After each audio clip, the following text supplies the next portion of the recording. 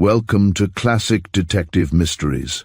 In this gripping tale, master criminal Arsène Lupin faces his most dangerous adversary yet in Maurice Leblanc's thrilling novel 813.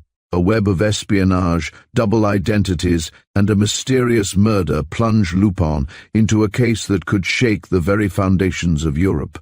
As he navigates secrets within secrets, Lupin must outwit powerful enemies and uncover the truth hidden behind the number 813. Join us now for a suspense-filled journey where nothing is as it seems and danger lies behind every clue. Chapter 1. The Tragedy at the Palace Hotel. Mr. Kesselbach stopped short on the threshold of the sitting room, took his secretary's arm and, in an anxious voice, whispered, "Chapman, someone has been here again." "Surely not, sir," protested the secretary. "You have just opened the hall door yourself, and the key never left your pocket while we were lunching in the restaurant." "Chapman, someone has been here again," Mr. Kesselbach repeated. He pointed to a travelling bag on the mantelpiece. "Look, I can prove it. That bag was shut. It is now open," Chapman protested. "Are you quite sure that you shut it, sir? Besides, the bag contains nothing but odds and ends of no value, articles of dress. It contains nothing else because I took my pocketbook out before we went down by way of precaution. But for that... No, Chapman, I tell you, someone has been here while we were at lunch. There was a telephone on the wall. He took down the receiver. Hello? I'm Mr. Kesselbach. Suite 415. That's right. Mademoiselle, would you please put me on to the Prefecture of Police? The detective department. I know the number. 1 second. Ah, here it is. Number 822.48. I'll hold the line. A moment later he continued, "Are you 822.48? I should like a word with M. Lenormand, the chief of the detective service. My name's Kesselbach. Hello. Yes, the chief detective knows what it's about. He has given me leave to ring him up. Oh, he's not there. To whom am I speaking?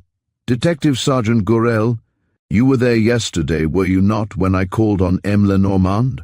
Well, the same thing that I told M. Lenormand yesterday has occurred again today. Someone has entered the suite which I am occupying, and if you come at once, you may be able to discover some clues. In an hour or two? All right, thanks. You have only to ask for suite 415. Thank you again." Rudolf Kesselbach, nicknamed alternatively the King of Diamonds and the Lord of the Cape, possessed a fortune estimated at nearly 20 million sterling. For the past week, he had occupied suite 415 on the 4th floor of the Palace Hotel, consisting of 3 rooms, of which the 2 larger, on the right, the sitting room and the principal bedroom, faced the avenue, while the other, on the left, in which Chapman, the secretary, slept, looked out on the Rue de Județ. Adjoining this bedroom, a suite of 5 rooms had been reserved for Mrs. Kesselbach, who was to leave Monte Carlo, where she was at present staying, and join her husband the moment she heard from him. Rudolf Kesselbach walked up and down for a few minutes with a thoughtful air. He was a tall man, with a ruddy complexion, and still young, and his dreamy eyes, which showed pale blue through his gold-rimmed spectacles, gave him an expression of gentleness and shyness that contrasted curiously with the strength of the square forehead and the powerfully developed jaws. He went to the window. It was fastened. Besides, how could anyone have entered that way?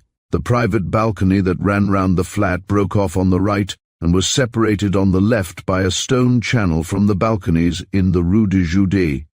He went to his bedroom. It had no communication with the neighbouring rooms. He went to his secretary's bedroom. The door that led into the 5 rooms reserved for Mrs. Kesselbach was locked and bolted. "I can't understand it at all, Chapman. Time after time I have noticed things here. Funny things, as you must admit. Yesterday my walking stick was moved. The day before that my papers had certainly been touched. And yet how was it possible?" "It is not possible, sir," cried Chapman, whose honest, placid features displayed no anxiety. "You're imagining things, that's all. You have no proof, nothing but impressions to go upon. Besides, look here, there is no way into this suite except through the entrance lobby. Very well. You had a special key made on the day of our arrival, and your own man, Edwards, has the only duplicate. Do you trust him?" "Of course I do. He's been with me for 10 years. But Edwards goes to lunch at the same time that we do, and that's a mistake. He must not go down in future until we come back." Chapman gave a slight shrug of the shoulders. There was no doubt about it, the Lord of the Cape was becoming a trifle eccentric, with those incomprehensible fears of his. What risk can you run in an hotel, especially when you carry no valuables, no important sum of money on you or with you? They heard the hall door opening. It was Edwards. Mr. Kesselbach called him. "Are you dressed, Edwards?" "Ah, that's right. I am expecting no visitors today, Edwards. Or rather, one visitor only, Msquirrel. Meantime, remain in the lobby and keep an eye on the door. Mr. Chapman and I have some serious work to do." The serious work lasted for a few minutes, during which Mr. Kesselbach went through his correspondence, read 3 or 4 letters, and gave instructions how they were to be answered. But suddenly Chapman, waiting with pen poised, saw that Mr. Kesselbach was thinking of something quite different from his correspondence. He was holding between his fingers and attentively examining a pin, a black pin bent like a fishhook. "Chapman," he said, "look what I found on the table. This bent pin obviously means something. It's a proof, a material piece of evidence. You can't pretend now that no one has been in the room, for after all, this pin did not come here of itself." "Certainly not," replied the secretary. "It came here through me." "What do you mean?" "Why, it's a pin which I used to fasten my tie to my collar. I took it out last night while you were reading and I twisted it mechanically." Mr. Kesselbach rose from his chair with a great air of vexation, took a few steps and stopped. "You're laughing at me, Chapman. I feel you are. And you're quite right. I won't deny it. I have been rather odd since my last journey to the Cape.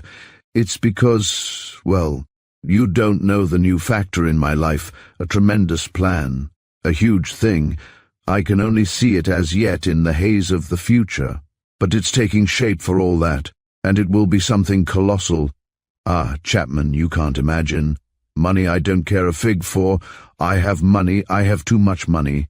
But this means a great deal more. It means power, might, authority. If the reality comes up to my expectations, I shall be not only Lord of the Cape, but Lord of other realms as well. Rudolf Kesselbach, the son of the Augsburg ironmonger, will be on a par with many people who till now have looked down upon him. He will even take precedence of them, Chapman. He will take precedence of them, mark my words. And if ever I—" And he interrupted himself, looked at Chapman as though he regretted having said too much, and, nevertheless carried away by his excitement, concluded, "Well, now understand the reasons of my anxiety, Chapman. Here, in this brain, is an idea that is worth a great deal, and this idea is suspected, perhaps, and I am being spied upon. I'm convinced of it." A bell sounded. "Won the telephone," said Chapman. "Could it," muttered Kesselbach, "by any chance be—" He took down the instrument. "Hello." "Who?" "The Colonel." "Ah, good. Yes, it's I. Any news?" "Good. Then I shall expect you—" "You will come with one of your men." "Very well. What? No, we shan't be disturbed. I will give the necessary orders." "It's as serious as that, is it?" "I tell you, my instructions will be positive. My secretary and my man shall keep the door, and no one shall be allowed in. You know the way, don't you? Then don't lose a minute." He hung up the receiver and said, "Chapman, there are 2 gentlemen coming. Edwards will show them in, and Gurel, the detective sergeant, he will come later, in an hour, and even then there's no harm in their meeting. So send Edwards down to the office at once to tell them I am at home to nobody, except 2 gentlemen, the Colonel and his friend, and M. Gurel. He must make them take down the names." Chapman did as he was asked. When he returned to the room, he found Mr. Kesselbach holding in his hand an envelope, or rather, a little pocket case, in black Morocco leather, apparently empty. He seemed to hesitate, as though he did not know what to do with it. Should he put it in his pocket, or lay it down elsewhere? At last he went to the mantelpiece and threw the leather envelope into his travelling bag. "Let us finish the mail, Chapman." We have 10 minutes left. Ah, a letter from Mrs. Kesselbach. Why didn't you tell me of it, Chapman? Didn't you recognize the handwriting? He made no attempt to conceal the emotion which he felt in touching and contemplating that paper which his wife had held in her fingers, and to which she had added a look of her eyes, an atom of her scent, a suggestion of her secret thoughts. He inhaled its perfume and, unsealing it, read the letter slowly in an undertone, in fragments that reached Chapman's ears, feeling a little tired. Shall keep my room today. I feel so bored. When can I come to you? I am longing for your wire. You telegraphed this morning, Chapman. Then Mrs. Kesselbach will be here tomorrow, Wednesday. He seemed quite gay, as though the weight of his business had been suddenly relieved and he freed from all anxiety. He rubbed his hands and heaved a deep breath, like a strong man certain of success, like a lucky man who possessed happiness and who was big enough to defend himself. There's someone ringing, Chapman, someone ringing at the hall door. Go and see who it is. But Edwards entered and said, 2 gentlemen asking for you, sir. They are the ones I know. Are they there in the lobby? Yes, sir. Close the hall door and don't open it again except to Monsieur Gorel, the detective sergeant. You go and bring the gentlemen in, Chapman, and tell them that I would like to speak to the colonel first, to the colonel alone. Edwards and Chapman left the room, shutting the door after them. Rudolf Kesselbach went to the window and pressed his forehead against the glass. Outside, just below his eyes, the carriages and motor cars rolled along in parallel furrows, marked by the double line of refuges. A bright spring sun made the brass work and the varnish gleam again. The trees were putting forth their first green shoots, and the buds of the tall chestnuts were beginning to unfold their newborn leaves. "What on earth is Chapman doing?" muttered Kesselbach. "The time he wastes in palavering." He took a cigarette from the table, lit it and drew a few puffs. A faint exclamation escaped him. Close before him stood a man whom he did not know. He started back. "Who are you?" The man, he was a well-dressed individual, rather smart-looking, with dark hair, a dark moustache and hard eyes. The man gave a grin. "Who am I?" "Why, the colonel." No.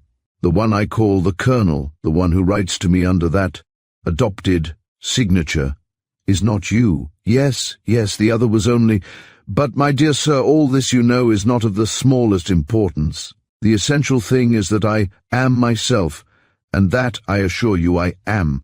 But your name, sir, the colonel, until further orders." Mr. Kesselbach was seized with a growing fear. Who was this man? What did he want with him? He called out, "Chapman." "What a funny idea to call out. Isn't my company enough for you?" "Chapman!" Mr. Kesselbach cried again. "Chapman! Edwards! Chapman! Edwards!" echoed the stranger in his turn. "What are you doing? You're wanted." "Sir, I ask you, I order you to let me pass." "But, my dear sir, who's preventing you?" He politely made way. Mr. Kesselbach walked to the door, opened it, and gave a sudden jump backward. Behind the door stood another man, pistol in hand. Kesselbach stammered, "Edwards, chap." He did not finish. In a corner of the lobby he saw his secretary and his servant lying side by side on the floor, gagged and bound.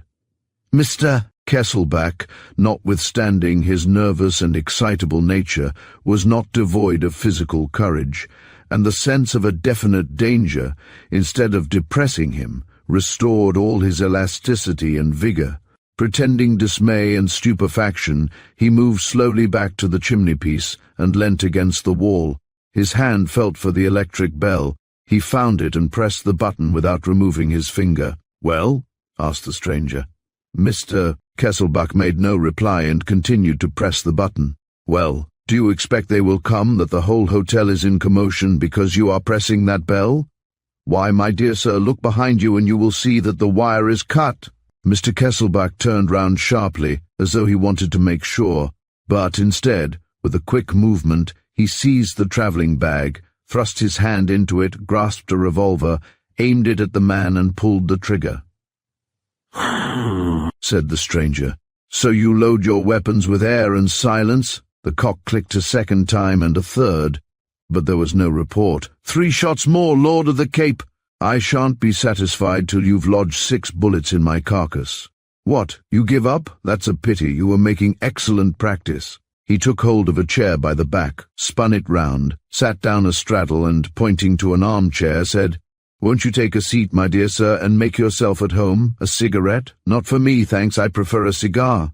There was a box on the table.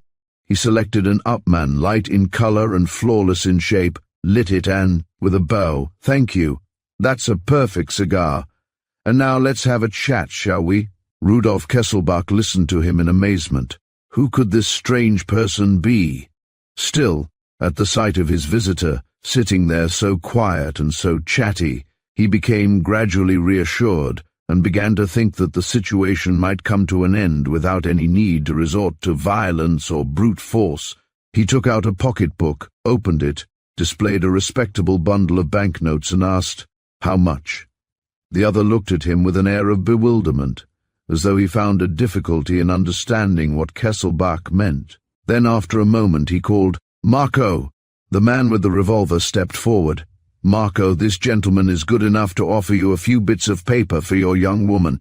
Take them, Marco." Still aiming his revolver with his right hand, Marco put out his left, took the notes and withdrew. "Now that this question is settled according to your wishes," resumed the stranger, "let us come to the object of my visit. I will be brief and to the point. I want two things. In the first place, a little black Morocco pocket case, shaped like an envelope, which you generally carry on you. Secondly, a small ebony box which was in that travelling bag yesterday. Let us proceed in order. The Morocco case? Burnt." The stranger knit his brows. He must have had a vision of the good old days when there were peremptory methods of making the contumacious speak very well. "We shall see about that. And the ebony box? Burnt." "Ah," he growled, "you're getting at me, my good man." He twisted the other's arm with a pitiless hand. "Yesterday, Rudolf Kesselbach, you walked into the Credit Lyonnais on the Boulevard des Italiens, hiding a parcel under your overcoat. You hired a safe. Let us be exact, safe number 16 in recess number 9. After signing the book and paying your safe rent, you went down to the basement and, when you came up again, you no longer had your parcel with you. Is that correct?" "Quite." "Then the box and the pocket case are at the Credit Lyonnais?" "No." "Give me the key of your safe." "No, Marco." Marco ran up. "Look sharp, Marco, the quadruple knot." Before he had even time to stand on the defensive, Rudolf Kesselbach was tied up in a network of cords that cut into his flesh at the least attempt which he made to struggle. His arms were fixed behind his back, his body fastened to the chair and his legs tied together like the legs of a mummy. "Search him, Marco." Marco searched him. 2 minutes after, he handed his chief a little flat nickel-plated key bearing the numbers 16 and 9. Capital. "No Morocco pocket case?" "No, Governor. It is in the safe." "Mr. Kesselbach, will you tell me the secret cipher that opens the lock?" "No." "You refuse?" "Yes." "Marco." "Yes, Governor. Place the barrel of your revolver against the gentleman's temple." "It's there." "Now put your finger to the trigger." "Ready." "Well, Kesselbach, old chap, you intend to speak?" "No." "I'll give you 10 seconds and not one more." "Marco." "Yes, Governor." "In 10 seconds, blow out the gentleman's brains." "Right you are, Governor." "Kesselbach, I'm counting. 1, 2, 3, 4, 5, 6. Rudolf Kesselbach made a sign. "You want to speak?" "Yes." "You're just in time." "Well, the cipher, the word for the lock?" "Dollar. Dollar. Dollar. Mrs. Kesselbach's name is Dolores, I believe. You dear boy. Marco, go and do as I told you." "No mistake, mind. I'll repeat it. Meet Jerome at the omnibus office. Give him the key. Tell him the word dollar. Then the two of you go to the Credit Lyonnais. Jerome is to walk in alone, sign the name book, go down to the basement and bring away everything in the safe. Do you quite understand?" "Yes, Governor. But if the safe shouldn't open, if the word dollar—" "Silence, Marco. When you come out of the Credit Lyonnais, you must leave Jerome, go to your own place and telephone the result of the operation to me. Should the word dollar by any chance fail to open the safe, we, my friend Rudolf Kesselbach and I, will have one last interview." "Kesselbach, you're quite sure you're not mistaken?" "Yes. That means that you rely upon the futility of the search." We shall see. Be off, Marco. What about you, Governor? I shall stay. Oh, I'm not afraid. I've never been in less danger than at this moment. Your orders about the door were positive, Kesselbach, were they not? Yes. Dash it all, you seemed very eager to get that said. Can you have been trying to gain time? If so, I should be caught in a trap like a fool. He stopped to think, looked at his prisoner, and concluded, No, it's not possible. We shall not be disturbed. He had not finished speaking when the doorbell rang. He pressed his hand violently on Rudolf Kesselbach's mouth. Oh, you old fox, you were expecting someone. The captive's eyes gleamed with hope. He could be heard chuckling under the hand that stifled him. The stranger shook with rage. Hold your tongue, or I'll strangle you. Here, Marco, gag him, quick. That's it. The bell rang again. He shouted, as though he himself were Kesselbach, and as though Edwards was still there. Why don't you open the door, Edwards? Then he went softly into the lobby and, pointing to the secretary and the manservant, whispered, Marco, help me shift these two into the bedroom. Over there, so that they can't be seen. He lifted the secretary. Marco carried the servant. Good. Now go back to the sitting room. He followed him in, and at once returned to the lobby and said in a loud tone of astonishment, Why, your man's not here, Mr. Kesselbach. No, don't move. Finish your letter. I'll go myself. And he quietly opened the hall door. Mr. Kesselbach? He found himself faced by a sort of jovial, bright-eyed giant who stood swinging from one foot to the other and twisting the brim of his hat between his fingers. He answered, Yes, that's right. Who shall I say? Mr. Kesselbach telephoned. He expects me. Oh, it's you. I'll tell him. Do you mind waiting a minute? Mr. Kesselbach will speak to you. He had the audacity to leave the visitor standing on the threshold of the little entrance hall, at a place from which he could see a portion of the sitting room through the open door, and slowly, without so much as turning round, he entered the room, went to his confederate by Mr. Kesselbach's side, and whispered, We're done. It's Gurel, the detective. The other drew his knife. He caught him by the arm. No nonsense. I have an idea. But for God's sake, Marco, understand me and speak in your turn. Speak as if you were Kesselbach. You hear, Marco? You are Kesselbach.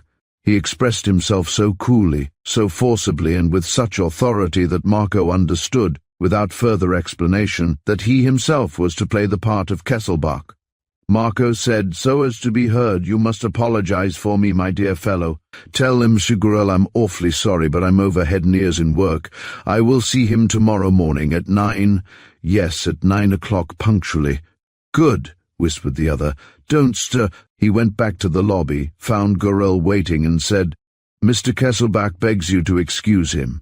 He is finishing an important piece of work. Could you possibly come back at 9 o'clock tomorrow morning? There was a pause. Gurel seemed surprised, more or less bothered and undecided.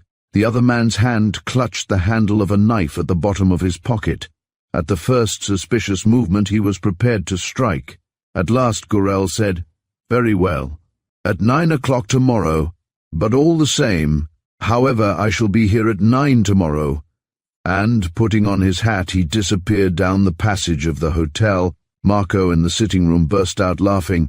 That was jolly clever of you, Governor. Oh, how nicely you spoofed him. Look alive, Marco, and follow him. If he leaves the hotel, let him be. Meet Jerome at the omnibus office as arranged, and telephone.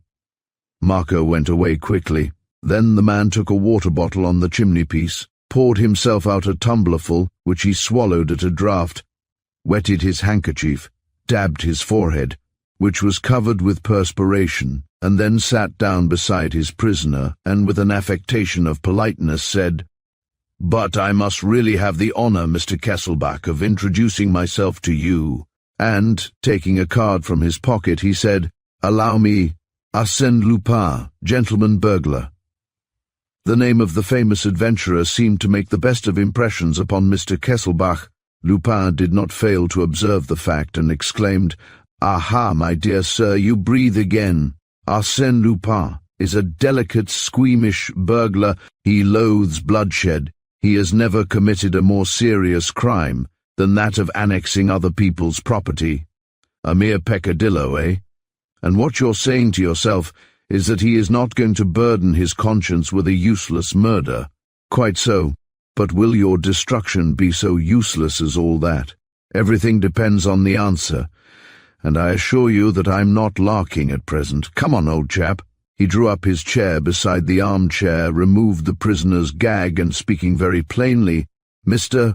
Kesselbach," he said, "on the day when you arrived in Paris, you entered into relations with one Barbaroux, the manager of a confidential inquiry agency, and, as you were acting without the knowledge of your secretary, Chapman, it was arranged that the said Barbaroux, when communicating with you by letter or telephone, should call himself the Colonel. I hasten to tell you that Barbaroux is a perfectly honest man, but I have the good fortune to number one of his clerks among my own particular friends. That is how I discovered the motive of your application to Barbaroux, and how I came to interest myself in you, and to make a search or two here, with the assistance of a set of false keys. In the course of which search or two, I may as well tell you, I did not find what I was looking for." He lowered his voice and, with his eyes fixed on the eyes of his prisoner, watching his expression, searching his secret thoughts, he uttered these words, "Mr. Kesselbach, your instructions to Barbaroux were that he should find a man hidden somewhere in the slums of Paris who bears, or used to bear, the name of Pierre Leduc. The man answers to this brief description: height 5 feet 9 inches, hair and complexion fair, wears a moustache. Special mark: the tip of the little finger of the left hand is missing as the result of a cut. Also, he has an almost imperceptible scar on the right cheek. You seem to attach enormous importance to this man's discovery, as though it might lead to some great advantage to yourself. Who is the man?" "I don't know." The answer was positive, absolute. Did he know or did he not know? It made little difference. The great thing was that he was determined not to speak. "Very well," said his adversary, "but you have fuller particulars about him than those with which you furnished Barbaroux." "I have not." "You lie, Mr. Kesselbach. Twice in Barbaroux's presence you consulted papers contained in the Morocco case." "I did. And the case?" "Burnt." Lupin quivered with rage. The thought of torture, and of the facilities which it used to offer, was evidently passing through his mind again. "Burnt? But the box? Come, own up. Confess that the box is at the Credit Lyonnais." "Yes. And what's inside it?" "The finest 200 diamonds in my private collection." This statement did not seem to displease the adventurer. "Aha, the finest 200 diamonds! But, I say, that's a fortune." "Yes, that makes you smile." "It's a trifle to you, no doubt, and your secret is worth more than that." "To you, yes, but to me—" He took a cigar, lit a match, which he allowed to go out again mechanically, and sat for some time thinking, motionless. The minutes passed. He began to laugh. "So I dare say you're hoping that the expedition will come to nothing and that they won't open the safe?" "Very likely, old chap. But in that case you'll have to pay me for my trouble. I did not come here to see what sort of figure you cut in an armchair. The diamonds, since diamonds there appear to be, or else the Morocco case. There's your dilemma." He looked at his watch. "And half an hour. Hang it all, fate is moving very slowly. But there's nothing for you to grin at, Mr. Kesselbach. I shall not go back empty-handed, make no mistake about that." At last, it was the telephone bell. Lupin snatched at the receiver, and changing the sound of his voice, imitated the rough accent of his prisoner. "He's Rudolf Kesselbach. You're speaking to him." "Yes, please, mademoiselle, put me on. Is that you, Marco?" "Good. Did it go off all right?" "Excellent. No hitch?" "My best compliments. Well, what did you pick up?" "The ebony box, nothing else, no papers." "Tut, tut. And what's in the box? Are they fine diamonds? Capital, capital. 1 minute, Marco, while I think. You see, all this, if I were to tell you my opinion—" "Wait, don't go away. Hold the line." He turned round. "Mr. Kesselbach, are you keen on your diamonds?" "Yes." "Would you buy them back of me?" "And possibly." "For how much? 500,000 francs?" 500,000, yes. Only, Here's the rub. How are we to make the exchange? A check? No, you'd swindle me. Or else I'd swindle you. Listen, on the day after tomorrow, go to the Credit Lyonnaise in the morning, draw out your 500 banknotes of 1,000 each, and go for a walk in the Bois, on the Ortoul side. I shall have the diamonds in a bag, that's handier. The box shows too much. Kesselbach gave a start. No, the box too. I want everything. Ah, cried Lupin, shouting with laughter. You've fallen into the trap. The diamonds you don't care about. They can be replaced. But you cling to that box as you cling to your skin. Very well, you shall have your box. On the word of Arsène, you shall have it tomorrow morning by parcel post. He went back to the telephone. Marco, have you the box in front of you? Is there anything particular about it? Ebony inlaid with ivory. Yes, I know the sort of thing, Japanese, from the Faubourg Saint-Antoine. No muck. Ah, a little round label, with a blue border and a number. Yes, a shop mark. No importance. And is the bottom of the box thick? Not very thick. Bother. No false bottom, then. Look here, Marco, just examine the ivory inlay on the outside, or rather no, the lid. He revelled with delight. The lid. That's it, Marco. Kesselbach blinked his eyes just now. We're burning. Ah, Kesselbach, old chap, didn't you see me squinting at you, you silly fellow? And to Marco, well, what do you see?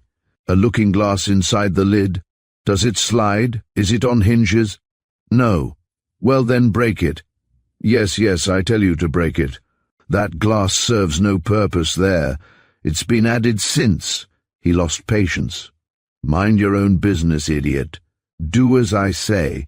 He must have heard the noise which Marco made at the other end of the wire in breaking the glass, for he shouted in triumph. Didn't I tell you, Mr. Kesselbach, that we should find something? Hullo, have you done it? Well, a letter? Victory. All the diamonds in the cape and old man Kesselbach's secret into the bargain. He took down the second receiver, carefully put the 2 discs to his ears and continued, Read it to me, Marco, read it to me slowly. The envelope first. Good. Now repeat. He himself repeated, Copy of the letter contained in the black Morocco case. And next, tear the envelope, Marco. Have I your permission, Mr. Kesselbach? It's not very good form, but however. Go on, Marco, Mr. Kesselbach gives you leave. Done it? Well, then read it out. He listened and, with a chuckle, the deuce! That's not quite as clear as a pikestaff. Listen, I'll repeat. A plain sheet of paper folded in 4, the folds apparently quite fresh. Good. At the top of the page on the right, these words, 5 feet 9, left little finger cut, and so on. Yes, that's the description of Master Pierre Leduc. In Kesselbach's handwriting, I suppose. Good. And in the middle of the page, this word in printed capitals, Apun. Marco, my lad, leave the paper as it is and don't touch the box or the diamonds. I shall have done with our friend here in 10 minutes and I shall be with you in 20.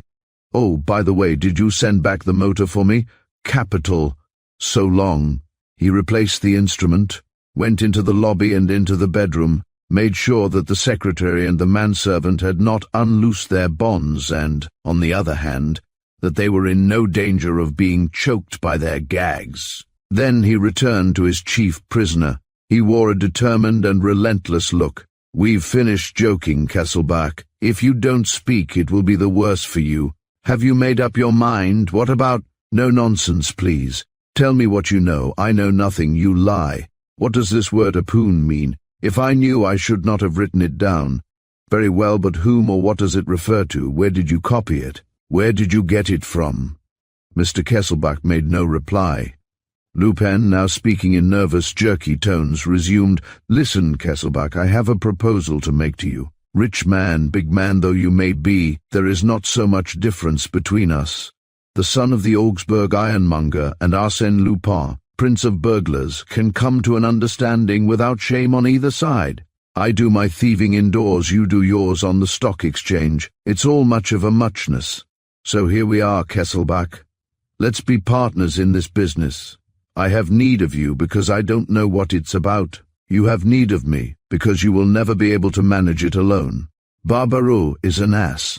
I am Lupin. Is it a bargain? No answer. Lupin persisted in a voice shaking with intensity. Answer, Kesselbach, is it a bargain? If so, I'll find your Pierre Leduc for you in 48 hours. For he's the man you're after, eh? Isn't that the business? Come along, answer. Who is the fellow? Why are you looking for him? What do you know about him? He calmed himself suddenly, laid his hand on Kesselbach's shoulder, and, harshly, one word only. Yes or no? No. He drew a magnificent gold watch from Kesselbach's fob and placed it on the prisoner's knees. He unbuttoned Kesselbach's waistcoat, opened his shirt, uncovered his chest, and taking a steel dagger with a gold-crusted handle that lay on the table beside him, he put the point of it against the place where the pulsations of the heart made the bare flesh throb, for the last time. No, Mr. Kesselbach, it is 8 minutes to 3. If you don't answer within 8 minutes from now, you are a dead man. The next morning, Sergeant Gorel walked into the Palace Hotel punctually at the appointed hour. Without stopping, scorning to take the lift, he went up the stairs. On the 4th floor he turned to the right, followed the passage and rang at the door of 415. Hearing no sound, he rang again. After half a dozen fruitless attempts, he went to the floor office. He found a head waiter there. Mr. Kesselbach did not sleep here last night. We have not seen him since yesterday afternoon. But his servant, his secretary, we have not seen them either. Then they also did not sleep in the hotel? I suppose not. You suppose not? But you ought to be certain. Why? Mr. Kesselbach is not staying in the hotel. He is at home here, in his private flat. He is not waited on by us, but by his own man, and we know nothing of what happens inside. That's true. That's true. Gorel seemed greatly perplexed. He had come with positive orders, a precise mission, within the limits of which his mind was able to exert itself. Outside those limits he did not quite know how to act. If the chief were here, he muttered, if the chief were here. He showed his card and stated his quality. Then he said, on the off chance, so you have not seen them come in? No. But you saw them go out? No, I can't say I did. In that case, how do you know that they went out? From a gentleman who called yesterday afternoon, a gentleman with a dark moustache. Yes, I met him as he was going away about 3 o'clock. He said, the people in 415 have gone out. Mr. Kesselbach will stay at Versailles tonight at the reservoirs. You can send his letters on to him there. But who was this gentleman? By what right did he speak? I don't know. Gorel felt uneasy. It all struck him as rather queer. Have you the key? No. Mr. Kesselbach had special keys made. Let's go and look. Gorel rang again furiously. Nothing happened. He was about to go when suddenly he bent down and clapped his ear to the keyhole. Listen! I seem to hear. Why, yes, it's quite distinct. I hear moans. He gave the door a tremendous blow with his fist. But, sir, you have not the right. Oh, hang the right. He struck the door with renewed force, but to so little purpose that he abandoned the attempt forthwith. Quick, quick, a locksmith. One of the waiters started off at a run. Gorel, blustering and undecided, walked to and fro. The servants from the other floors collected in groups. People from the office, from the manager's department arrived. Gorel cried, but why shouldn't we go in, though, the adjoining rooms? Do they communicate with this suite? Yes, but the communicating doors are always bolted on both sides. Then I shall telephone to the detective office, said Gorel, to whose mind obviously there existed no salvation without his chief. And to the commissary of police, observed someone. Yes, if you like, he replied, in the tone of a gentleman who took little or no interest in that formality. When he returned from the telephone, the locksmith had nearly finished trying the keys. The last worked the lock. Gorel walked briskly in.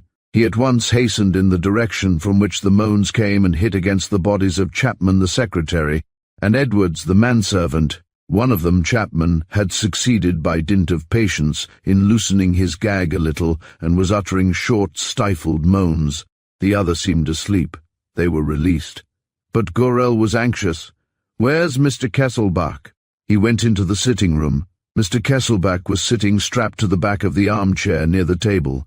His head hung on his chest. "He has fainted," said Gurel, going up to him. "He must have exerted himself beyond his strength." Swiftly he cut the cords that fastened the shoulders. The body fell forward in an inert mass. Gurel caught it in his arms and started back with a cry of horror. "Why, he's dead! Feel! His hands are ice cold! And look at his eyes!"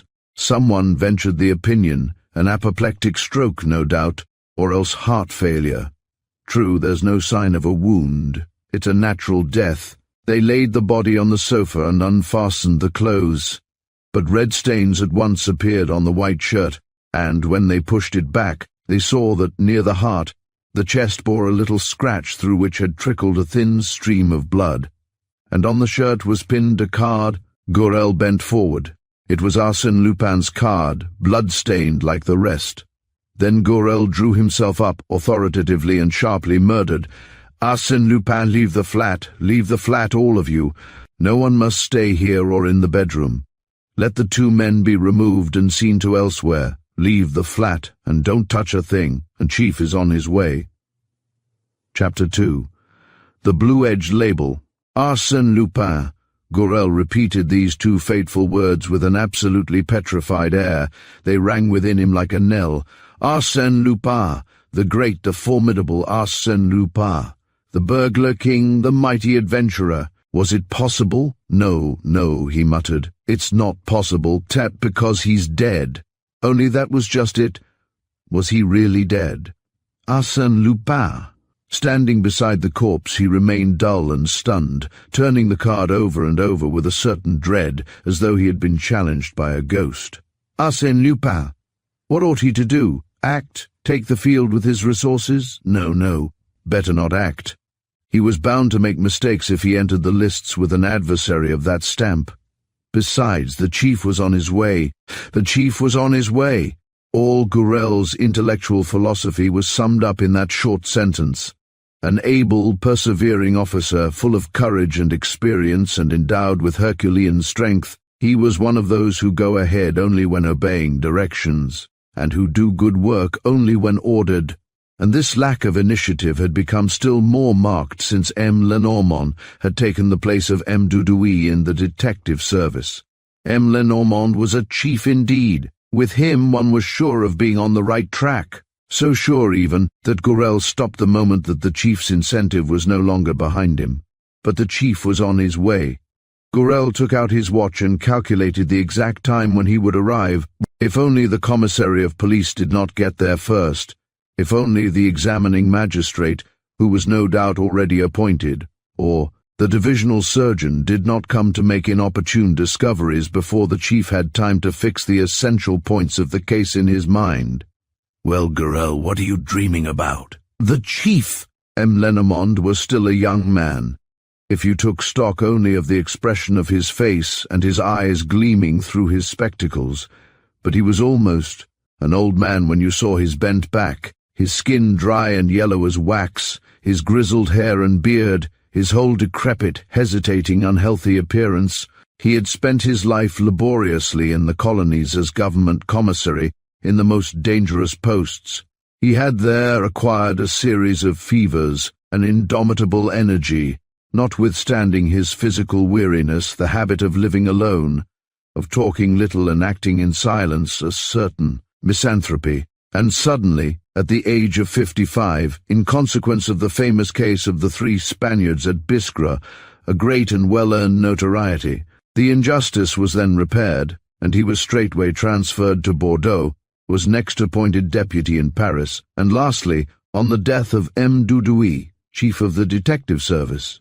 And in each of these posts he displayed such a curious faculty of inventiveness in his proceedings, such resourcefulness, so many new and original qualities, and above all, he achieved such correct results in the conduct of the last 4 or 5 cases with which public opinion had been stirred, that his name was quoted in the same breath with those of the most celebrated detectives. Gurel, for his part, had no hesitation. Himself a favorite of the chief, who liked him for his frankness and his passive obedience, he set the chief above them all. The chief to him was an idol, an infallible god. M. Lenormand seemed more tired than usual that day. He sat down wearily, parted the tails of his frock-coat, an old frock-coat, famous for its antiquated cut and its olive-green hue, untied his neckerchief, an equally famous maroon-coloured neckerchief, rested his 2 hands on his stick and said, "Speak!" Gurel told all that he had seen and all that he had learnt, and told it briefly, according to the habit which the chief had taught him. But when he produced Lupin's card, Lenormand gave a start. "Lupin! Yes, Lupin!" The brutes bobbed up again. That's all right," said Lenormand, after a moment's thought. "That's all right, of course," said Gurel, who loved to add a word of his own to the rare speeches of a superior, whose only fault in his eyes was an undue reticence. "That's all right, for at last you will measure your strength with an adversary worthy of you, and Lupin will meet his master. Lupin will cease to exist. Lupin, ferret," said Lenormand, cutting him short. It was like an order given by a sportsman to his dog, and Gurel ferreted after the manner of a good dog, a lively and intelligent animal, working under his master's eyes. Lenormand pointed his stick to a corner, to an easy chair, just as one points to a bush or a tuft of grass, and Gurel beat up the bush or the tuft of grass with conscientious thoroughness. "Nothing," said the sergeant, when he finished. "Nothing for you," grunted Lenormand. "That's what I meant to say. I know that for you, Chief, there are things that talk like human beings, real living witnesses. For all that, here is a murder well, and duly added to our score against Master Lupin." "The first," observed Lenormand. "The first, yes, but it was bound to come. You can't lead that sort of life without sooner or later being driven by circumstances to serious crime. Mr. Kesselbach must have defended himself." "No, because he was bound—" "That's true," owned Gurel, somewhat disconcertedly, "and it's rather curious, too. Why kill an adversary who has practically ceased to exist? But no matter, if I had collared him yesterday, when we were face to face at the hall door—" Lenormand had stepped out on the balcony. Then he went to Mr. Kesselbach's bedroom, on the right, and tried the fastenings of the windows and doors. "The windows of both rooms were shut when I came in," said Gurel. "Shut, or just pushed to?" "No one has touched them since, and they are shut, Chief." A sound of voices brought them back to the sitting-room. Here they found the divisional surgeon, engaged in examining the body, and M. Formery, the magistrate. M. Formery exclaimed, "Arsène Lupin! I'm glad that at last a lucky chance has brought me into touch with that scoundrel again. I'll show the fellow the stuff I'm made of. And this time it's a murder. It's a fight between you and me now, Master Lupin." Monsieur Formery had not forgotten the strange adventure of the Princesse de Lamballe's diadem, nor the wonderful way in which Lupin had tricked him a few years before. The thing had remained famous in the annals of the law courts. People still laughed at it, and in M. Formery it had left a just feeling of resentment, combined with the longing for a striking revenge. "The nature of the crime is self-evident," he declared, with a great air of conviction, "and we shall have no difficulty in discovering the motive. So all is well. Lenormand, how do you do? I am delighted to see you." Formery was not in the least delighted. On the contrary, Ms. Lenormand's presence did not please him at all, seeing that the chief detective hardly took the trouble to disguise the contempt in which he held him. However, the magistrate drew himself up and, in his most solemn tones, "So, Doctor, you consider that death took place about a dozen hours ago, perhaps more?" "That, in fact, was my own idea." "We are quite agreed." "And the instrument of the crime?"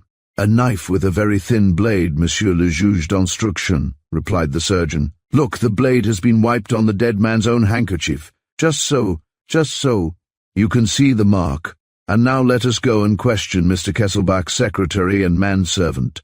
I have no doubt that their examination will throw some more light on the case." Chapman, who together with Edwards had been moved to his own room, on the left of the sitting-room, had already recovered from his experiences. He described in detail the events of the previous day, Mr. Kesselbach's restlessness, the expected visit of the colonel, and lastly, the attack of which they had been the victims. "Aha!" cried Formery. "So there's an accomplice, And you heard his name? Marco, you say? This is very important. When we've got the accomplice, we shall be a good deal further advanced. Yes, but we've not got him, M. Lenormand ventured to remark. We shall see, one thing at a time.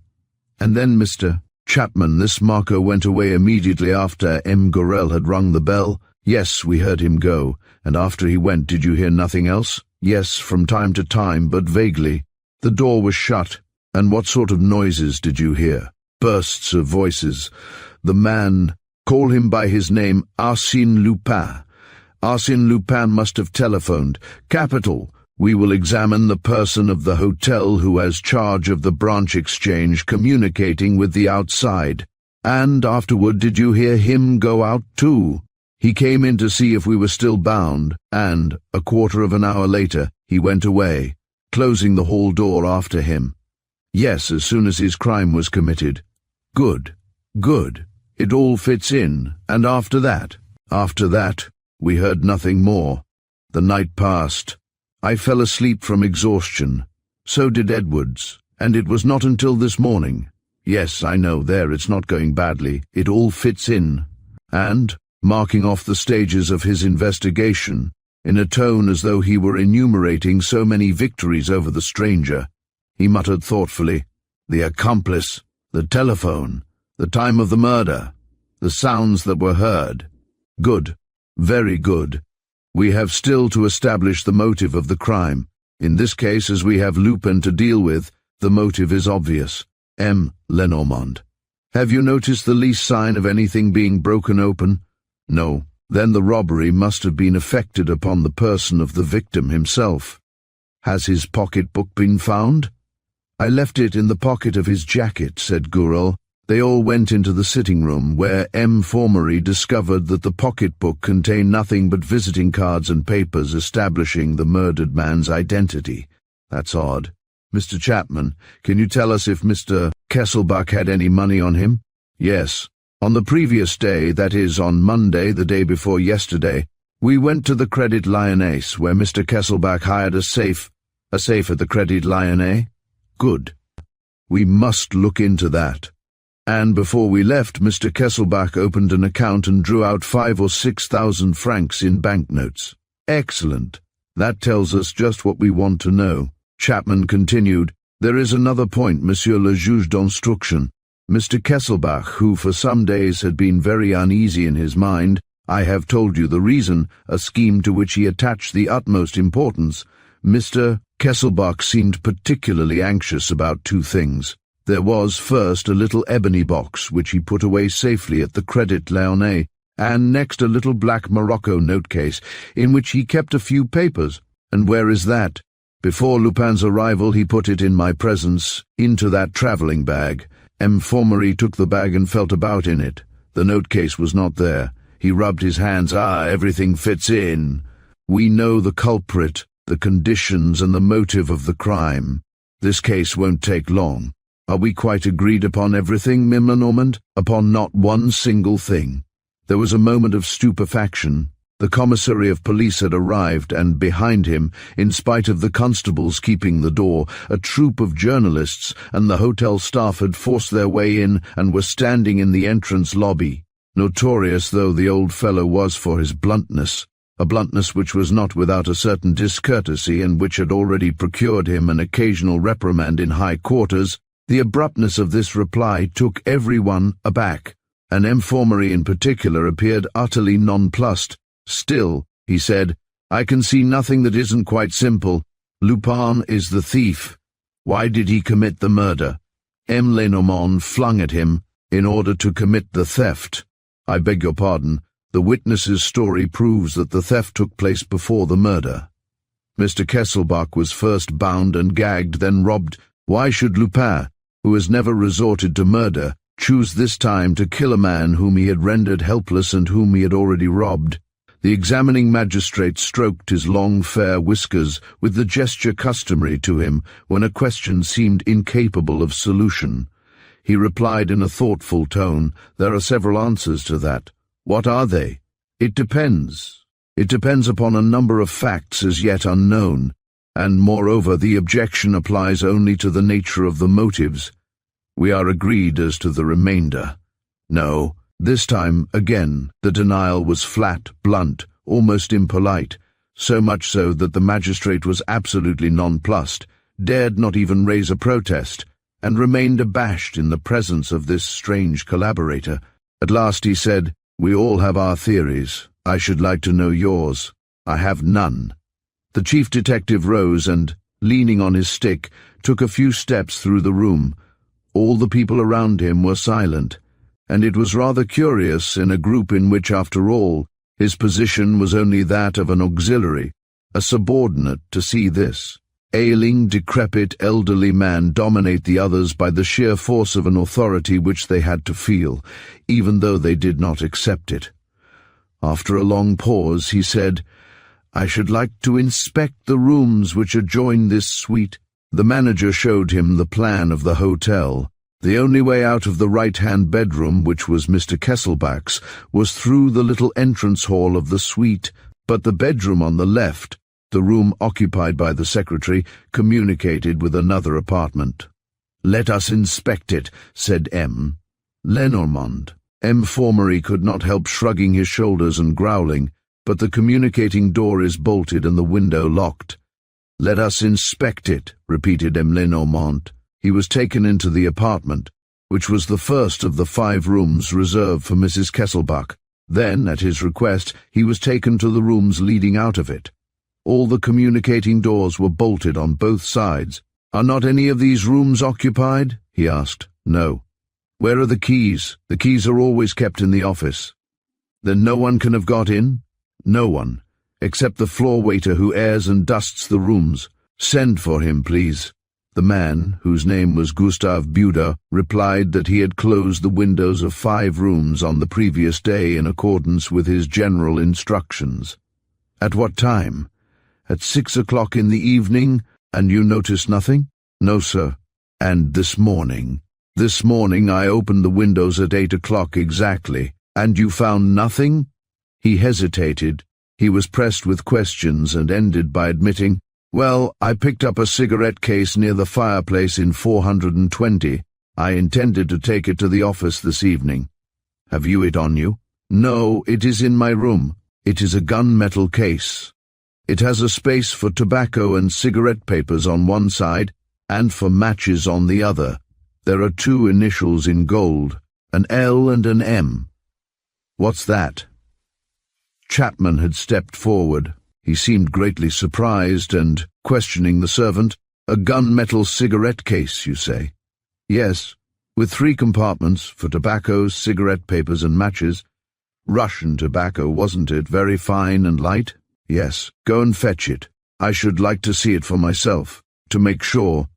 At a sign from the chief detective, Gustav Budard left the room. M. Lenormand sat down, and his keen eyes examined the carpet, the furniture, and the curtains.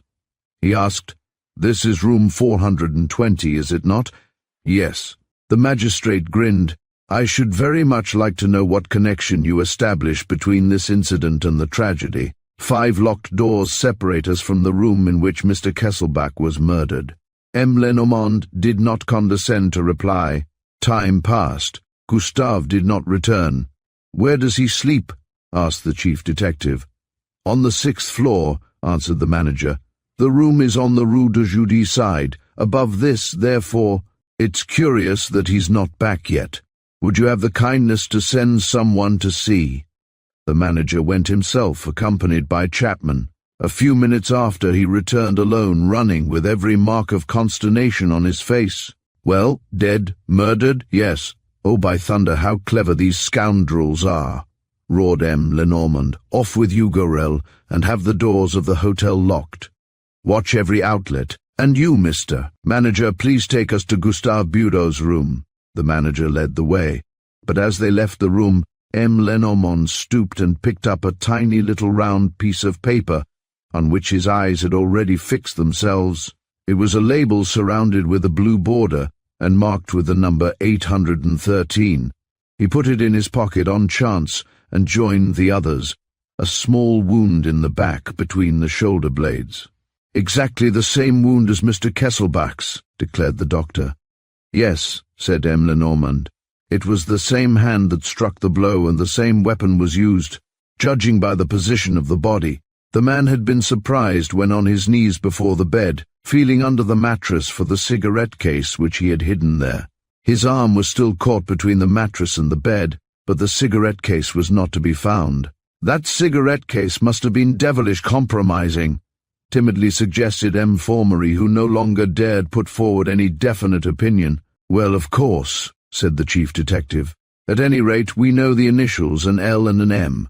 And with that, together with what Mr. Chapman appears to know, we shall easily learn. M. Lenormand gave a start. Chapman? But where is he? They looked in the passage among the groups of people crowded together. Chapman was not there. Mr. Chapman came with me, said the manager. Yes, I know, but he did not come back with you. No, I left him with the corpse. You left him, alone. I said to him, stay here. Don't move. And was there no one about? Did you see no one? In the passage, no. But in the other attics? Or else, look here, round that corner. Was there no one hiding there? M. Lenormand seemed greatly excited. He walked up and down, he opened the doors of the rooms, and suddenly he set off at a run, with an agility of which no one would have thought him capable. He rattled down the 6 stories, followed at a distance by the manager and the examining magistrate. At the bottom, he found Gorel in front of the main door. Has no one gone out? No, Chief. What about the other door, in the Rue Orvieto? I have posted Dusy there. With firm orders? Yes, Chief. The huge hall of the hotel was crowded with anxious visitors, all commenting on the more or less accurate versions that had reached them of the crime. All the servants had been summoned by telephone and were arriving, one by one. M. Lenormand questioned them without delay. None of them was able to supply the least information, but a 5th-floor chambermaid appeared. 10 minutes earlier or thereabouts, she had passed 2 gentlemen who were coming down the servants' staircase between the 5th and the 4th floors. They came down very fast. The one in front was holding the other by the hand. I was surprised to see those 2 gentlemen on the servants' staircase. Would you know them again? Not the first one. He had his head turned the other way. He was a thin, fair man. He wore a soft black hat and black clothes. And the other? Oh, the other was an Englishman, with a big, clean-shaven face and a check suit. He had no hat on. The description obviously referred to Chapman. The woman added he looked quite funny, as if he was mad. Gorel's word was not enough for M. Lenormand. One after the other, he questioned the underporters standing at the 2 doors. Did you know Mr. Chapman? Yes, sir, he always spoke to us. And you have not seen him go out? No, sir. He has not been out this morning. M. Lenormand turned to the commissary of police. How many men have you with you, monsieur le commissaire? 4. That's not sufficient. Telephone to your secretary to send you all the men available, and please be so good as yourself to organize the closest watch at every outlet. The state of siege, monsieur le commissaire. But I say, protested the manager, my customers. I don't care a hang, sir, for your customers. My duty comes before everything, and my duty is at all costs to arrest. So you believe, the examining magistrate ventured to interpolate. I don't believe, monsieur. I am sure that the perpetrator of both the murders is still in the hotel. But then Chapman. At this moment I cannot guarantee that Chapman is still alive. In any case, it is only a question of minutes, of seconds. Gorel, take 2 men and search all the rooms on the 4th floor. Mr. Manager, send one of your clerks with them. As for the other floors, I shall proceed as soon as we are reinforced. Come, Gorel, off with you and keep your eyes open. It's big game you're hunting. Gorel and his men hurried away. M. Lenormand himself remained in the hall near the office. This time, he did not think of sitting down, as his custom was. He walked from the main entrance to the door in the Rue Orvieto and returned to the point from which he had started. At intervals he gave instructions, Mr. Manager. See that the kitchens are watched. They may try to escape that way. Mr. Manager, instruct your young lady at the telephone not to put any of the people in the hotel into communication with outside subscribers. If a call comes from the outside, she can connect the caller with the person asked for, but she must take a note of that person's name. Mr. Manager, Have a list made out of all your visitors whose name begins with an L or an M. The tension caught the spectators by the throat as they stood clustered in the middle of the hall, silent and gasping for breath, shaking with fear at the least sound, obsessed by the infernal image of the murderer. Where was he hiding? Would he show himself? Was he not one of themselves, this one, perhaps? Or that one? And all eyes were turned on the grey-haired gentleman in spectacles, an olive-green frock-coat and a maroon-coloured neckerchief, who was walking about with his bent back on a pair of shaky legs. At times one of the waiters accompanying Sergeant Gourel on his search would come running up. "Any news?" asked Lenormand. "No, sir, we've found nothing." The manager made 2 attempts to induce him to relax his orders regarding the doors. The situation was becoming intolerable. The office was filled with loudly protesting visitors who had business outside or who had arranged to leave Paris. "I don't care a hang," said Lenormand again, "but I know them all. I congratulate you. You are exceeding your powers. I know. The law will decide against you. I'm convinced of that. Monsieur le Juge d'Instruction himself. M. Formerie had better not interfere. He can mind his own business, which is to examine the servants, as he is doing now. Besides, it has nothing to do with the examining magistrate. It has to do with the police. It's my affair." Just then a squad of police burst into the hotel. The chief detective divided them into several sections which he sent up to the 3rd floor. Then, addressing the commissary of police, "My dear commissary, I leave the task of watching the doors to you. No weakness, I entreat you. I will take the responsibility for anything that happens." And, turning to the lift, he had himself conveyed to the 2nd floor. It was a difficult business and a long one, for they had to open the doors of the 60 bedrooms, to inspect all the bathrooms, all the recesses, all the cupboards, every nook and corner. And it was also fruitless. An hour later, on the stroke of 12, M. Lenormand had just done the 2nd floor. The other parties had not yet finished the upper floors, and no discovery had been made. M. Lenormand hesitated. Had the murderer retreated to the attics? He was deciding, however, to go downstairs, when he was told that Mrs. Kesselbach had just arrived with her lady companion. Edwards, the old confidential manservant, had accepted the task of informing her of Mr. Kesselbach's death. M. Lenormand found her in one of the drawing-rooms, overcome by the unexpected shock, dry-eyed, but with her features wrung with grief and her body trembling all over, as though convulsed with fever. She was a rather tall, dark woman, and her black and exceedingly beautiful eyes were filled with gold, with little gold spots, like spangles gleaming in the dark. Her husband had met her in Holland, where Dolores was born of an old family of Spanish origin, the Amantis. He fell in love with her at first sight, and for 4 years the harmony between them, built up of mutual affection and devotion, had never been interrupted. M. Lenormand introduced himself. She looked at him without replying, and he was silent, for she did not appear in her stupor to understand what he said. Then suddenly she began to shed copious tears and asked to be taken to her husband.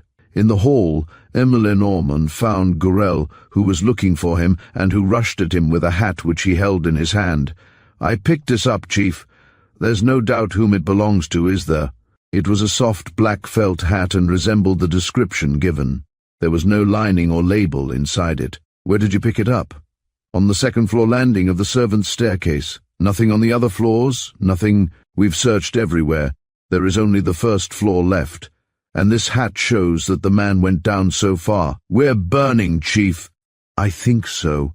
At the foot of the stairs, M. Lenormand stopped. "Go back to the commissary and give him my orders. He must post 2 men at the foot of each of the 4 staircases, revolver in hand. And they are to fire if necessary. Understand this, Gourel. If Chapman is not saved, and if the fellow escapes, it means my resignation. I've been wool-gathering for over 2 hours." He went up the stairs. On the 1st floor he met 2 policemen leaving a bedroom, accompanied by a servant of the hotel. The passage was deserted. The hotel staff dared not venture into it. Some of the permanent visitors had locked themselves in their rooms, and the police had to knock for a long time and proclaim who they were before they could get the doors opened. Farther on, Lenormand saw another group of policemen searching the maid's pantry, and at the end of a long passage he saw some more men who were approaching the turning, that is to say, that part of the passage which contained the rooms overlooking the Rue de Jude, and suddenly he heard these men shouting, and they disappeared at a run. He hurried after them.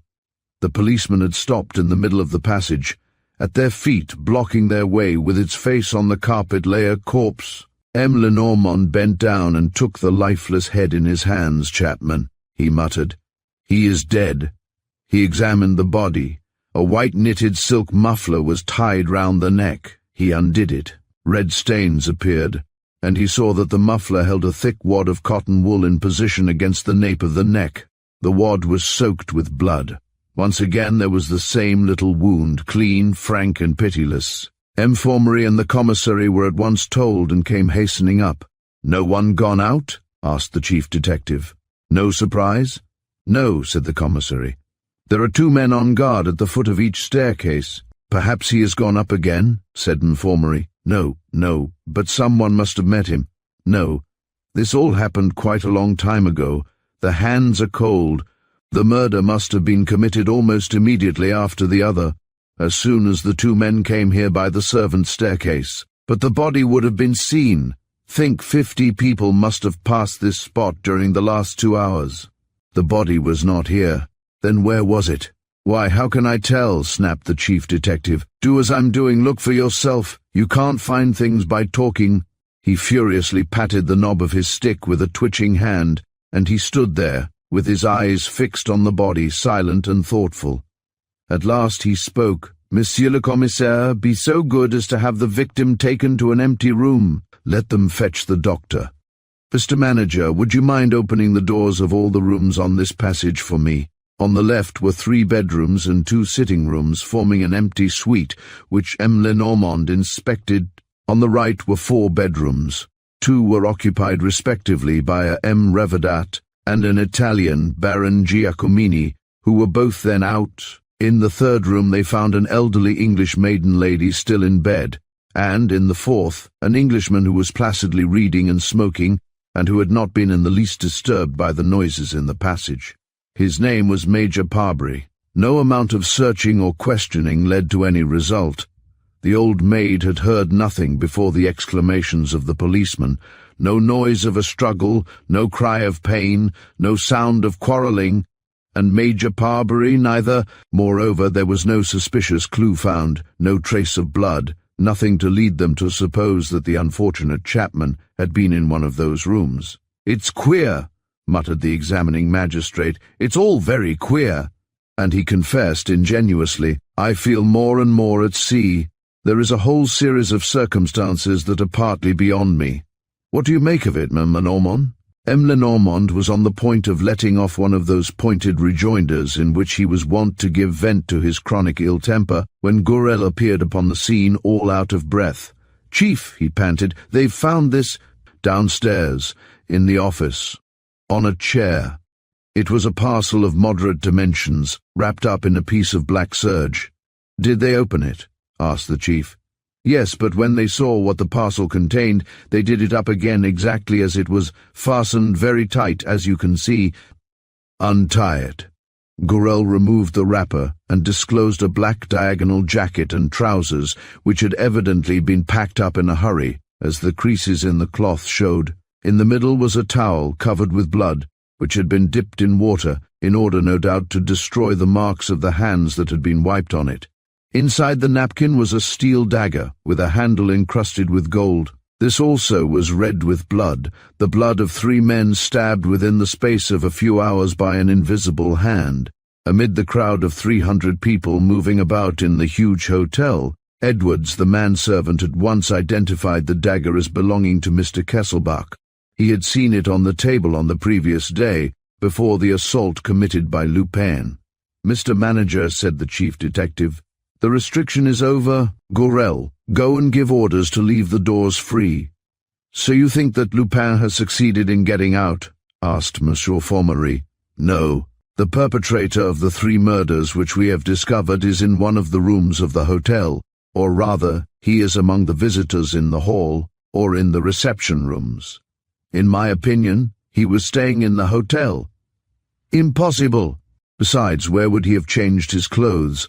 And what clothes would he have on now? I don't know, but I am stating a fact. And you are letting him go? Why, he'll just walk out quietly with his hands in his pockets. The one who walks away like that without his luggage and who does not return will be the criminal. Mr. Manager, please come with me to the office. I should like to make a close inspection of your visitor's book. In the office, M. Lenormand found a few letters addressed to Mr. Kesselbach. He handed them to the examining magistrate. There was also a parcel that had just come by the Paris parcel post.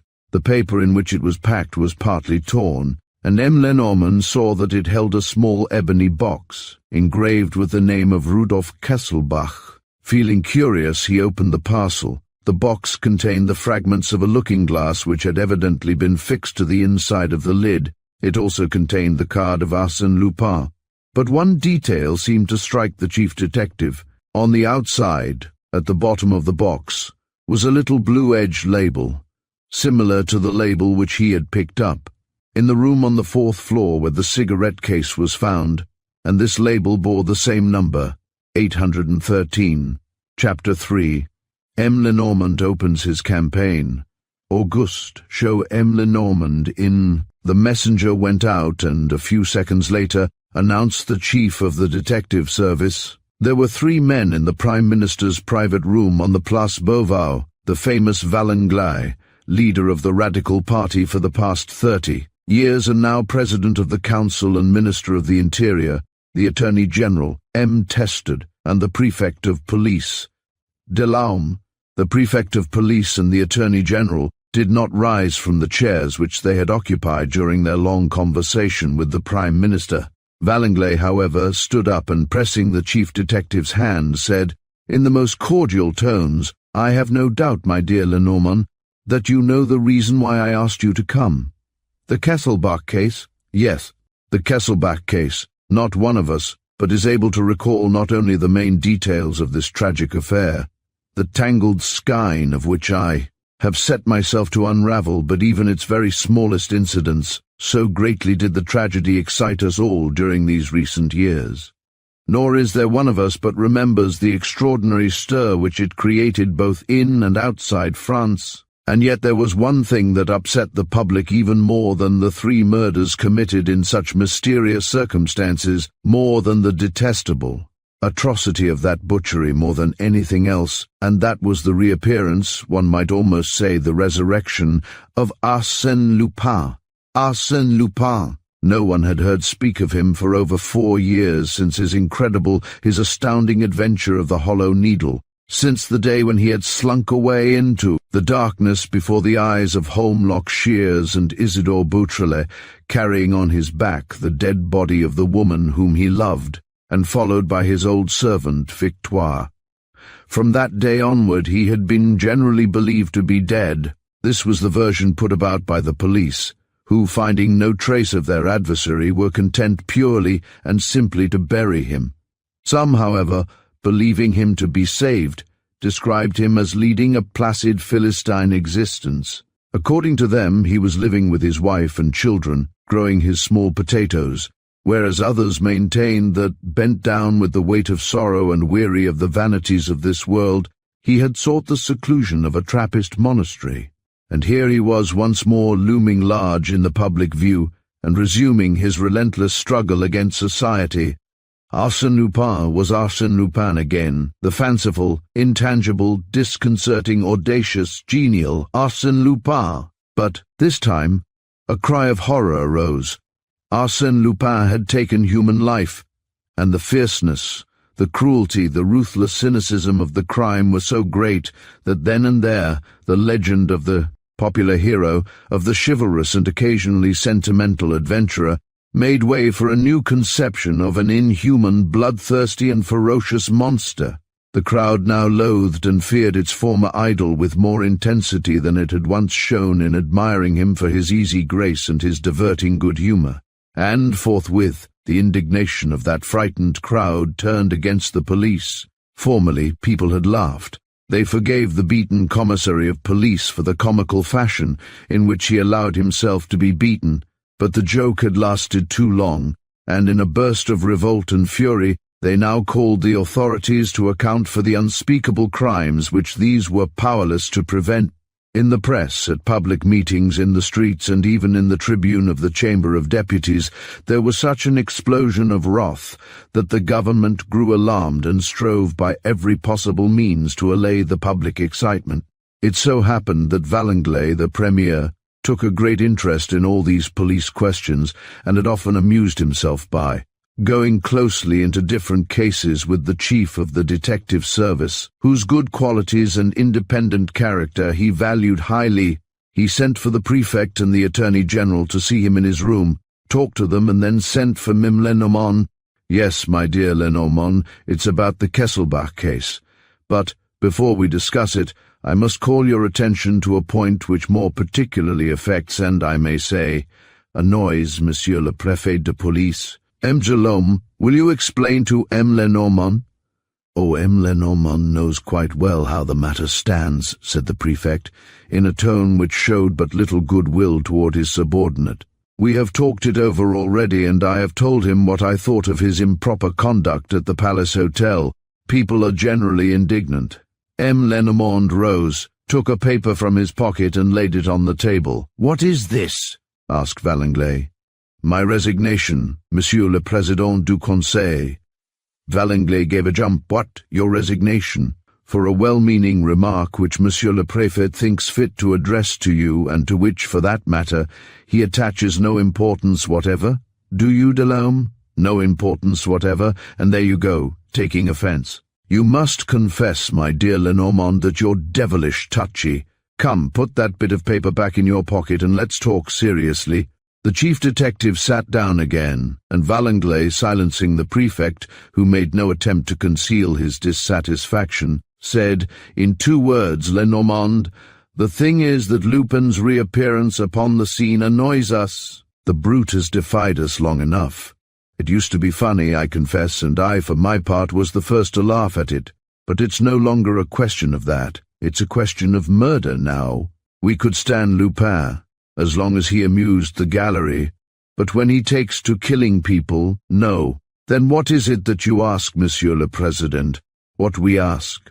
Oh, it's quite simple. First his arrest and then his head.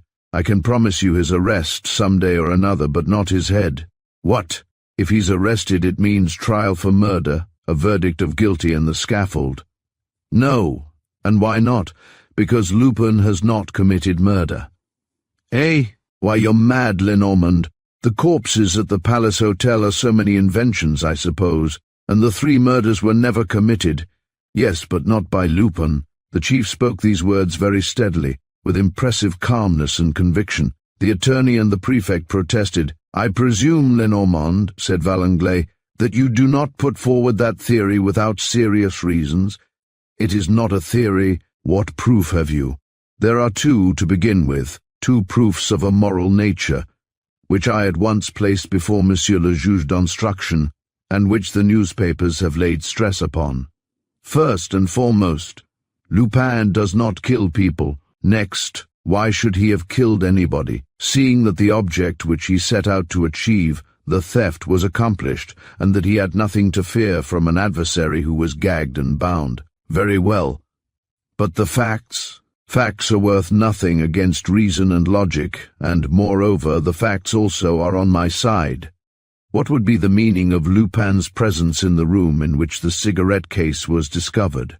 On the other hand, the black clothes which were found, and which evidently belonged to the murderer, are not in the least of a size to fit Lupin. You know him, then, do you?" "I? No, but Edward saw him, Gourel saw him, and the man whom they saw is not the man whom the chambermaid saw on the servants' staircase, dragging Chapman by the hand." "Then your idea?" "You mean to say the truth, Mr. President?" "Here it is, or at least here is the truth as far as I know it. On Tuesday, the 16th of April, a man, Lupin, broke into Mr. Kesselbach's room at about 2 o'clock in the afternoon. M. Lenormand was interrupted by a burst of laughter. It came from the prefect of police. Let me tell you, M. Lenormand, that you are in rather too great a hurry to state your precise facts. It has been shown that, At 3 o'clock on that day, Mr. Kesselbach walked into the Credit Lyonnais and went down to the safe deposit. His signature in the register proves it. M. Lenormand waited respectfully until his superior had finished speaking. Then, without even troubling to reply directly to the attack, he continued. At about 2 o'clock in the afternoon, Lupin, assisted by an accomplice, a man named Marco, bound Mr. Kesselbach hand and foot, robbed him of all the loose cash which he had upon him, and compelled him to reveal the cipher of his safe at the Credit Lyonnais. As soon as the secret was told, Marco left. He joined another accomplice, who, profiting by a certain resemblance to Mr. Kesselbach, a resemblance which he accentuated that day by wearing clothes similar to Mr. Kesselbach's and putting on a pair of gold spectacles, entered the Credit Lyonnais, imitated Mr. Kesselbach's signature, emptied the safe of its contents and walked off, accompanied by Marco. Marco at once telephoned to Lupin. Lupin, as soon as he was sure that Mr. Kesselbach had not deceived him and that the object of his expedition was attained, went away. Valanglais seemed to waver in his mind. Yes, we'll admit that. But what surprises me is that a man like Lupin should have risked so much for such a paltry profit, a few banknotes and the hypothetical contents of a safe. Lupin was after more than that. He wanted either the Morocco envelope which was in the travelling bag, or else the ebony box which was in the safe. He had the ebony box because he has sent it back empty. Therefore, by this time he knows, or is in a fair way for knowing, the famous scheme which Mr. Kesselbach was planning, and which he was discussing with his secretary a few minutes before his death. What was the scheme? I don't exactly know. The manager of Barbaroux's agency, to whom he had opened his mind about it, has told me that Mr. Kesselbach was looking for a man who went by the name of Pierre Leduc, a man who had lost caste, it appears. Why and how the discovery of this person was connected with the success of his scheme I am unable to say. Very well, said Valanglais. So much for Arsène Lupin. His part is played. Mr. Kesselbach is bound hand and foot, robbed but alive. What happens up to the time when he is found dead? Nothing for several hours, nothing until night. But during the night, someone made his way in. How? Through room 420, one of the rooms reserved by Mr. Kesselbach. The person in question evidently possessed a false key. But, exclaimed the prefect of police, all the doors between that room and Mr. Kesselbach's flat were bolted, and there were 5 of them. There was always the balcony. The balcony! Yes, the balcony runs along the whole floor on the Rue de Judy side. And what about the spaces in between? An active man can step across them. Our man did. I have found marks, but all the windows of the suite were shut, and it was ascertained after the crime that they were still shut. All except one, the secretary's window, Chapman's, which was only pushed to. I tried it myself. This time the Prime Minister seemed a little shaken. So logical did M. Lenormand's version seem, so precise and supported by such sound facts. He asked with growing interest, "But what was the man's object in coming?" "I don't know." "Ah, you don't know, any more than I know his name. But why did he kill Mr. Kesselbach?" "I don't know. This all remains a mystery. The utmost that we have the right to suppose is that he did not come with the intention of killing, but with the intention, he too, of taking the documents contained in the Morocco note case and the ebony box, and that, finding himself by accident in the presence of the enemy reduced to a state of helplessness, he killed him." Valanglais muttered, "Yes, strictly speaking, that is possible. And according to you, did he find the documents?" "He did not find the box because it was not there, but he found the black Morocco note case, so that Lupin and the other in the same position, each knows as much as the other about the Kesselbach scheme. That means," remarked the Premier, "that they will fight." "Exactly. And the fight has already begun. The murderer, finding a card of Arsène Lupin's, pinned it to the corpse. All the appearances would thus be against Arsène Lupin. Therefore Arsène Lupin would be the murderer." True, said Valanglais. "The calculation seemed pretty accurate, and the stratagem would have succeeded, continued Lenormand, if in consequence of another and a less favourable accident, the murderer had not, either in coming or going, dropped his cigarette case in room 420, and if the floor waiter, Gustave Budeau, had not picked it up, from that moment knowing himself to be discovered, or on the point of being discovered, how did he know it? How? Why, through M. Formery, the examining magistrate himself. The investigation took place with open doors. It is certain that the murderer was concealed among the people, members of the hotel staff and journalists, who were present when Gustave Budeau was giving his evidence, and when the magistrate sent Gustave Budeau to his attic to fetch the cigarette case, the man followed and struck the blow. Second victim, no one protested now. The tragedy was being reconstructed before their eyes with a realism and a probable accuracy which were equally striking. And the third victim, asked Valanglais.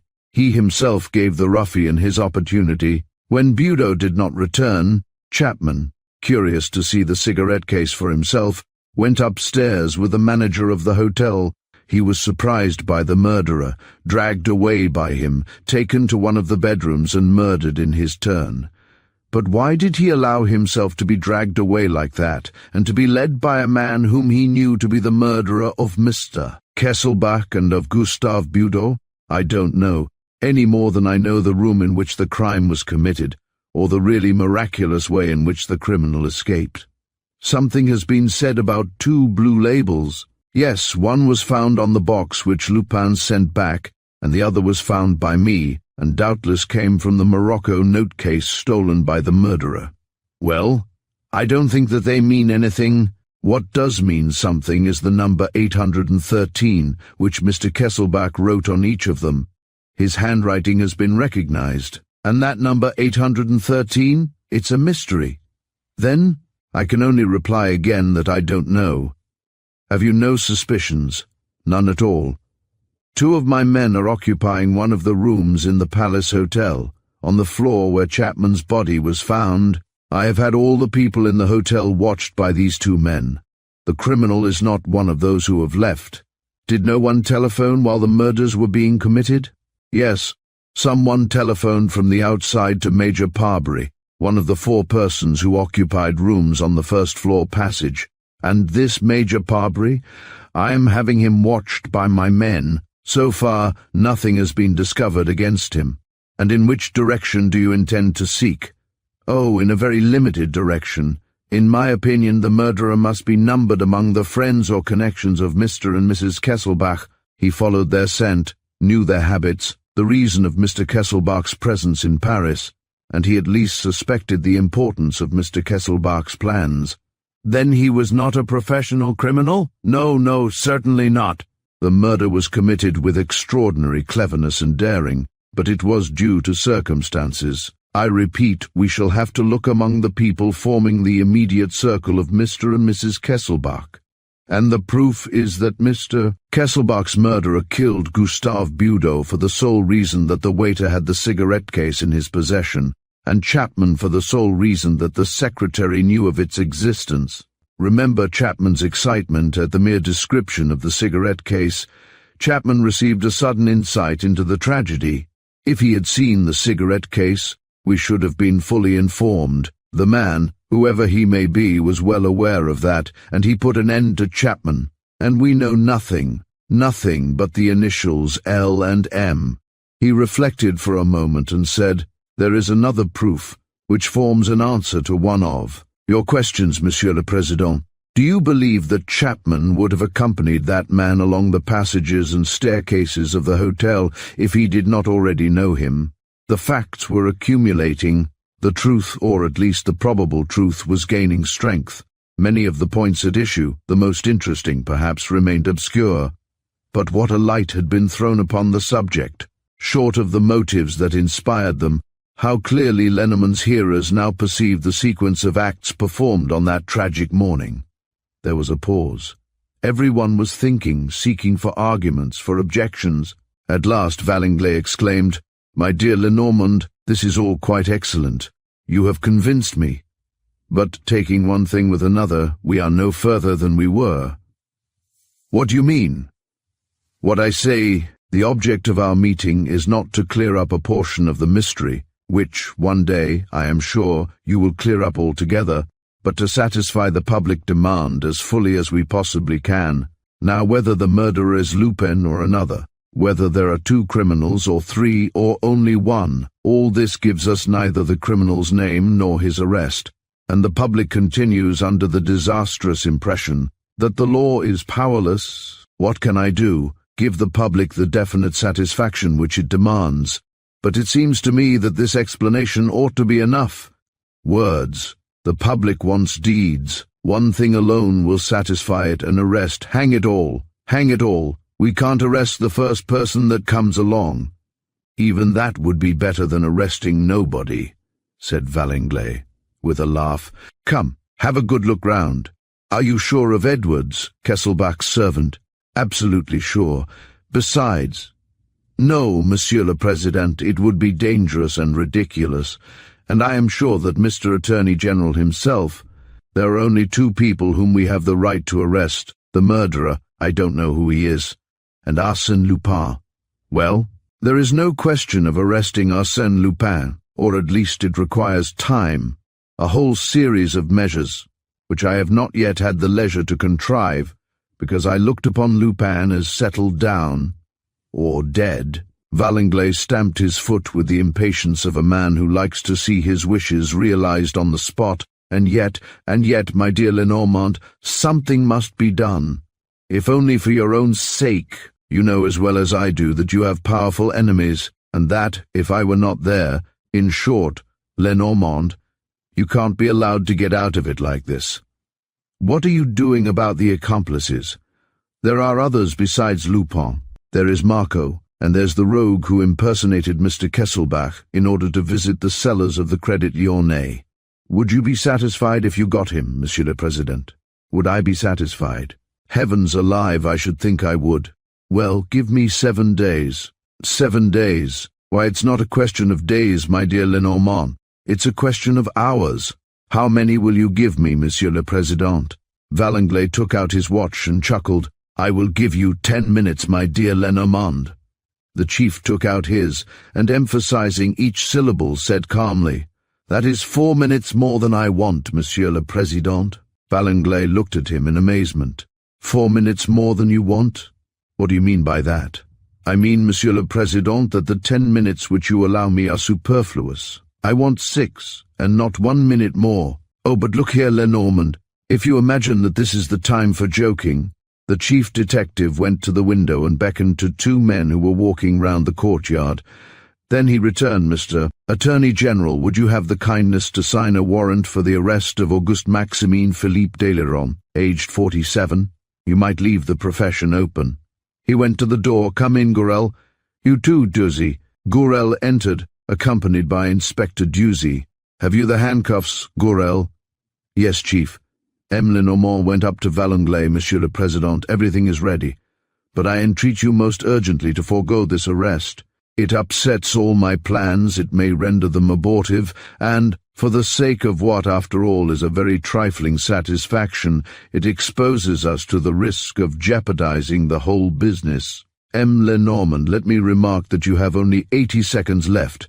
The chief suppressed a gesture of annoyance, strode across the room, and, leaning on his stick, sat down angrily, as though he had decided not to speak. Then, suddenly making up his mind, Monsieur le Président, the first person who enters this room will be the man whose arrest you asked for, against my wish, as I insist on pointing out to you. 15 seconds, Lenormand, Gourel, Duzy. The first person, do you understand? Mr. Attorney, have you signed the warrant? 10 seconds, Lenormand. Monsieur le Président, would you be so good as to ring the bell? Valanglais rang. The messenger appeared in the doorway and waited. Valanglais turned to the chief. Well, Lenormand, he's waiting for your orders. Whom is he to show in? No one, but the rogue whose arrest you promised us. The 6 minutes are more than past. Yes, but the rogue is here. Here? I don't understand. No one has entered the room. I beg your pardon. Oh, I say, look here, Lenormand, you're making fun of us. I tell you again that no one has entered the room. There were 6 of us in this room, Monsieur le Président. There are 7 now. Consequently, someone has entered the room. Valenglay started, But this is madness. What, you mean to say— The two detectives had slipped between the messenger and the door.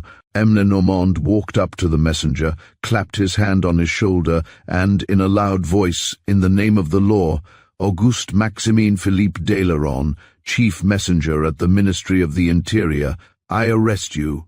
Valenglay burst out laughing. Oh, what a joke, that infernal Lenormand. Of all the first-rate notions, well done, Lenormand. It's long since I enjoyed so good a laugh. M. Lenormand turned to the Attorney General. Mr. Attorney, you won't forget to fill in Master Daileron's profession on the warrant, will you? Chief Messenger at the Ministry of the Interior. Oh, good. Oh, capital. Chief Messenger at the Ministry of the Interior, spluttered Valenglay, holding his sides. Oh, this wonderful Lenormand gets hold of ideas that would never occur to anybody else. The public is clamoring for an arrest. Whoosh, he flings at its head my chief messenger. Auguste, the model servant. Well, Lenormand, my dear fellow, I knew you had a certain gift of imagination, but I never suspected that it would go so far as this. The impertinence of it. From the commencement of this scene, Auguste had not stirred a limb, and seemed to understand nothing of what was going on around him. His face, the typical face of a good, loyal, faithful serving man, seemed absolutely bewildered. He looked at the gentlemen turn and turn about, with a visible effort to catch the meaning of their words. M. Lenormand said a few words to Gourel, who went out. Then, going up to Auguste and speaking with great decision, he said, There's no way out of it. You're caught. The best thing to do when the game is lost is to throw down your cards. What were you doing on Tuesday? I? Nothing. I was here. You lie. You were off duty. You went out for the day. Oh, yes. I remember. I had a friend to see me from the country. We went for a walk in the Bois. Your friend's name was Marco, and you went for a walk in the cellars of the Credit Larnay. I? What an idea. Marco. I don't know anyone by that name. And these? Do you know these? Cried the chief, thrusting a pair of gold-rimmed spectacles under his nose. No, certainly not. I don't wear spectacles. Yes, you do. You wear them when you go to the Credit Lyonnaise and when you pass yourself off as Mr. Kesselbach. These come from your room, the room which you occupy, under the name of M. Jerome, at No. 50 Rue du Colisée. My room? I sleep here, at the office. But you change your clothes over there to play your parts in Lupin's gang. A blow in the chest made him stagger back. Auguste reached the window at a bound, climbed over the balcony and jumped into the courtyard. Dash it all! Shouted Valenglay. The scoundrel! He rang the bell, ran to the window, wanted to call out. M. Lenormand, with the greatest calm, said, Don't excite yourself, Monsieur le Président, but that blackguard of an Auguste— 1 second, please. I foresaw this ending. In fact, I allowed for it. It's the best confession we could have. Yielding in the presence of this coolness, Valenglay resumed his seat. In a moment Gourel entered, with his hand on the collar of Master Auguste Maximin Philippe Daileron, alias Jerome, chief messenger at the Ministry of the Interior.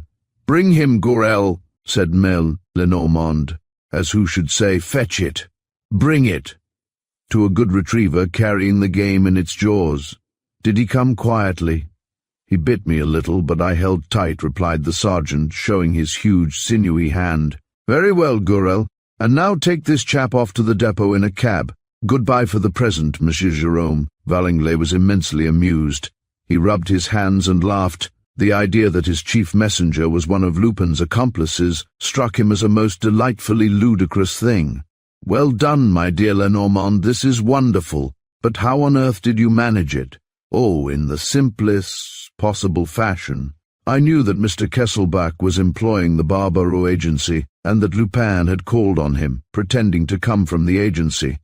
I hunted in that direction and discovered that, when the indiscretion was committed to the prejudice of Mr. Kesselbach and of Barbaroux, it could only have been to the advantage of one Jerome, a friend of one of the clerks at the agency.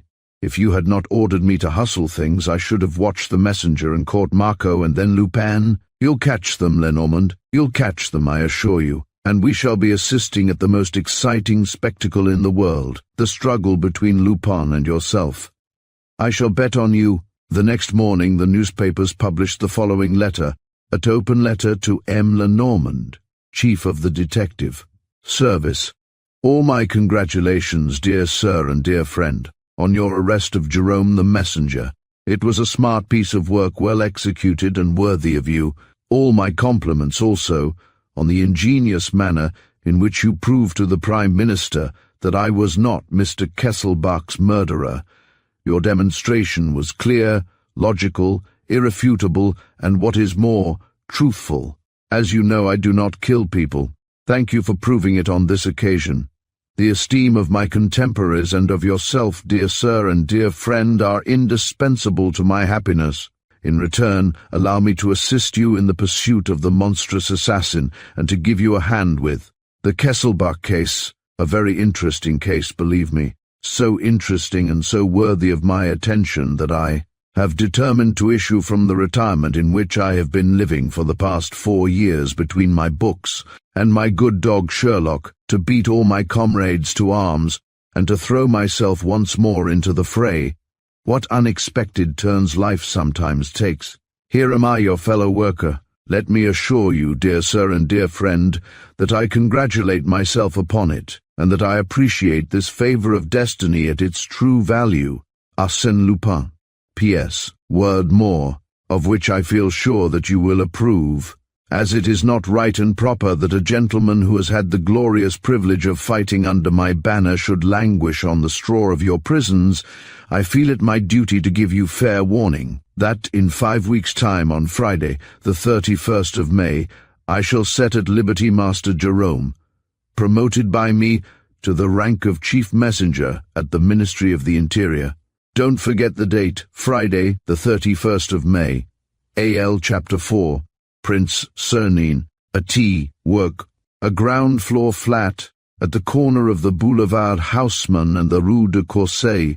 Here lived Prince Cernine, one of the most brilliant members of the Russian colony in Paris, whose name was constantly recurring in the arrivals and departures column in the newspapers.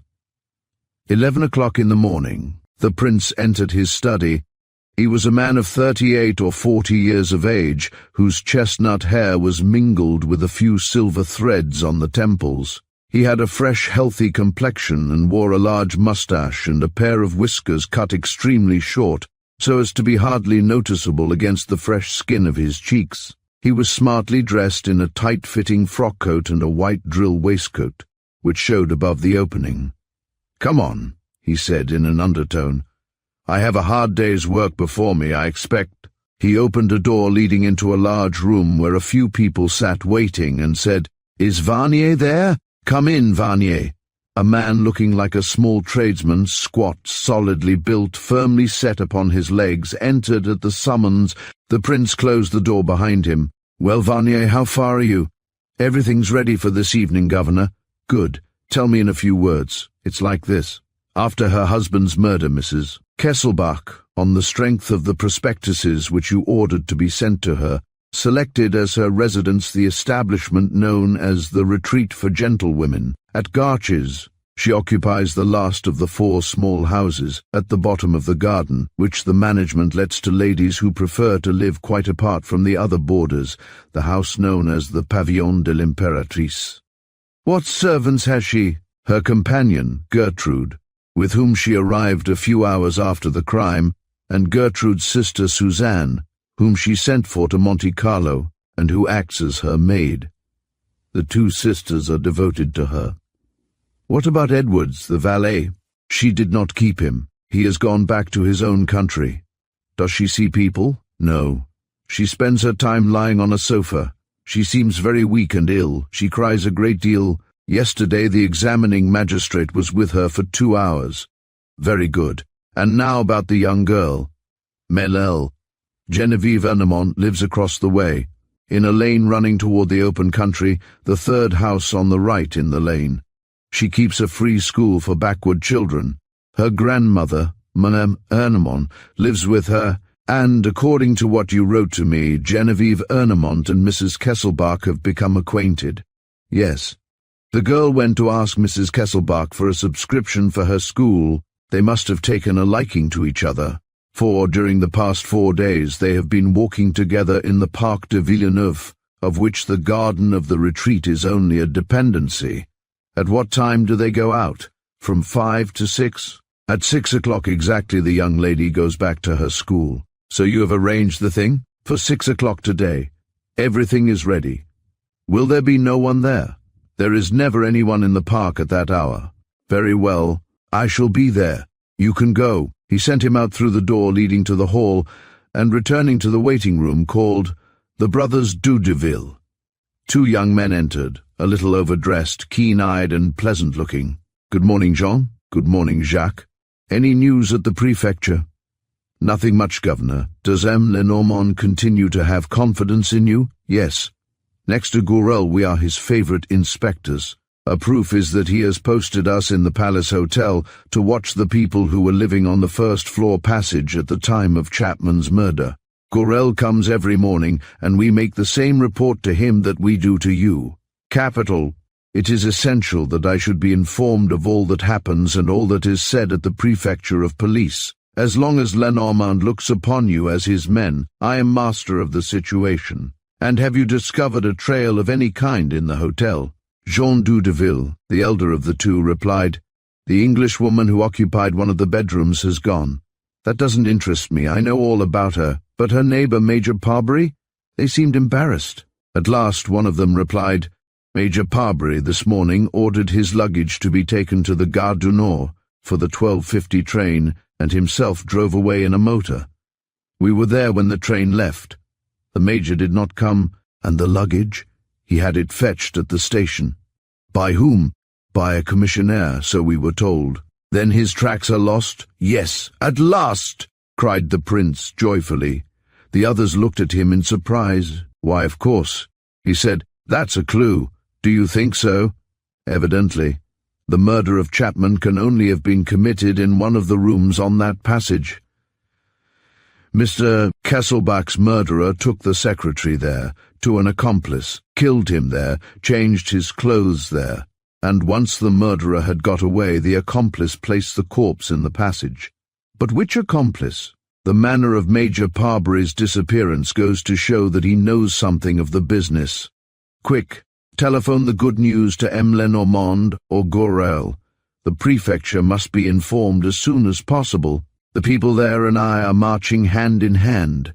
He gave them a few more injunctions concerning their double role as police inspectors in the service of Prince Cernin, and dismissed them. 2 visitors remained in the waiting room. He called one of them in. 1,000 pardons, Doctor, he said. I am quite at your orders now. How is Pierre Leduc? He's dead. Aha, said Cernin.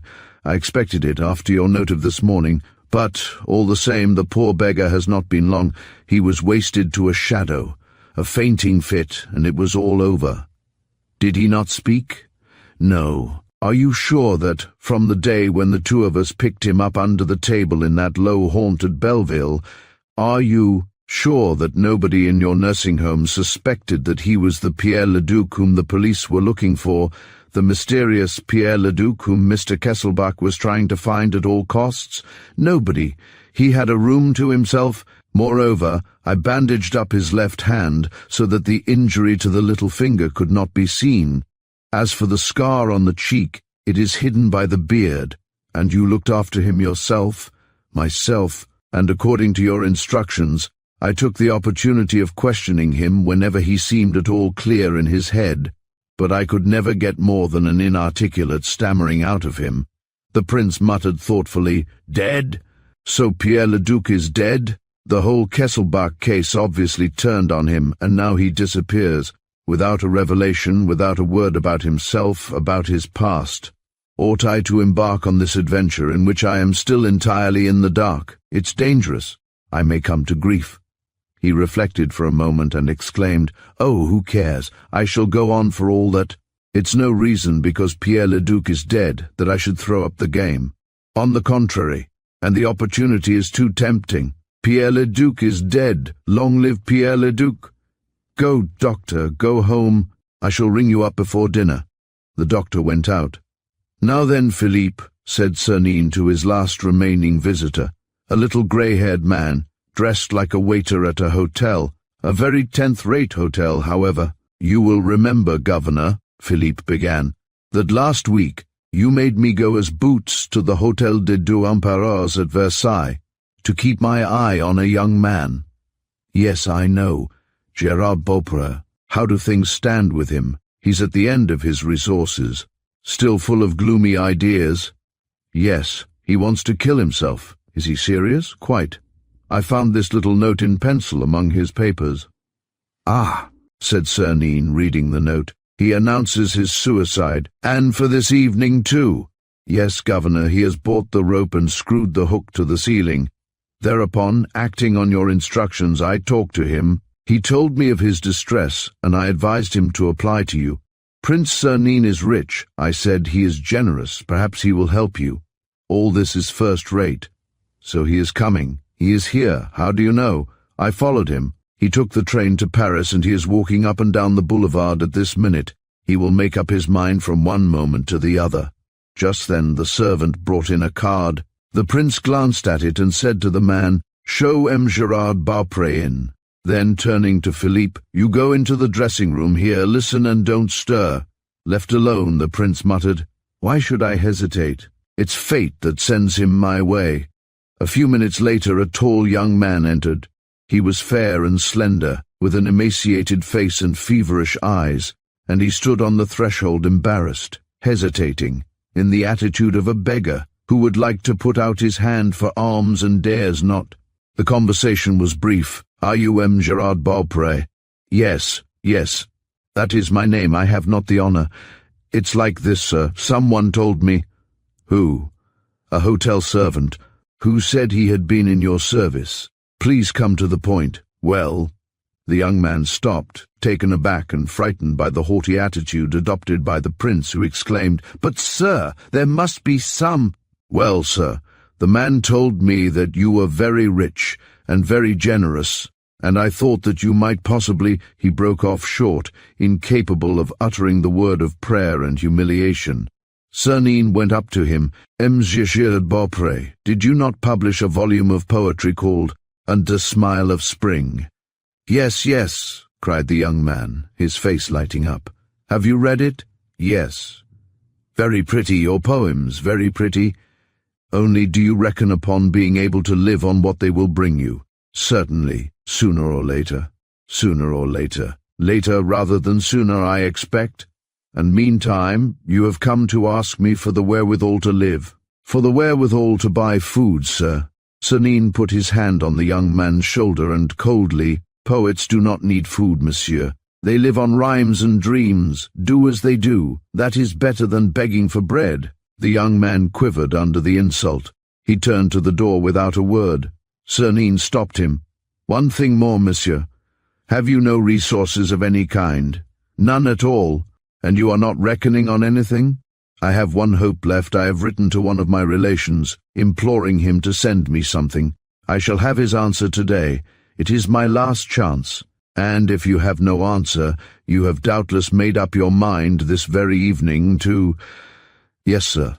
This was said quite plainly and simply. Cernine burst out laughing. "Bless my soul, what a queer young man you are, and full of artless conviction, too. Come and see me again next year, will you? We will talk about all this. It's so curious, so interesting, and, above all, so funny. Ha ha ha ha!" And shaking with laughter, with affected bows and gestures, he showed him the door. "Philippe," he said, admitting the hotel servant, "did you hear?" "Yes, Governor. Gérard Beaupré is expecting a telegram this afternoon, a promise of assistance. Yes, it's his last hope. He must not receive that telegram. If it comes, intercept it and tear it up." "Very well, Governor. Are you alone at your hotel?" "Yes, with the cook who does not sleep in. The boss is away." "Good. So we are the masters. Till this evening, at 11. Be off." Prince Cernine went to his room and rang for his servant, my hat, gloves, and stick. "Is the car there?" "Yes, sir." He dressed, went out, and sank into a large, comfortable limousine.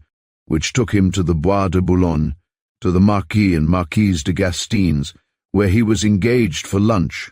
At 2:30 he took leave of his hosts, stopped in the Avenue Kléber, picked up 2 of his friends and a doctor, and at 3:05 arrived at the Parc des Princes. At 3 o'clock he fought a sword duel with the Italian Major Spinelli, cut his adversary's ear in the first bout, and at 4:45 took a bank at the Rue Cambon Club, from which he retired at 5:20 after winning 47,000 francs, and all this without hurrying, with a sort of haughty indifference, as though the feverish activity that sent his life whizzing through a whirl of tempestuous deeds and events were the ordinary rule of his most peaceful days. "Octave," he said to his chauffeur, "go to Gauches," and at 6:10 he alighted outside the old walls of the Parc de Villeneuve. Although broken up nowadays and spoilt, the Villeneuve estate still retains something of the splendor which it knew at the time when the Empress Eugénie used to stay there. With its old trees, its lake, and the leafy horizon of the woods of Saint-Cloud, the landscape has a certain melancholy grace. An important part of the estate was made over to the Pasteur Institute. A smaller portion, separated from the other by the whole extent of the space reserved for the public, forms a property contained within.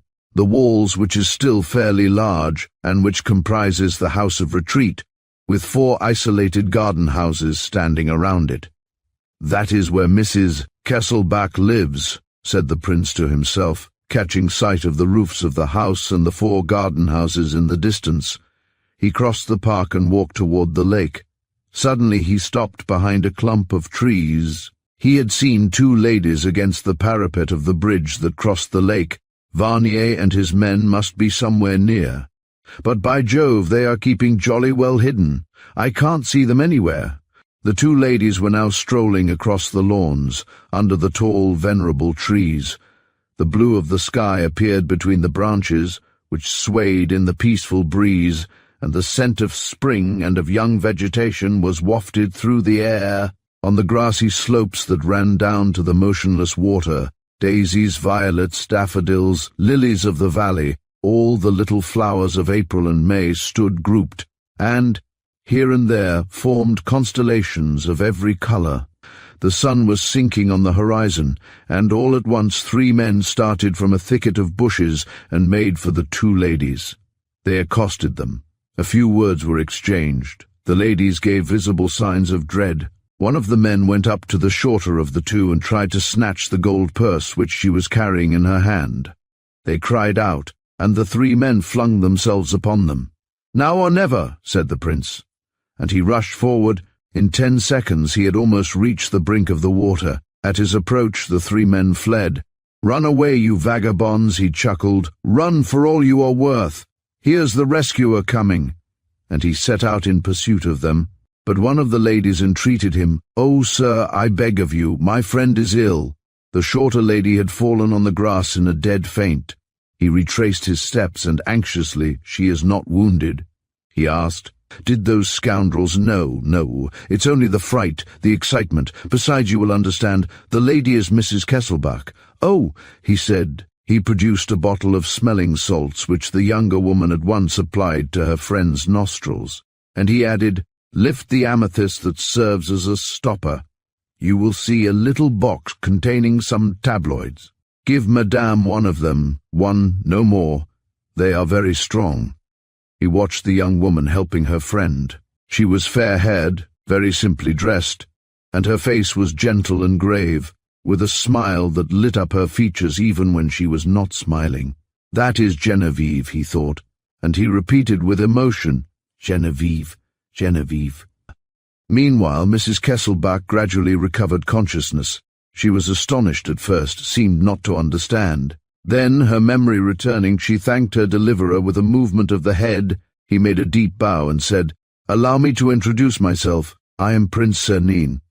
She said in a faint voice, "I do not know how to express my gratitude." "By not expressing it at all, madame. You must thank chance, the chance that turned my steps in this direction. May I offer you my arm?" A few minutes later, Mrs. Kesselbach rang at the door of the house of retreat and said to the prince, "I will ask one more service of you, monsieur. Do not speak of this assault.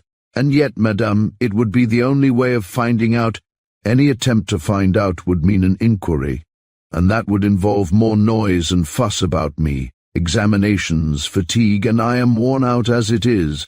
The prince did not insist. Bowing to her, he asked, "Will you allow me to call and ask how you are?" "Oh, certainly." She kissed Genevieve and went indoors. Meantime, night was beginning to fall. Cernine would not let Genevieve return alone, but they had hardly entered the path when a figure, standing out against the shadow, hastened toward them. "Grandmother!" cried Genevieve. She threw herself into the arms of an old woman who covered her with kisses. "Oh, my darling, what has happened? How late you are! And you are always so punctual." Genevieve introduced the prince, Prince Cernine. "Ernemont, my grandmother." Then she related the incident, and Ernemont repeated, "Oh, my darling, how frightened you must have been. I shall never forget your kindness, monsieur, I assure you. But how frightened you must have been, my poor darling. Come, Granny, calm yourself as I am here.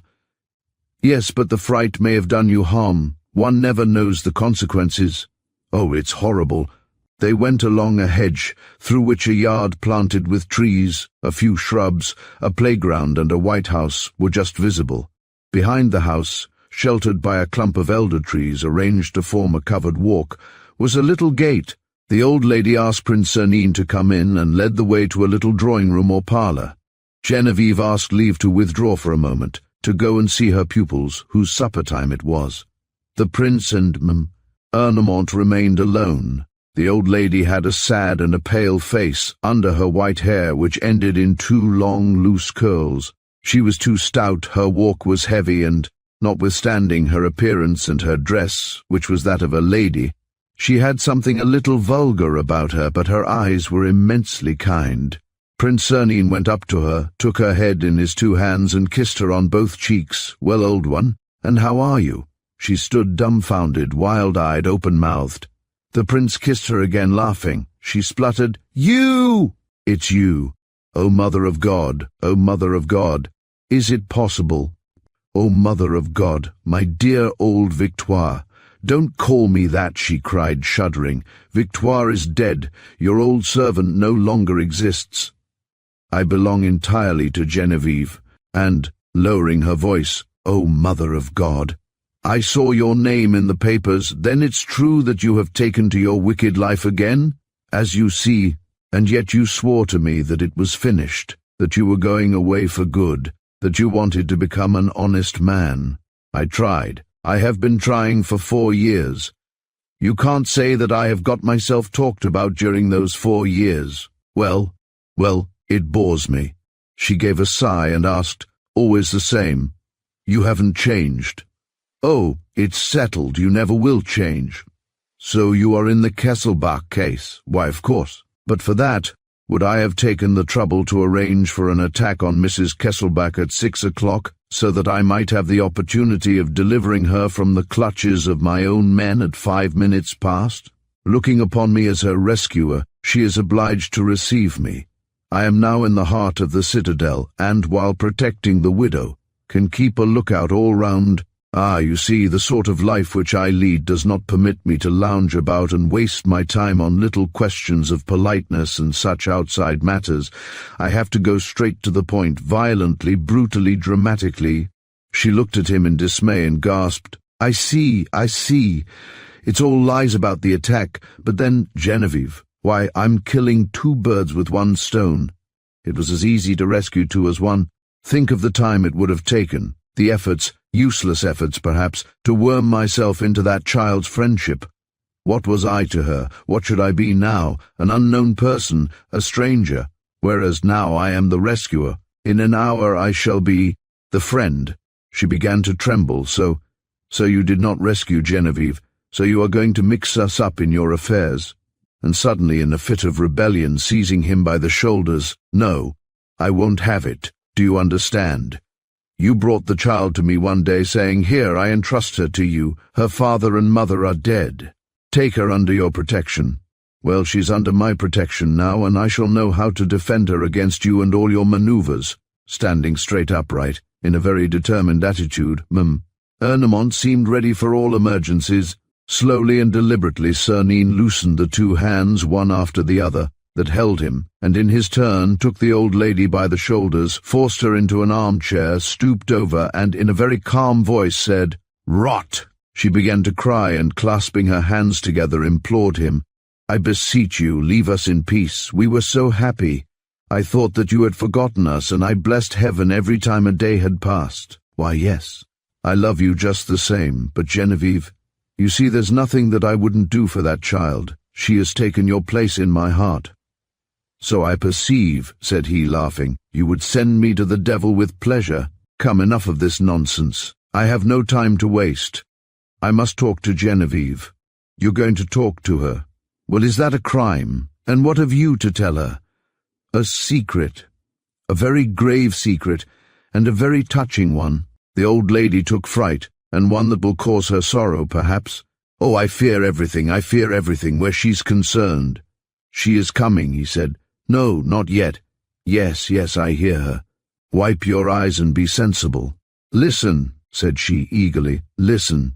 I don't know what you are going to say, what secret you mean to reveal to this child whom you don't know, but I, who do know her, tell you this. Genevieve has a very plucky, very spirited, but very sensitive nature. Be careful how you choose your words. You might wound feelings, the existence of which you cannot even suspect. Lord bless me, and why not? Because she belongs to another race than you, to a different world. I mean, a different moral world. There are things which you are forbidden to understand nowadays. Between you and her the obstacle is insurmountable. Genevieve has the most unblemished and upright conscience, and you, and I, and you are not an honest man." Genevieve entered, bright and charming. "All my babies have gone to bed. I have 10 minutes to spare." "Why, grandmother, what's the matter? You look quite upset. Is it still that business with the—" "No, mademoiselle," said Cernine. "I believe I have had the good fortune to reassure your grandmother. Only we were talking of you, of your childhood, and that is a subject, it seems, which your grandmother cannot touch upon without emotion." "Of my childhood," said Genevieve, reddening. "Oh, grandmother! Don't scold her, mademoiselle." The conversation turned in that direction by accident. "It so happens that I have often passed through the little village where you were brought up." "Aspremont?" "Yes, Aspremont, near Nice. You used to live in a new house, white all over." "Yes," she said, "white all over, with a touch of blue paint round the windows. I was only 7 years old when I left Aspremont, but I remember the least things of that period, and I have not forgotten the glare of the sun on the white front of the house, nor the shade of the eucalyptus tree at the bottom of the garden. At the bottom of the garden, mademoiselle, was a field of olive trees, and under one of those olive trees stood a table at which your mother used to work on hot days." That's true," she said quite excitedly. "I used to play by her side. And it was there," said he, "that I saw your mother several times. I recognized her image the moment I set eyes on you, but it was a brighter, happier image. Yes, my poor mother was not happy. My father died on the very day of my birth, and nothing was ever able to console her. She used to cry a great deal. I still possess a little handkerchief with which I used to dry her tears at that time, a little handkerchief with a pink pattern." "What?" she exclaimed, seized with surprise. "You know, I was there one day when you were comforting her, and you comforted her so prettily that the scene remained impressed on my memory." She gave him a penetrating glance and murmured almost to herself, Yes, I seem to. The expression of your eyes, and then the sound of your voice." She lowered her eyelids for a moment and reflected, as if she were vainly trying to bring back a recollection that escaped her, and she continued, "Then you knew her?" "I had some friends living near Aspremont and used to meet her at their house. The last time I saw her she seemed to me sadder still, paler, and when I came back again, it was all over, was it not?" said Genevieve. "Yes, she went very quickly, in a few weeks, and I was left alone with neighbors who sat up with her, and one morning they took her away. And on the evening of that day someone came while I was asleep and lifted me up and wrapped me in blankets." "A man?" asked the prince. "Yes, a man. He talked to me quite low, very gently. His voice did me good. And, as he carried me down the road, and also in the carriage, during the night, he rocked me in his arms and told me stories. In the same voice. She broke off gradually and looked at him again, more sharply than before, and with a more obvious effort to seize the fleeting impression that passed over her at moments. He asked, "And then, where did he take you?" "I can't recollect clearly. It is just as though I had slept for several days. I can remember nothing before the little town of Montaigut, in the Vendée, where I spent the second half of my childhood, with father and mother Isareau, a worthy couple who reared me and brought me up, and whose love and devotion I shall never forget." "And did they die too?" "Yes," she said, "of an epidemic of typhoid fever in the district. But I did not know that until later. As soon as they fell ill, I was carried off as on the first occasion, and under the same conditions, at night, by someone who also wrapped me up in blankets. Only I was bigger, I struggled, I tried to call out, and he had to close my mouth with a silk handkerchief." "How old were you then?" 14. "It was 4 years ago." "Then you were able to see what the man was like?" "No, he hid his face better, and he did not speak a single word to me. Nevertheless, I have always believed him to be the same one, for I remember the same solicitude, the same attentive, careful movements. And after that, came oblivion, sleep, as before. This time I was ill, it appears. I was feverish, and I woke in a bright, cheerful room. A white-haired lady was bending over me and smiling. It was grandmother, and the room was the one in which I now sleep upstairs. She had resumed her happy face, her sweet, radiant expression, and she ended with a smile. That was how she became my grandmother, and how, after a few trials, the little Aspremont girl now knows the delights of a peaceful life, and teaches grammar and arithmetic to little girls who are either naughty or lazy, but who are all fond of her. She spoke cheerfully, in a tone at once thoughtful and gay, and it was obvious that she possessed a reasonable, well-balanced mind. Senin listened to her with growing surprise and without trying to conceal his agitation. "Have you never heard speak of that man since?" he asked. "Never." "And would you be glad to see him again?" "Oh, very glad." "Well then, mademoiselle." Genevieve gave a start. "You know something. The truth, perhaps." No, only." He rose and walked up and down the room. From time to time his eyes fell upon Genevieve, and it looked as though he were on the point of giving a more precise answer to the question which she had put to him. Would he speak? Ernemont awaited with anguish the revelation of the secret upon which the girl's future peace might depend. He sat down beside Genevieve, appeared to hesitate, and said at last, No. Just now, an idea occurred to me. A recollection, and I was mistaken. Your story contained certain details that misled me. Are you sure?" He hesitated and then declared, "Absolutely sure." "Oh," said she, greatly disappointed. "I had half guessed that man whom I saw twice, that you knew him, that—" She did not finish her sentence, but waited for an answer to the question which she had put to him without daring to state it completely. He was silent. Then, insisting no further, she bent over Mum. "Ernemont, good night, grandmother. My children must be in bed by this time, but they could none of them go to sleep before I had kissed them." She held out her hand to the prince. "Thank you once more. Are you going?" he asked quickly. "Yes, if you will excuse me. Grandmother will see you out." He bowed low and kissed her hand. As she opened the door, she turned round and smiled. Then she disappeared. The prince listened to the sound of her footsteps diminishing in the distance and stood stock still, his face white with emotion. "Well," said the old lady, "so you did not speak?" "No, that's secret.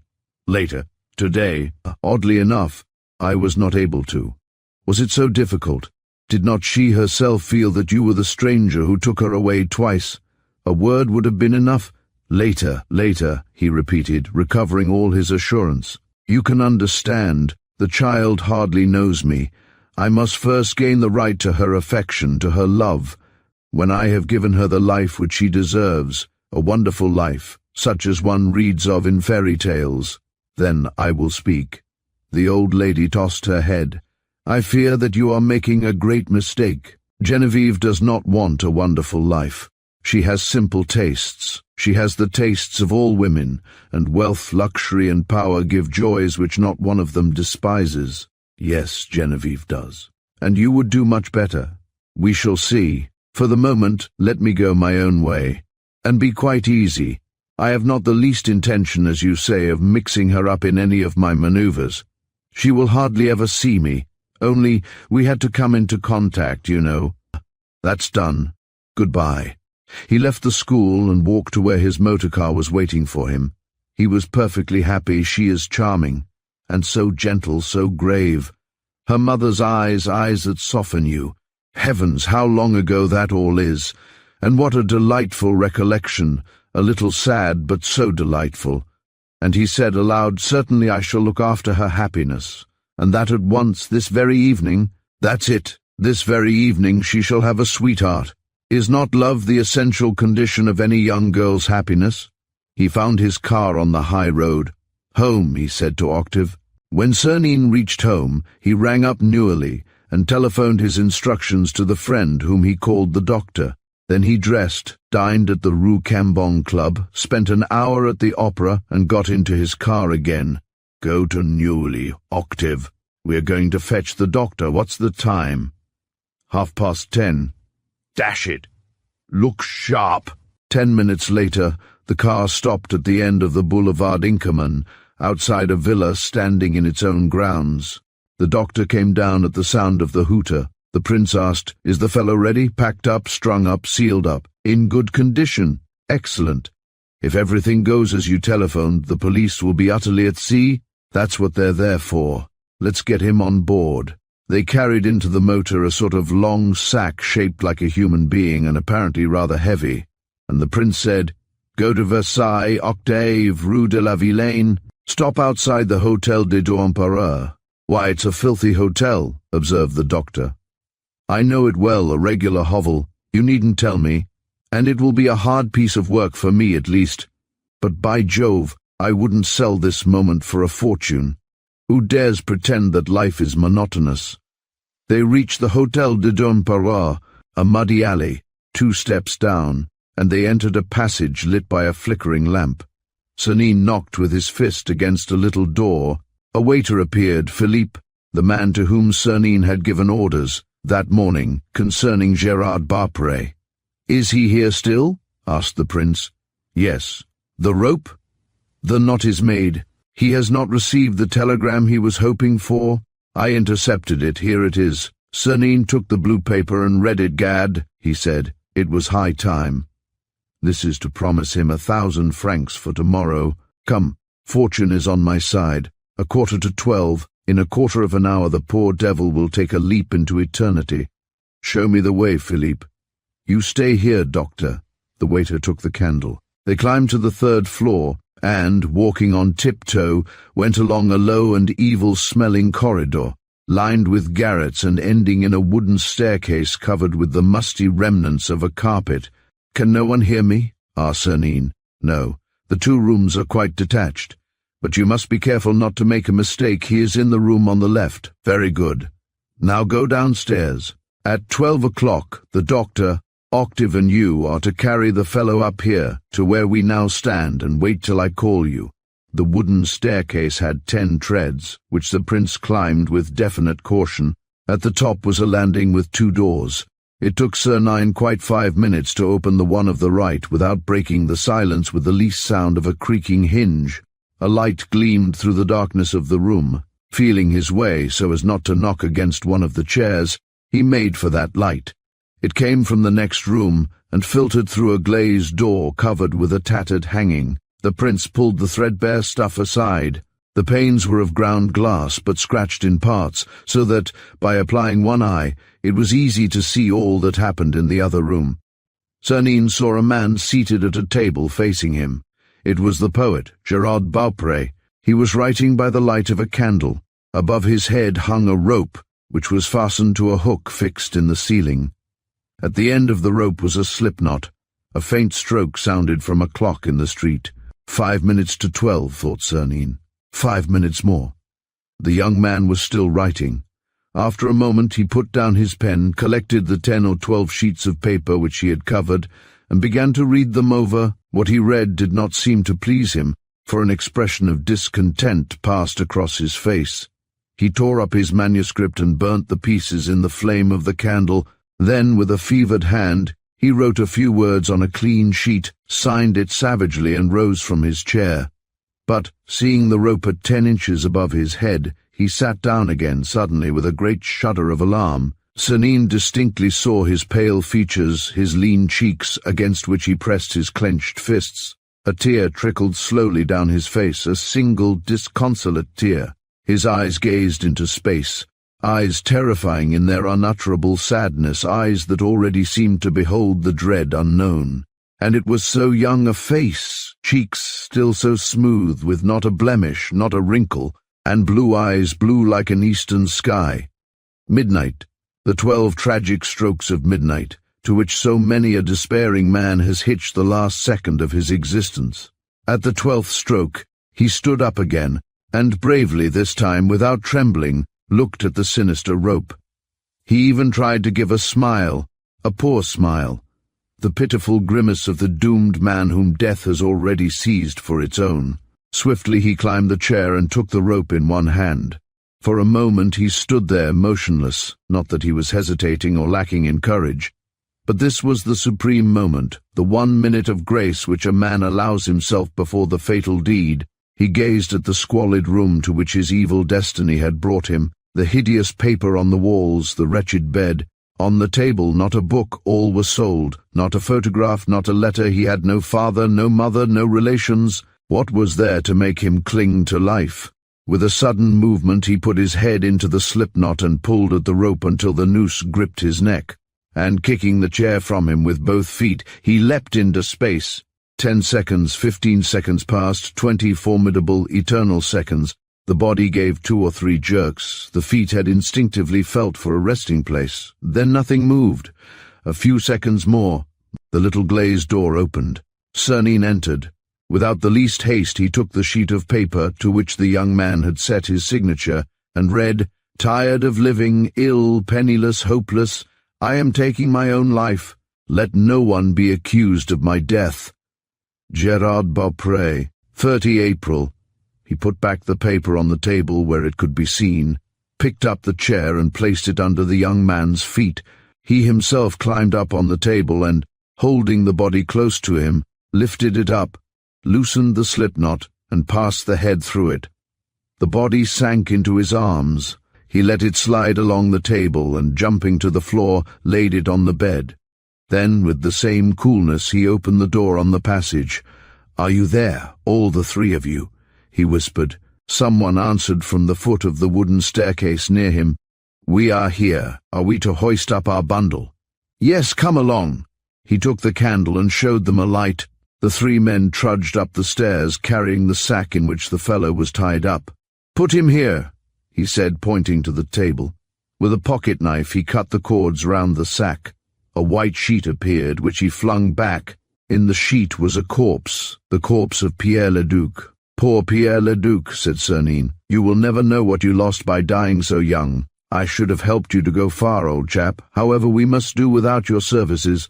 Now then, Philippe, get up on the table, and you, Octave, on the chair, lift up his head, and fasten the slipknot."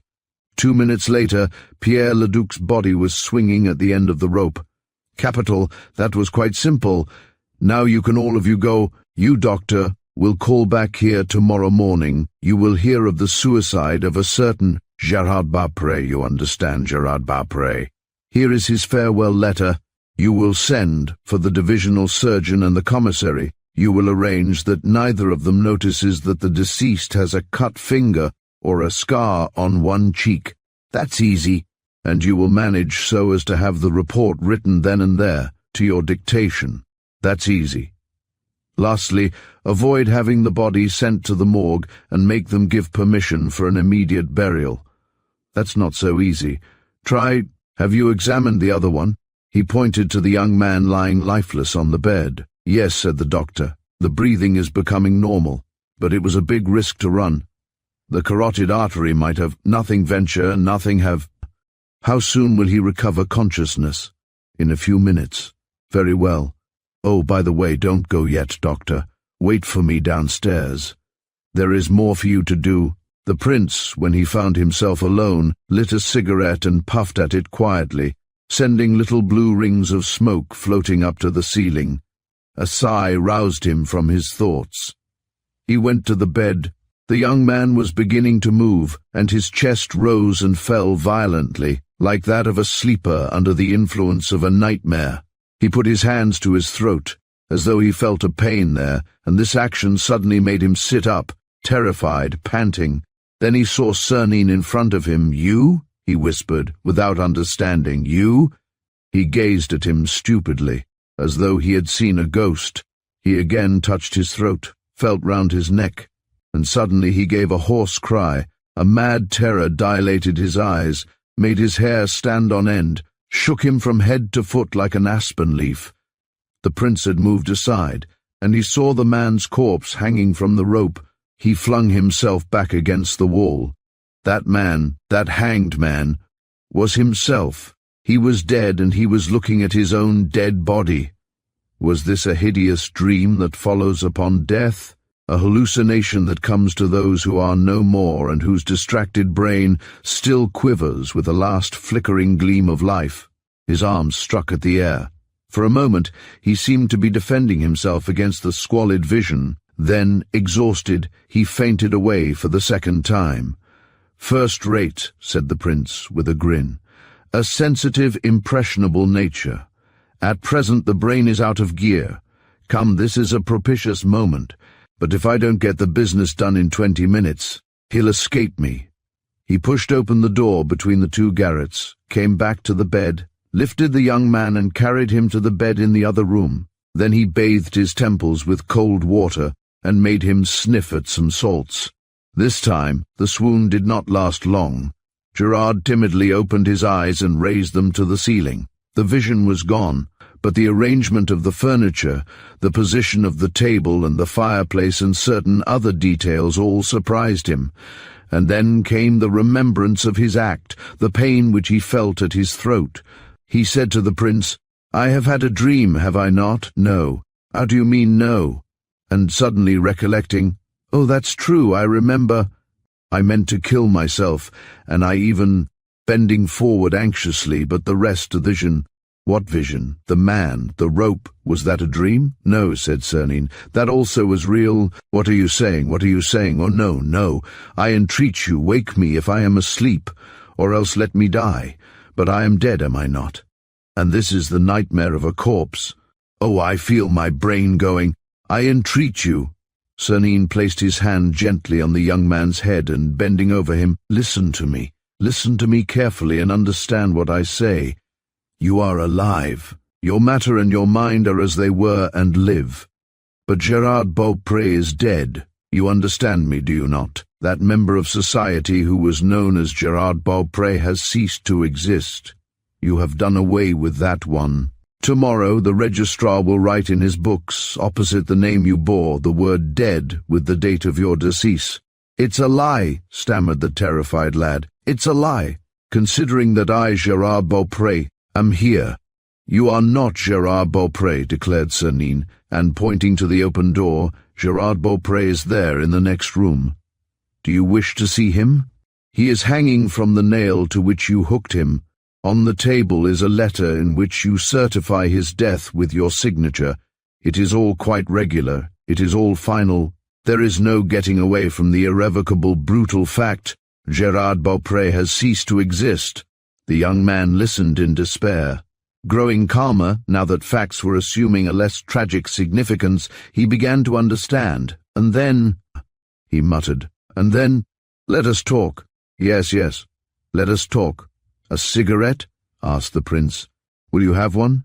Ah, I see that you are becoming reconciled to life. So much the better, we shall understand each other, and that quickly." He lit the young man's cigarette and his own, and at once, in a few words uttered in a hard voice, explained himself. You, the late Gerard Beaupré, were weary of life, ill, penniless, hopeless. Would you like to be well, rich and powerful? I don't follow you. It is quite simple. Accident has placed you on my path. You are young, good-looking, a poet. You are intelligent, and your act of despair shows it. You have a fine sense of conduct. These are qualities which are rarely found united in one person. I value them, and I take them for my account. They are not for sale. Idiot! Who talks of buying or selling? Keep your conscience. It is too precious a jewel for me to relieve you of it. Then what do you ask of me? Your life. And pointing to the bruises on the young man's throat, your life, which you have not known how to employ, your life, which you have bungled, wasted, destroyed, and which I propose to build up again, in accordance with an ideal of beauty, greatness, and dignity that would make you giddy, my lad, if you saw the abyss into which my secret thought plunges. He had taken Gerard's head between his hands, and he continued eagerly, You are free, no shackles. You have no longer the weight of your name to bear. You have got rid of that number with which society had stamped you as though branding you on the shoulder. You are free. In this world of slaves where each man bears his label, you can either come and go unknown, invisible, as if you owned Gyges' ring, or else you can choose your own label, the one you like best. Do you understand the magnificent treasure which you represent to an artist? To yourself, if you like? A virgin life, a brand new life. Your life is the wax which you have the right to fashion as you please, according to the whims of your imagination and the counsels of your reason. The young man made a gesture expressive of weariness. Ah, what would you have me do with that treasure? What have I done with it so far? Nothing. Give it to me. What can you do with it? Everything. If you are not an artist, I am, and an enthusiastic artist, inexhaustible, indomitable, exuberant. If you have not the Promethean fire, I have. Where you failed, I shall succeed. Give me your life. Words, promises, cried the young man, whose features began to glow with animation. Empty dreams. I know my own worthlessness. I know my cowardice, my despondency, my efforts that come to nothing, all my wretchedness. To begin life anew, I should need a will which I do not possess. I possess mine. Friends, you shall have them. Means, I am providing you with means, and such means. You will only have to dip, as one would dip into a magic coffer. But who are you? Cried the young man wildly. To others, Prince Cernine. To you, what does it matter? I am more than a prince, more than a king, more than an emperor. Who are you? Who are you? Stammered Beaupré. The master. He who will and who can, he who acts. There are no bounds to my will. There is none to my power. I am richer than the richest man alive, for his fortune is mine. I am more powerful than the mightiest, for their might is at my service. He took the other's head in his hands again, and looking deep into his eyes, Be rich too, be mighty. I offer you happiness, and the joy of living, and peace for your poet's brain, and fame and glory also. Do you accept? Yes, yes, whispered Gerard, dazzled and overmastered. What am I to do? Nothing. But nothing, I say. The whole scaffolding of my plans rests on you, but you do not count. You have no active part to play. You are, for the moment, but a silent actor. Or not even that, but just a pawn which I move along the board. What shall I do? Nothing. Write poetry. You shall live as you please. You shall have money. You shall enjoy life. I will not even bother my head about you. I repeat, you play no part in my venture. And who shall I be? Cernine stretched out his arm and pointed to the next room. You shall take that man's place. You are that man. Gerard shuddered with revolt and disgust. Oh, no, he is dead. And then, it is a crime. No, I want a new life, made for me, thought out for me, an unknown name. That man, I tell you, cried Cernine, irresistible in his energy and authority. You shall be that man and none other. That man because his destiny is magnificent, because his name is illustrious, and because he hands down to you a thrice venerable heritage of ancestral dignity and pride. It is a crime, moaned Beaupré, faltering. You shall be that man. spoke Sernine with unparalleled vehemence. "You shall be that man. If not, you become Beaupré again, and over Beaupré I own rights of life and death. Choose." He drew his revolver, cocked it, and took aim at the young man. "Choose," he repeated. The expression of his face was implacable. Gerard was frightened and sank down on his bed, sobbing, "I wish to live." "You wish it firmly, irrevocably?"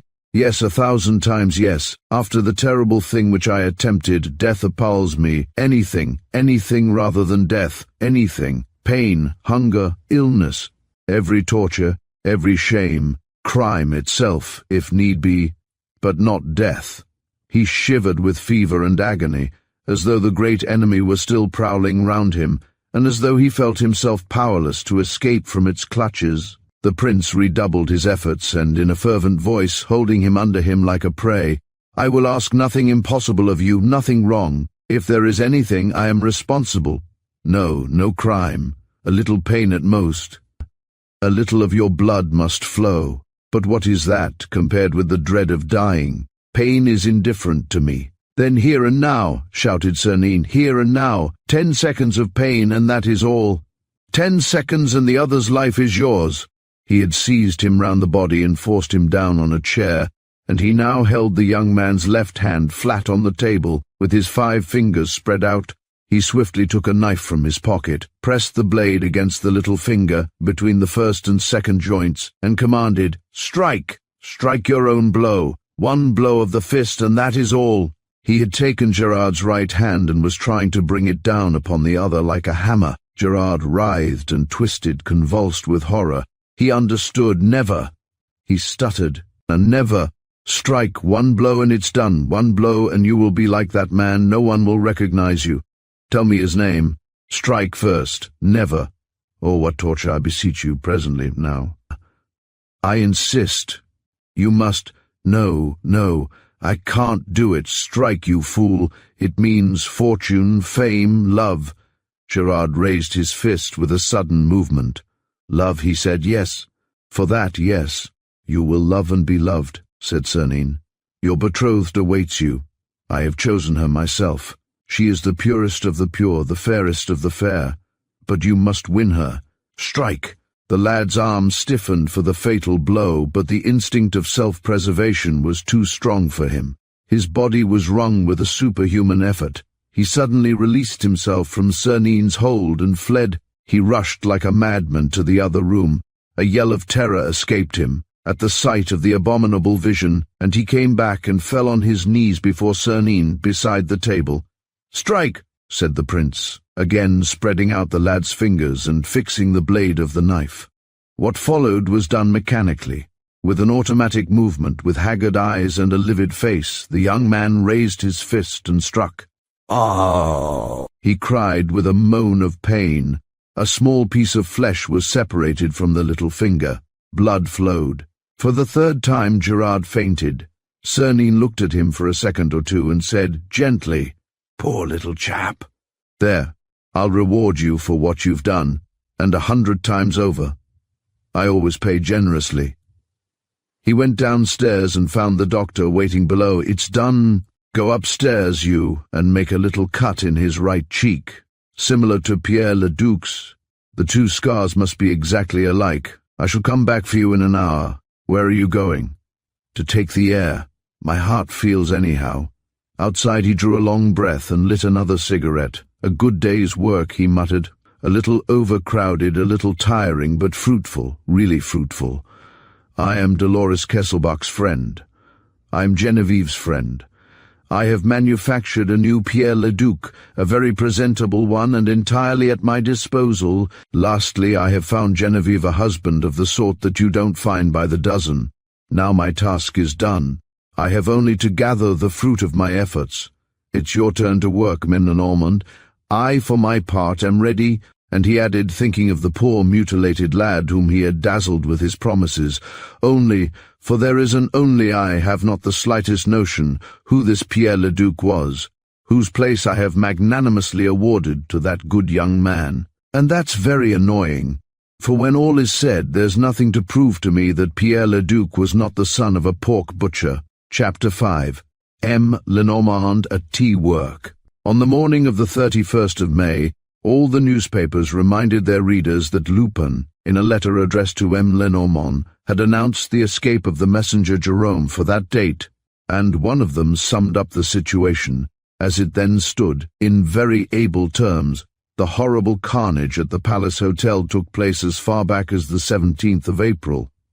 What has been discovered since? Nothing. There were 3 clues: the cigarette case, the initials L and M, and the parcel of clothes left behind in the office of the hotel.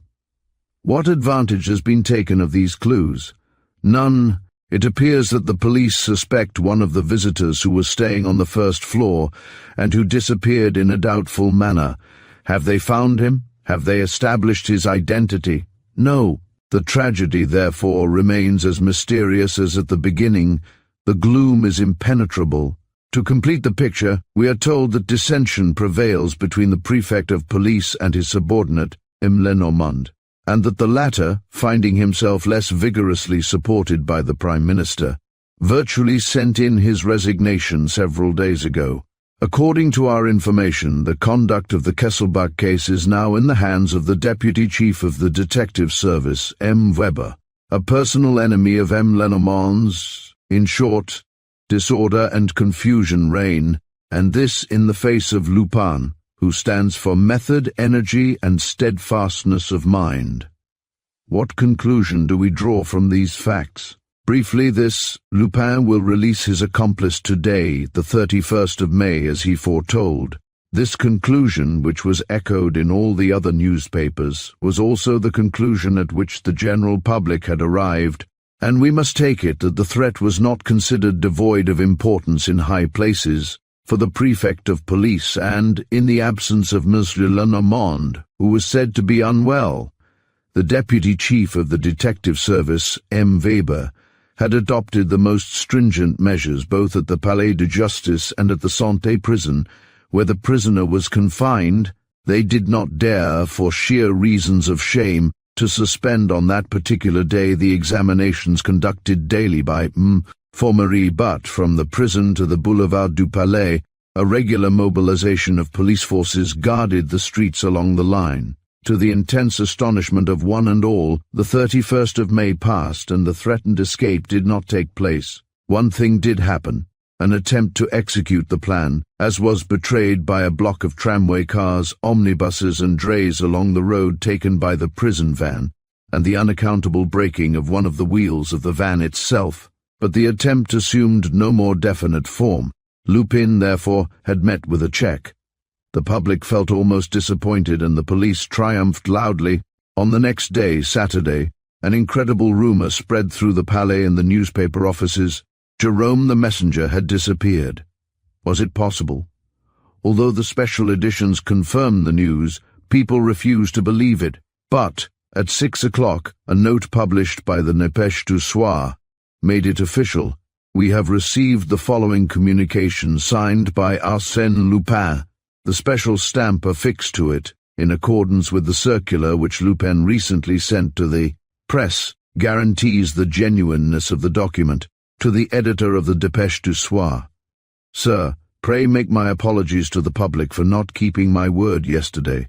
I remembered, at the last moment, that the 31st of May fell on a Friday.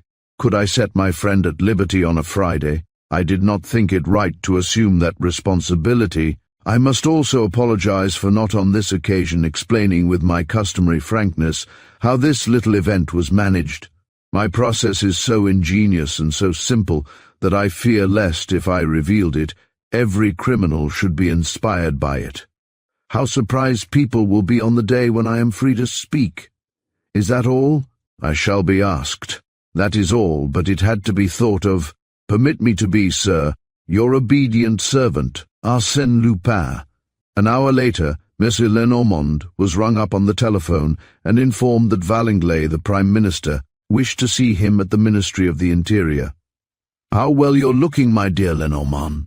And I, who thought that you were ill and dared not leave your room. I am not ill, Monsieur le Président. So you were sulking in your tent, but you were always a bad-tempered fellow. I confess to the bad temper, Monsieur le Président, but not to the sulking. But you stay at home, and Lupin takes advantage of it to release his friends. How could I stop him? How? Why, Lupin's trick was of the plainest. In accordance with his usual method, he announced the date of the escape beforehand. Everybody believed in it. An apparent attempt was planned.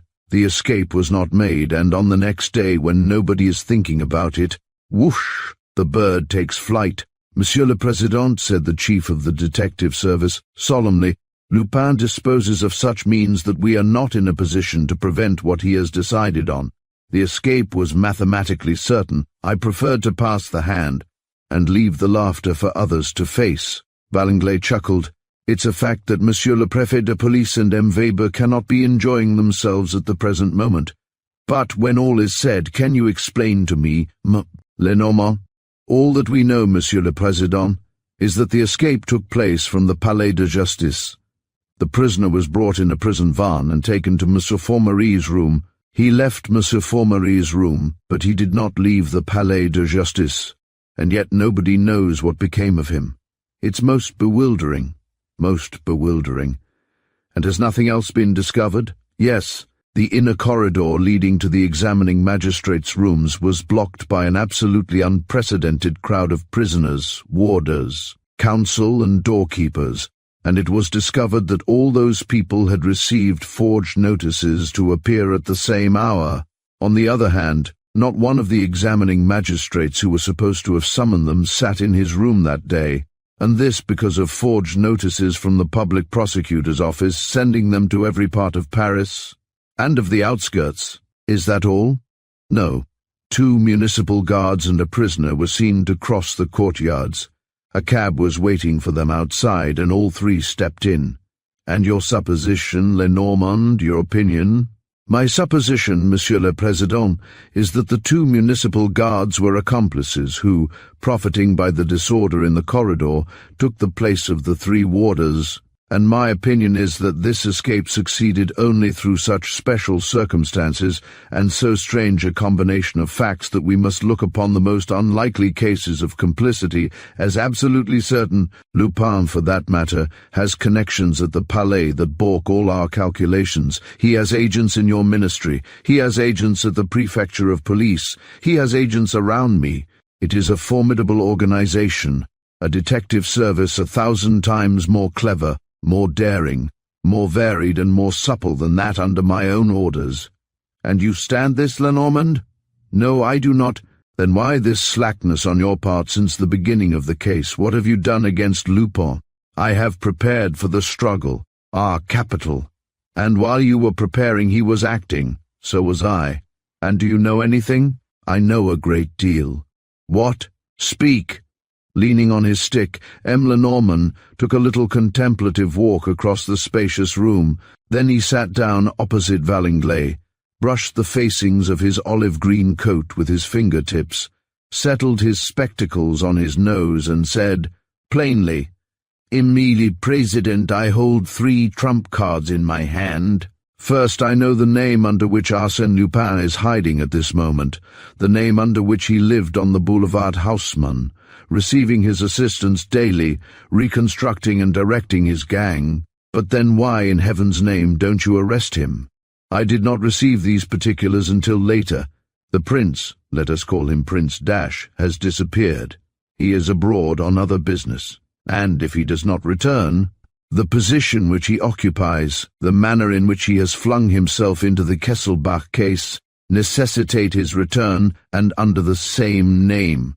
Nevertheless, Monsieur le Président, I come to my second trump.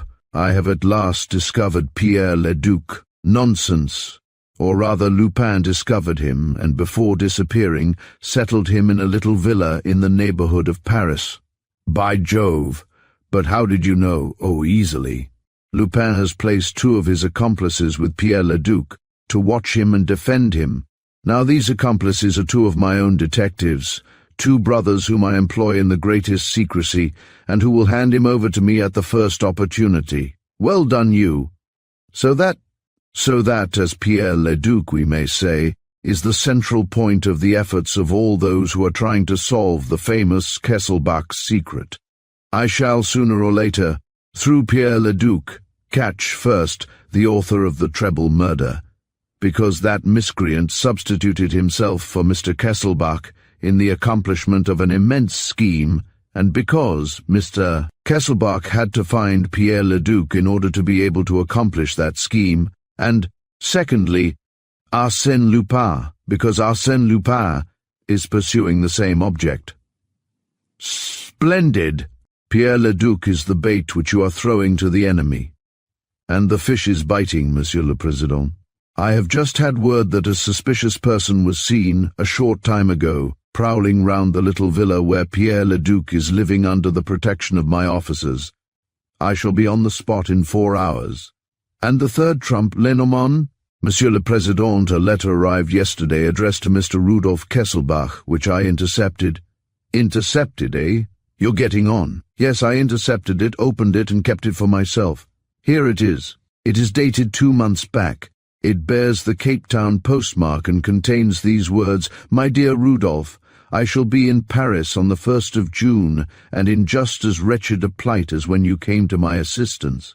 But I have great hopes of this Pierre Leduc affair of which I told you. What a strange story it is. Have you found the man I mean? Where do we stand? I am most anxious to know." The letter is signed, Steinweg. "The 1st of June," continued Mem Lenormand, "is today. I have ordered one of my inspectors to hunt me out this Steinweg. I have no doubt that he will succeed." "Nor I, no doubt at all," cried Valenglay, rising from his chair, "and I make you every apology, my dear Lenormand, and my humble confession. I was on the point of letting you slide. For good and all. Tomorrow I was expecting the prefect of police and M. Weber. I knew that, Monsieur le Président. Impossible. But for that, should I have put myself out? You now see my plan of campaign. On the one side, I am setting traps in which the murderer will be caught sooner or later. Pierre Leduc or Steinweg will deliver him into my hands. On the other side, I am on Arsène Lupin's heels. 2 of his agents are in my pay, and he believes them to be his most devoted helpers. In addition to this, he is working for me, because he is pursuing the perpetrator of the threefold crime as I am, only he imagines that he is dishing me, whereas it is I who am dishing him. So I shall succeed, but on one condition. What is that? That I am given free scope and allowed to act according to the needs of the moment, without troubling about the public, who are growing impatient, or my superiors who are intriguing against me. I agree. In that case, Monsieur le Président, in a few days from this I shall be the victor, or I shall be dead. At St. Cloud, a little villa situated on one of the highest points of the upland, in an unfrequented road. It was 11 o'clock at night. M. Lenormand left his car at St. Cloud, and walked cautiously along the road. A shadow appeared. "Is that you, Gourel?" "Yes, Chief." "Did you tell the brothers Doudeville that I was coming?" "Yes, your room is ready. You can go to bed and sleep. Unless they try to carry off Pierre Leduc tonight, which would not surprise me, considering the behavior of the fellow whom the Doudevilles saw." They walked across the garden, softly entered the house, and went up to the first floor. The 2 brothers, Jean and Jacques Doudeville, were there. "No news of Prince Cernine?" asked Lenormand. "No, Chief." "What about Pierre Leduc?" "He spends the whole day lying flat on his back in his room on the ground floor, or else in the garden. He never comes up to see us." "Is he better?" "Much better. The rest has made a great change in his appearance." "Is he wholly devoted to Lupin? To Prince Cernine, rather, for he does not suspect that the 2 are one and the same man. At least I suppose so. One never knows with him. He does not speak at all."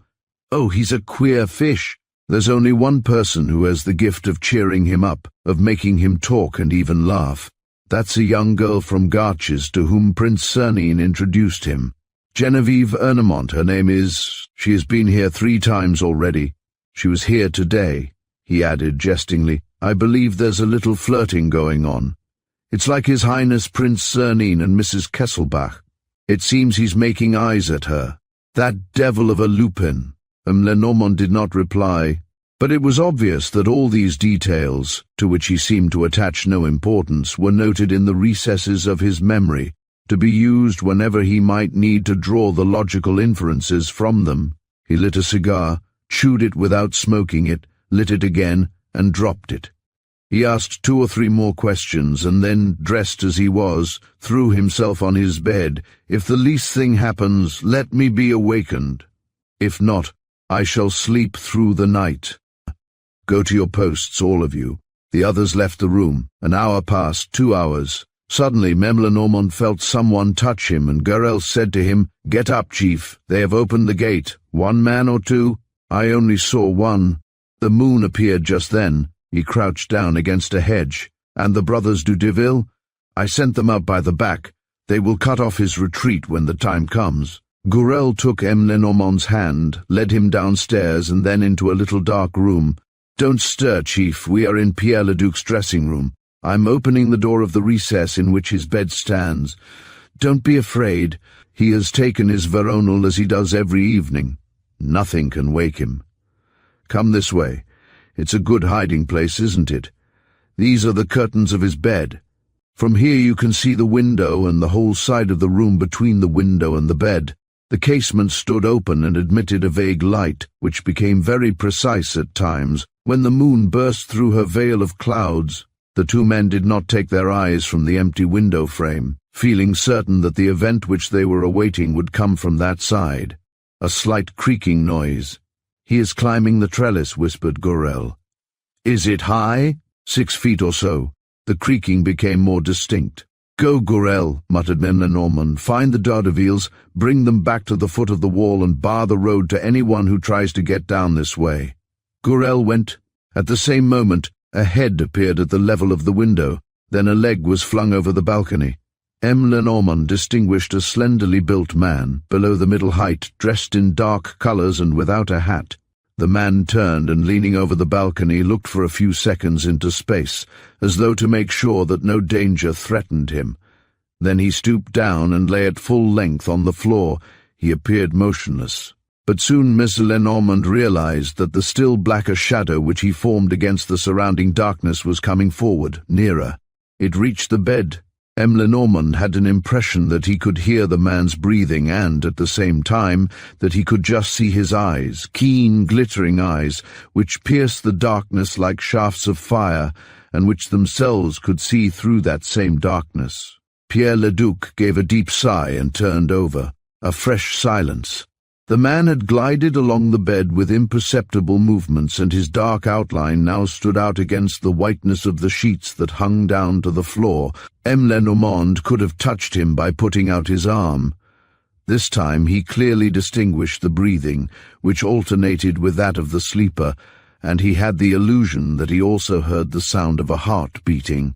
Suddenly a flash of light.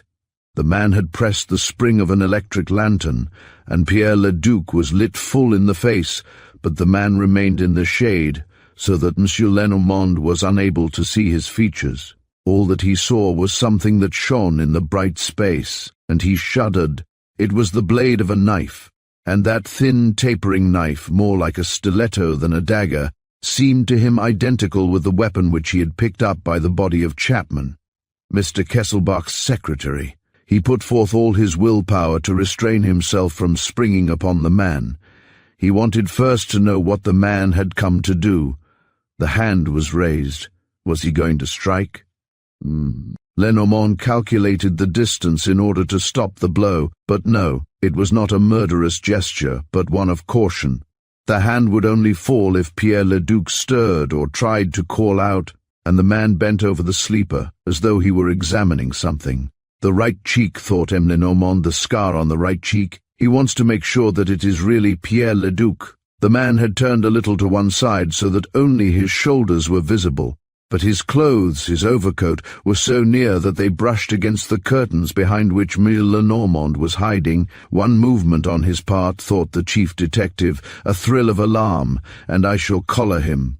But the man, entirely absorbed in his examination, did not stir. At last, after shifting the dagger to the hand that held the lantern, he raised the sheet, at first hardly at all, then a little more, then more still, until the sleeper's left arm was uncovered and the hand laid bare.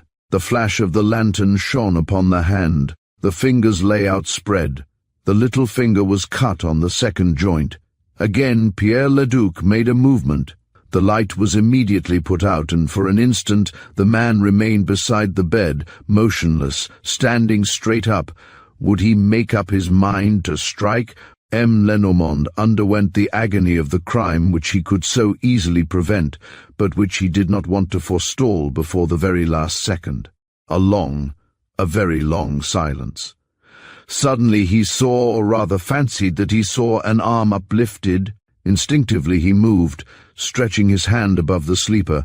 In making this gesture, he hit against the man. A dull cry.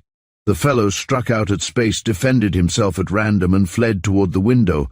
But Lenormand had leapt upon him and had his two arms around the man's shoulders. He at once felt him yielding, and as the weaker of the two, powerless in Lenormand's hands, trying to avoid the struggle and to slip from between his arms. Lenormand, exerting all his strength, held him flat against his chest, bent him in two, and stretched him on his back on the floor. "Ah, I've got him," he muttered triumphantly, and he felt a singular elation at imprisoning that terrifying criminal, that unspeakable monster, in his irresistible grip. He felt him living and quivering, enraged and desperate, their two lives mingled, their breaths blended. "Who are you?" he asked. "Who are you? You'll have to speak." And he clasped the enemy's body with still greater force, for he had an impression that that body was diminishing between his arms, that it was vanishing. He gripped harder and harder, and suddenly he shuddered from head to foot. He still felt a tiny prick in the throat. In his exasperation, he gripped harder yet. The pain increased, and he observed that the man had succeeded in twisting one arm round, slipping his hand to his chest and holding the dagger on end. The arm, it was true, was incapable of motion, but the closer M. Lenormand tightened his grip, the deeper did the point of the dagger enter the proffered flesh. He flung back his head a little to escape the point. The point followed the movement, and the wound widened. Then he moved no more, remembering the three crimes, and all the alarming, atrocious, and prophetic things represented by that same little steel needle which was piercing his skin, and which in its turn was implacably penetrating. Suddenly he let go and gave a leap backwards. Then, at once, he tried to resume the offensive. It was too late. The man flung his legs across the windowsill and jumped. "Look out, Gorel!" he cried, knowing that Gorel was there, ready to catch the fugitive. He leant out, a crunching of pebbles, a shadow between two trees, the slam of the gate, and no other sound, no interference. Without giving a thought to Pierre Leduc, he called, "Gorel, Dudeville." No answer. The great silence of the countryside at night. In spite of himself, he continued to think of the treble murder, the steel dagger. But no, it was impossible. The man had not had time, had not even had the need to strike, as he had found the road clear. M. Lenormand jumped out in his turn, and switching on his lantern, recognized Gorel lying on the ground. "Damn it!" he swore. "If they've killed him, they'll have to pay dearly for it." But Gorel was not dead, only stunned, and, a few minutes later, he came to himself and growled, "Only a blow of the fist, Chief. Just a blow of the fist which caught me full in the chest. But what a fellow! There were two of them then? Yes, a little one who went up, and another who took me unawares while I was watching. And the Daudevilles, haven't seen them? One of them, Jacques, was found near the gate, bleeding from a punch in the jaw, the other a little farther, gasping for breath from a blow full on the chest." "What is it? What happened?" asked Lenormand. Jacques said that his brother and he had knocked up against an individual who had crippled them before they had time to defend themselves. Was he alone? No, when he passed near us he had a pal with him, shorter than himself. Did you recognize the man who struck you? Judging by the breadth of his shoulders, I thought he might be the Englishman of the Palace Hotel, the one who left the hotel and whose traces we lost." "The Major?" "Yes, Major Parbury." After a moment's reflection, M. Lenormand said, "There is no doubt possible. There were two of them in the Kesselbach case, the man with the dagger who committed the murders, and his accomplice, the Major." "That is what Prince Sir Nine thinks," muttered Jacques Dudeville. And tonight, continued the chief detective, it is they again, the same two. And he added, so much the better. The chance of catching 2 criminals is 100 times greater than the chance of catching 1. M. Lenormand attended to his men, had them put to bed, and looked to see if the assailants had dropped anything or left any traces. He found nothing, and went back to bed again himself. In the morning, as Gorel and the Doudevilles felt none the worse for their injuries, he told the 2 brothers to scour the neighborhood and himself set out with Gorel for Paris, in order to hurry matters on and give his orders. He lunched in his office. At 2 o'clock, he heard good news. One of his best detectives, Daisy, had picked up Steinweg, Rudolf Kesselbach's correspondent, as the German was stepping out of a train from Marseille. Is Jusey there? Yes, Chief, said Gorel. He's here with the German. Have them brought in to me. At that moment the telephone bell rang. It was Jean Doudeville speaking from the post office at Garches. The conversation did not take long. Is that Eugene? Any news? Yes, Chief, Major Parbury. Well, we have found him. He has become a Spaniard and has darkened his skin. We have just seen him. He was entering the Garches Free School. He was received by that young lady. You know, the girl who knows Prince Cernine, Genevieve Ernemont. Thunder. M. Lenormand let go the receiver, made a grab at his hat, flew into the passage, met Jusey and the German, shouted to them to meet him in his office at 6 o'clock, rushed down the stairs, followed by Gorel and 2 inspectors whom he picked up on the way, and dived into a taxicab, quick as you can, to Garches. 10 francs for yourself. He stopped the car a little before the Parc de Villeneuve, at the turn of the lane that led to the school. Jean Doudeville was waiting for him, and at once exclaimed, he slipped away 10 minutes ago by the other end of the lane. Alone? No, with the girl. M. Lenormand took Doudeville by the collar. Wretch, you let him go. But you ought to have, my brother is on his track. A lot of good that will do us. He'll stick your brother. You're no match for him, either of you. He himself took the steering wheel of the taxi, and resolutely drove into the lane, regardless of the cart ruts and of the bushes on each side. They soon emerged on a parish road, which took them to a crossway where 5 roads met. M. Lenormand, without hesitation, chose the one on the left, the Saint-Cucuffa road. As a matter of fact, at the top of the slope that runs down to the lake, they met the other Doudeville brother, who shouted, "They are in a carriage," half a mile away. The chief did not stop. He sent the car flying down the incline, rushed along the bends, drove round the lake, and suddenly uttered an exclamation of triumph. Right at the top of a little hill that stood in front of them, he had seen the hood of a carriage. Unfortunately, he had taken the wrong road and had to back the machine. When he reached the place where the roads branched, the carriage was still there, stationary. And suddenly, while he was turning, he saw a girl spring from the carriage. A man appeared on the step. The girl stretched out her arm. 2 reports rang out. She had taken bad aim, without a doubt, for a head looked round the other side of the hood, and the man, catching sight of the motor cab, gave his horse a great lash with the whip, and it started off at a gallop. The next moment, a turn of the road hid the carriage from sight. M. Lenormand finished his tacking in a few seconds, darted straight up the incline, past the girl without stopping, and turned round boldly. He found himself on a steep, pebbly forest road, which ran down between dense woods, and which could only be followed very slowly and with the greatest caution. But what did he care? 20 yards in front of him, the carriage, a sort of 2-wheeled cabriolet, was dancing over the stones, drawn, or rather held back, by a horse which knew enough only to go very carefully, feeling its way and taking no risks. There was nothing to fear, escape was impossible, and the 2 conveyances went shaking and jolting downhill. At one moment they were so close together that Lenormand thought of alighting and running with his men, but he felt the danger of putting on the brake on so steep a slope, and he went on, pressing the enemy closely, like a prey which one keeps within sight, within touch. "We've got him, Chief, we've got him," muttered the inspectors, excited by the unexpected nature of the chase. At the bottom, the way flattened out into a road that ran towards the Seine, towards Bougival. The horse, on reaching level ground, set off at a jog trot, without hurrying itself and keeping to the middle of the road. A violent effort shook the taxi. It appeared, instead of rolling, to proceed by bounds, like a darting fawn, and, slipping by the roadside slope, ready to smash any obstacle, it caught up the carriage, came level with it, past it. An oath from M. Lenormand. Shouts of fury. The carriage was empty. The carriage was empty.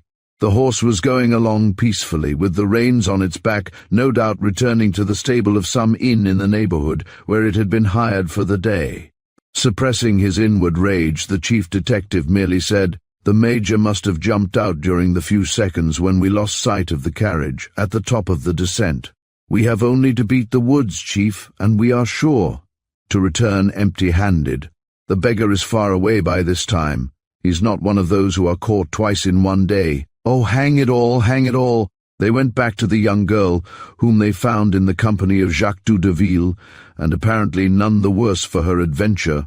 M. Lenormand introduced himself, offered to take her back home, and at once questioned her about the English major, Parbury. She expressed astonishment. "He is neither English nor a major, and his name is not Parbury." "Then what is his name?" "Juan Ribera. He is a Spaniard sent by his government to study the working of the French schools." "As you please. His name and his nationality are of no importance. He is the man we are looking for. Have you known him long?" "A fortnight or so. He had heard about a school which I have founded at Garches, and he interested himself in my experiment to the extent of proposing to make me an annual grant, on the one condition that he might come from time to time to observe the progress of my pupils. I had not the right to refuse." "No, of course not, but you should have consulted your acquaintances. Is not Prince Cernine a friend of yours? He is a man of good counsel. Oh, I have the greatest confidence in him, but he is abroad at present." "Did you not know his address?" "No, and besides, what could I have said to him? That gentleman behaved very well. It was not until today. But I don't know if—" "I beg you, mademoiselle, speak frankly. You can have confidence in me also." "Well, M. Ribera came just now. He told me that he had been sent by a French lady who was paying a short visit to Bougival, that this lady had a little girl whose education she would like to entrust to me, and that she wished me to come and see her without delay.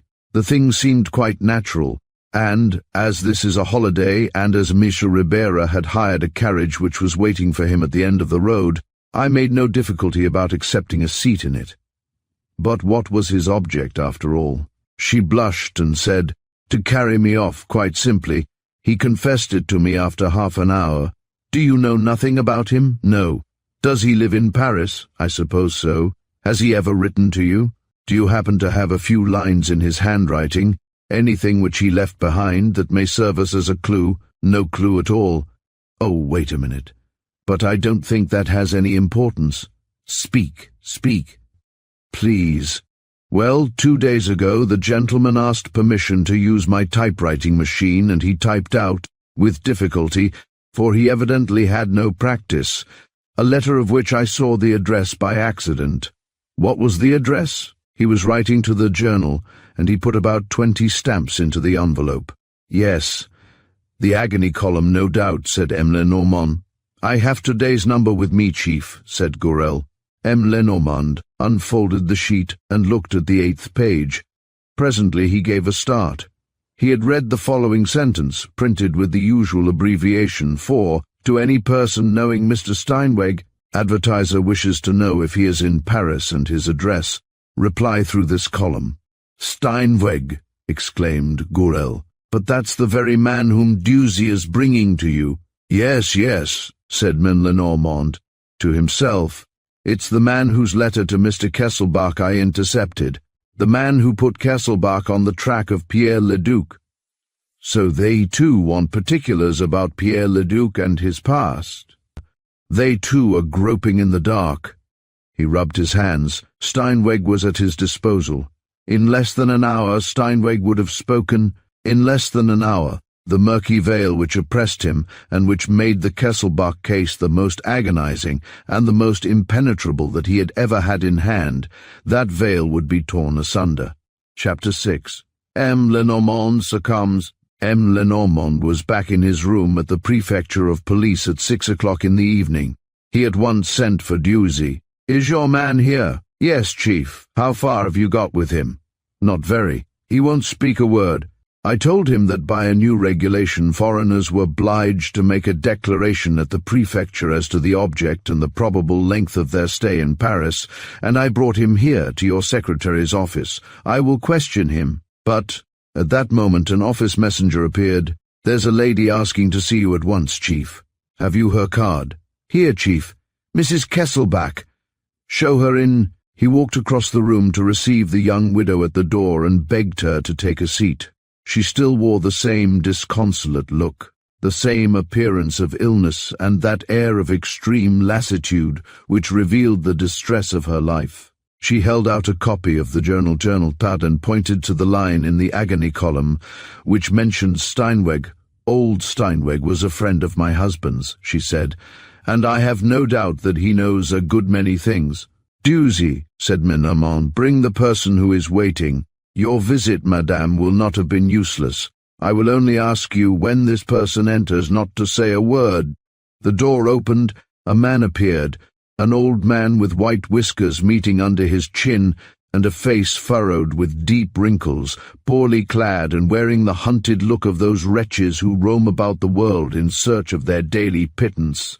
He stood on the threshold, blinking his eyelids, stared at Lenormand, seemed confused by the silence that greeted him on his entrance, and turned his hat in his hands with embarrassment. But suddenly he appeared stupefied, his eyes opened wide, and he stammered, Mrs. Kesselbach." He had seen the young widow, and, recovering his serenity, smiling, losing his shyness, he went up to her and in a strong German accent, "Oh, I am glad. At last. I thought I should never... I was so surprised to receive no news down there, no telegrams. And how is our dear Rudolf Kesselbach?" The lady staggered back, as though she had been struck in the face, and at once fell into a chair and began to sob. "What's the matter?" "Why, what's the matter?" asked Steinweg. M. Lenormand interposed. "I see, sir, that you know nothing about certain events that have taken place recently. Have you been long travelling?" "Yes, 3 months. I had been up to the Rand, then I went back to Cape Town and wrote to Rudolf from there. But on my way home by the East Coast route I accepted some work at Port Said.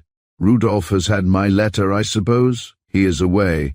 I will explain the reason of his absence. But first there is a point on which we should be glad of some information. It has to do with a person whom you knew and to whom you used to refer in your intercourse with Mr. Kesselbach by the name of Pierre Leduc." "Pierre Leduc? What? Who told you?" The old man was utterly taken aback. He spluttered out again, "Who told you? Who disclosed to you?" "Mr. Kesselbach. Never. It was a secret which I confided to him, and Rudolf keeps his secrets, especially this one. Nevertheless, it is absolutely necessary that you should reply to our questions. We are at this moment engaged on an inquiry about Pierre Leduc which must come to a head without delay, and you alone can enlighten us, as Mr. Kesselbach is no longer here." "Well then," cried Steinweg, apparently making up his mind, "what do you want? Do you know Pierre Leduc?" "I have never seen him, but I have long been the possessor of a secret which concerns him. Through a number of incidents which I need not relate, and thanks to a series of chances, I ended by acquiring the certainty that the man in whose discovery I was interested was leading a dissolute life in Paris, and that he was calling himself Pierre Leduc, which is not his real name. But does he know his real name himself?" "I presume so." "And you?" "Yes, I know it." "Well, tell it to us." He hesitated, then vehemently, "I can't," he said. "No, I can't. But why not? I have no right to. The whole secret lies there. When I revealed the secret to Rudolf, he attached so much importance to it that he gave me a large sum of money to purchase my silence, and he promised me a fortune, a real fortune, on the day when he should succeed, first in finding Pierre Leduc, and next in turning the secret to account." He smiled bitterly. "The large sum of money is already lost. I came to see how my fortune was getting on. Mr. Kesselbach is dead, said the chief detective. Steinweg gave a bound. Dead? Is it possible? No, it's a trap. Mrs. Kesselbach, is it true? She bowed her head. He seemed crushed by this unexpected revelation, and at the same time it must have been infinitely painful to him, for he began to cry, "My poor Rudolph, I knew him when he was a little boy. He used to come and play at my house at Augsburg. I was very fond of him. And calling Mrs. Kesselbach to witness, and he of me, was he not, Mrs. Kesselbach? He must have told you. His old daddy Steinweg, he used to call me." M. Lenormand went up to him and in his clearest voice, "Listen to me," he said. "Mr. Kesselbach died murdered. Come, be calm. Exclamations are of no use. He died murdered, I say, and all the circumstances of the crime prove that the culprit knew about the scheme in question. Was there anything in the nature of that scheme that would enable you to guess?" Steinweg stood dumbfounded. He stammered, "It was my fault. If I had not suggested the thing to him." Mrs. Kesselbach went up to him, entreating him. "Do you think? Have you any idea?" "Oh, Steinweg, I implore you. I have no idea." "I have not reflected," he muttered. "I must have time to reflect." "Cast about in Mr. Kesselbach's surroundings," said Lenormand. "Did nobody take part in your interviews at that time? Was there nobody in whom he himself could have confided? No. Think well. Both the others, Dolores and M. Lenormand, leant toward him, anxiously awaiting his answer. "No," he said, "I don't see." "Think well," repeated the chief detective. "The murderer's Christian name and surname begin with an L and an M." "An L," he echoed. "I don't see. An L, an M. Yes, the initials are in gold on the corner of a cigarette case belonging to the murderer." "A cigarette case?" asked Steinweg, making an effort of memory. "A gunmetal case, and one of the compartments is divided into 2 spaces, the smaller for cigarette papers, the other for tobacco." 2 spaces, 2 spaces, repeated Steinweg, whose thoughts seemed stimulated by that detail. "Couldn't you show it to me?" "Here it is, or rather this is an exact reproduction," said Lenormand, giving him a cigarette case. "Eh? What?" said Steinweg, taking the case in his hands. He looked at it with stupid eyes, examined it, turned it over in every direction, and suddenly gave a cry, the cry of a man struck with a horrible idea. And he stood like that, livid, with trembling hands and wild, staring eyes. "Speak, come, speak," said Mem Lenormand. "Oh," he said, as though blinded with light, "now all is explained. Speak, speak." He walked across to the windows with a tottering step, then returned and, rushing up to the chief detective, Sir, Rudolph's murderer. I'll tell you." "Well?" He stopped short. "Well?" There was a moment's pause. Was the name of the odious criminal about to echo through the great silence of the office, between those walls which had heard so many accusations, so many confessions? M. Lenormand felt as if he were on the brink of the unfathomable abyss, and as if a voice were mounting up to him. A few seconds more and he would know. "No," muttered Steinweg. "No, I can't." "What's that you say?" cried the chief detective furiously. "I say that I can't, but you have no right to be silent. The law requires you to speak. Tomorrow. I will speak tomorrow. I must have time to reflect. Tomorrow, I will tell you all that I know about Pierre Leduc, all that I suppose about that cigarette case. Tomorrow, I promise you. It was obvious that he possessed that sort of obstinacy against which the most energetic efforts are of no avail. M. Lenormand yielded. Very well, I give you until tomorrow, but I warn you that, if you do not speak tomorrow, I shall be obliged to go to the examining magistrate." He rang, and taking Inspector Dusey aside, said, "Go with him to his hotel, and stay there. I'll send you 2 men, and mind you keep your eyes about you. Somebody may try to get hold of him." The inspector went off with Steinweg, and M. Lenormand, returning to Mrs. Kesselbach, who had been violently affected by this scene, made his excuses. "Pray accept all my regrets, madam. I can understand how upset you must feel."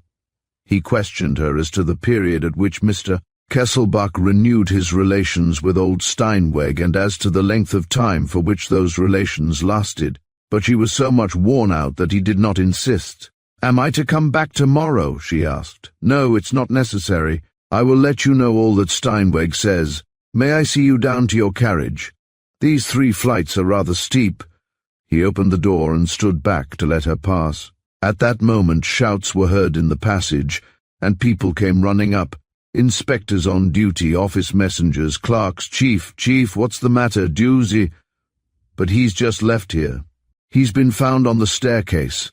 Not dead, no, stunned, fainting. But the man who was with him, old Steinweg, he's disappeared. Damn it." He rushed along the passage and down the stairs, where he found Dewsy lying on the first-floor landing, surrounded by people who were attending to him. He saw Gorel coming up again. "Oh, Gorel, have you been downstairs? Did you come across anybody?" "No, Chief." But Dewsy was recovering consciousness, and almost before he had opened his eyes, mumbled, "Here, on the landing, the little door. Oh, hang it, the door of Court 7. 5, shouted the chief detective. "Didn't I say that it was to be kept locked?" It was certain that sooner or later he seized the door handle. "Oh, of course. The door is bolted on the other side now." The door was partly glazed. He smashed a pane with the butt end of his revolver, drew the bolt and said to Gorel, "Run through this way to the exit on the Place Dauphine." He went back to Dewsy. "Come, Dewsy, tell me about it. How did you come to let yourself be put into this state?" "A blow in the pit of the stomach, Chief. A blow. From that old chap. Why, he can hardly stand on his legs. Not the old man, Chief, but another, who was walking up and down the passage while Steinweg was with you, and who followed us as though he were going out too. When we got as far as this, he asked me for a light. I looked for my matches. Then he caught me a punch in the stomach. I fell down, and as I fell I thought I saw him open that door and drag the old man with him." "Would you know him again?" "Oh yes, Chief. A powerful fellow, very dark-skinned. A southerner of sorts, that's certain." "Ribera," snarled Lenormand. "Always Ribera. Ribera, Idalius, Parbury. Oh, the impudence of the scoundrel! He was afraid of what old Steinweg might say, and came to fetch him away under my very nose." And stamping his foot with anger, "But dash it, how did he know that Steinweg was here, the blackguard? It's only 4 hours since I was chasing him in the St. Cucufa woods, and now he's here. How did he know? One would think he lived inside my skin." He was seized with one of those fits of dreaming in which he seemed to hear nothing and see nothing. Mrs. Kesselbach, who passed at that moment, bowed without his replying, but a sound of footsteps in the corridor roused him from his lethargy. "At last, is that you, Gorel?" "I've found out how it was, Chief," said Gorel, panting for breath. "There were 2 of them. They went this way and out of the Place Dauphine. There was a motor car waiting for them. There were 2 people inside. One was a man dressed in black, with a soft hat pulled over his eyes." "That's he," muttered Msel Lenormand. "That's the murderer, the accomplice of Ribera Parbury. And who was the other?" A woman without a hat, a servant girl, it might be. And good-looking, I'm told, with red hair." "Eh, what? You say she had red hair?" "Yes." Lenormand turned round with a bound, ran down the stairs 4 steps at a time, hurried across the courtyard, and came out on the Quai des Orfèvres. "Stop!" he shouted. A Victorian pair was driving off. It was Mrs. Kesselbach's carriage. The coachman heard and pulled up his horses. Lenormand sprang on the step. "I beg 1,000 pardons, madam, but I cannot do without your assistance. I will ask you to let me go with you, but we must act swiftly. Gorel, where's my taxi?" "I've sent it away, Chief." "Well then, get another, quick." The men all ran in different directions, but 10 minutes elapsed before one of them returned with a motor cab. Lenormand was boiling with impatience. Mrs. Kesselbach, standing on the pavement, swayed from side to side with her smelling salts in her hand. At last they were seated. "Gorel, get up beside the driver and go straight to Garches." "To my house?" asked Dolores, astounded. He did not reply. He leant out of the window, waved his pass, explained who he was to the policeman regulating the traffic in the streets. At last, when they reached the Cours la Reine, he sat down again and said, "I beseech you, madame, to give me plain answers to my questions. Did you see Mélie, Geneviève Ernemont, just now, at about 4 o'clock? Geneviève? Yes, I was dressing to go out. Did she tell you of the advertisement about Steinweg in the journal? She did. And it was that which made you come to see me? Yes. Were you alone during Mélie? Ernemont's visit? Upon my word, I can't say. Why? Recollect. Was one of your servants present? Probably. As I was dressing, what are their names? Suzanne and Gertrude. One of them has red hair, has she not? Yes, Gertrude. Have you known her long? Her sister has always been with me, and so has Gertrude for years. She is devotion and honesty personified. In short, you will answer for her. Oh, absolutely. Very well, very well. It was 7:30, and the daylight was beginning to wane when the taxicab reached the house of retreat. Without troubling about his companion, the chief detective rushed into the porter's lodge. Mrs. Kesselbach's maid has just come in, has she not? Whom do you mean, the maid? Why, Gertrude, one of the two sisters. But Gertrude can't have been out, sir. We haven't seen her go out. Still, someone has just come in. No, sir, we haven't opened the door to anybody since, let me see, 6 o'clock this evening. Is there no other way out than this gate? No. The walls surround the estate on every side, and they are very high. Mrs. Kesselbach, we will go to your house, please. They all three went. Mrs. Kesselbach, who had no key, rang. The door was answered by Suzanne, the other sister. Is Gertrude in? Asked Mrs. Kesselbach. Yes, ma'am, in her room. Send her down, please, said the chief detective. After a moment, Gertrude came downstairs, looking very attractive and engaging in her white embroidered apron. She had, in point of fact, a rather pretty face crowned with red hair. M. Lenormand looked at her for a long time without speaking, as though he were trying to read what lay behind those innocent eyes. He asked her no questions. After a minute he simply said, "That will do, thank you. Come, Gourel." He went out with the sergeant, and at once, as they followed the darkling paths of the garden, said, "That's the one." "Do you think so, Chief?" She looked so placid, much too placid. Another would have been astonished, would have wanted to know why I sent for her. Not this one. Nothing but the concentrated effort of a face that is determined to smile at all costs. Only I saw a drop of perspiration trickle from her temple along her ear, so that everything becomes plain. Gertrude is in league with the two ruffians who are conspiring round the Kesselbach case in order either to discover and carry out the famous scheme or to capture the widow's millions. No doubt the other sister is in the plot as well. At 4 o'clock, Gertrude, learning that I know of the advertisement in the Journal Tesse, takes advantage of her mistress's absence, hastens to Paris, finds Ribera and the man in the soft hat, and drags them off to the Palais, where Ribera annexes Master Steinweg for his own purposes.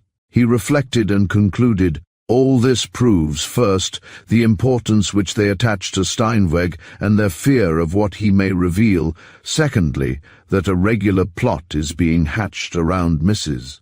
Kesselbach, thirdly, that I have no time to lose, for the plot is ripe. Very well, said Gourel, but one thing remains unexplained. How was Gertrude able to leave the garden in which we now are, and to enter it again, unknown to the porter and his wife? Through a secret passage which the rogues must have contrived to make quite recently, and which would end, no doubt, said Gourel, in Mrs. Kesselbach's house. Yes, perhaps, said Lenormand, perhaps, but I have another idea. They followed the circuit of the wall. It was a bright night, and though their two forms were hardly distinguishable, they themselves could see enough to examine the stones of the walls and to convince themselves that no breach, however skilful, had been effected.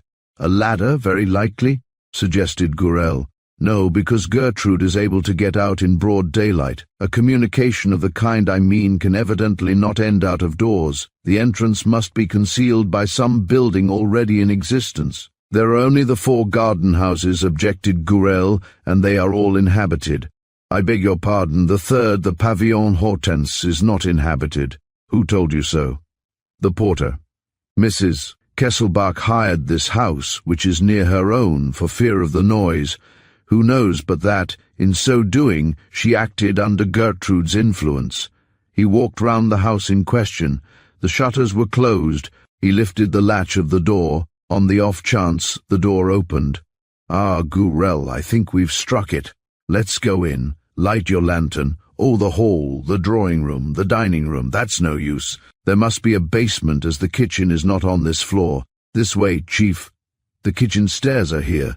They went down into a rather large kitchen, crammed full of wicker-work garden chairs and flower stands. Beside it was a wash-house, which also served as a cellar, and which presented the same untidy sight of objects piled one on the top of the other. "What is that shiny thing down there, Chief?" Gurel stooped and picked up a brass pin with a head made of an imitation pearl. "The pearl is quite bright still," said Lenormand, "which it would not be if it had been lying in this cellar long." "Gertrude, pass this way, Gurel." Gurel began to demolish a great stack of empty wine casks, writing desks and old rickety tables. "You are wasting your time," said Lenormand. "If that is the way out, how would she have time first to move all those things and then to replace them behind her? Look, here is a shutter out of use, which has no valid reason for being fastened to the wall by that nail. Draw it back." Gurel did so. Behind the shutter the wall was hollowed out. By the light of the lantern they saw an underground passage running downwards. "I was right," said Lenormand. "The communication is of recent date. You see, it's a piece of work hurriedly done, and not intended to last for any length of time. No masonry. 2 planks placed crosswise at intervals, with a joist to serve as a roof, and that is all. It will hold up as best it may, well enough in any case for the object in view. That is to say what, Chief?" "Well, first to allow of the going backwards and forwards between Gertrude and her accomplices, and then, one day soon, of the kidnapping, or rather the total, miraculous, incomprehensible disappearance of Mrs. Kesselbach." They proceeded cautiously, so as not to knock against certain beams which did not look over-safe. It at once became evident that the tunnel was much longer than the 50 yards at most that separated the house from the boundary of the garden. It must therefore end at a fair distance from the walls and beyond the road that skirted the property. "We are not going in the direction of Villeneuve and the lake, are we?" asked Gurel. "Not at all, the other way about," declared Lenormand. The tunnel descended with a gentle slope. There was a step, then another, and they veered toward the right. They at once knocked up against a door which was fitted into a rubble frame, carefully cemented. Lenormand pushed it and it opened. "1 second, Gurel," he said, stopping. "Let us think. It might perhaps be wiser to turn back." "Why?" "We must reflect that Ribera will have foreseen the danger and presume that he has taken his precautions, in case the underground passage should be discovered. Now he knows that we are on his track. He knows that we are searching the garden. He no doubt saw us enter the house. How do I know that he is not at this moment laying a trap for us? There are 2 of us, Chief, and suppose there were 20 of them?" He looked in front of him. The tunnel sloped upward again, closed by another door, which was at 5 or 6 yards distance. "Let us go so far," he said. "Then we shall see." He passed through, followed by Gurel, whom he told to leave the first door open, and walked to the other door, resolving within himself to go no farther. But this second door was shut, and though the lock seemed to work, he could not succeed in opening it. "The door is bolted," he said.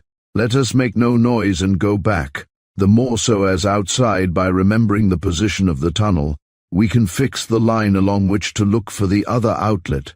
They therefore retraced their steps to the first door when Gurel, who was walking ahead, gave an exclamation of surprise. "Why, it's closed." "How is that?" "When I told you to leave it open." "I did leave it open, Chief, but the door must have fallen back of its own weight." "Impossible! We should have heard the sound. Then, I don't know." He went up to the door. "Let's see, there's a key. Does it turn?" "Yes, it turns, but there seems to be a bolt on the other side." "Who can have fastened it?" "They, of course, behind our backs. Perhaps they have another tunnel that runs above this one, alongside of it, or else they were waiting in that empty house.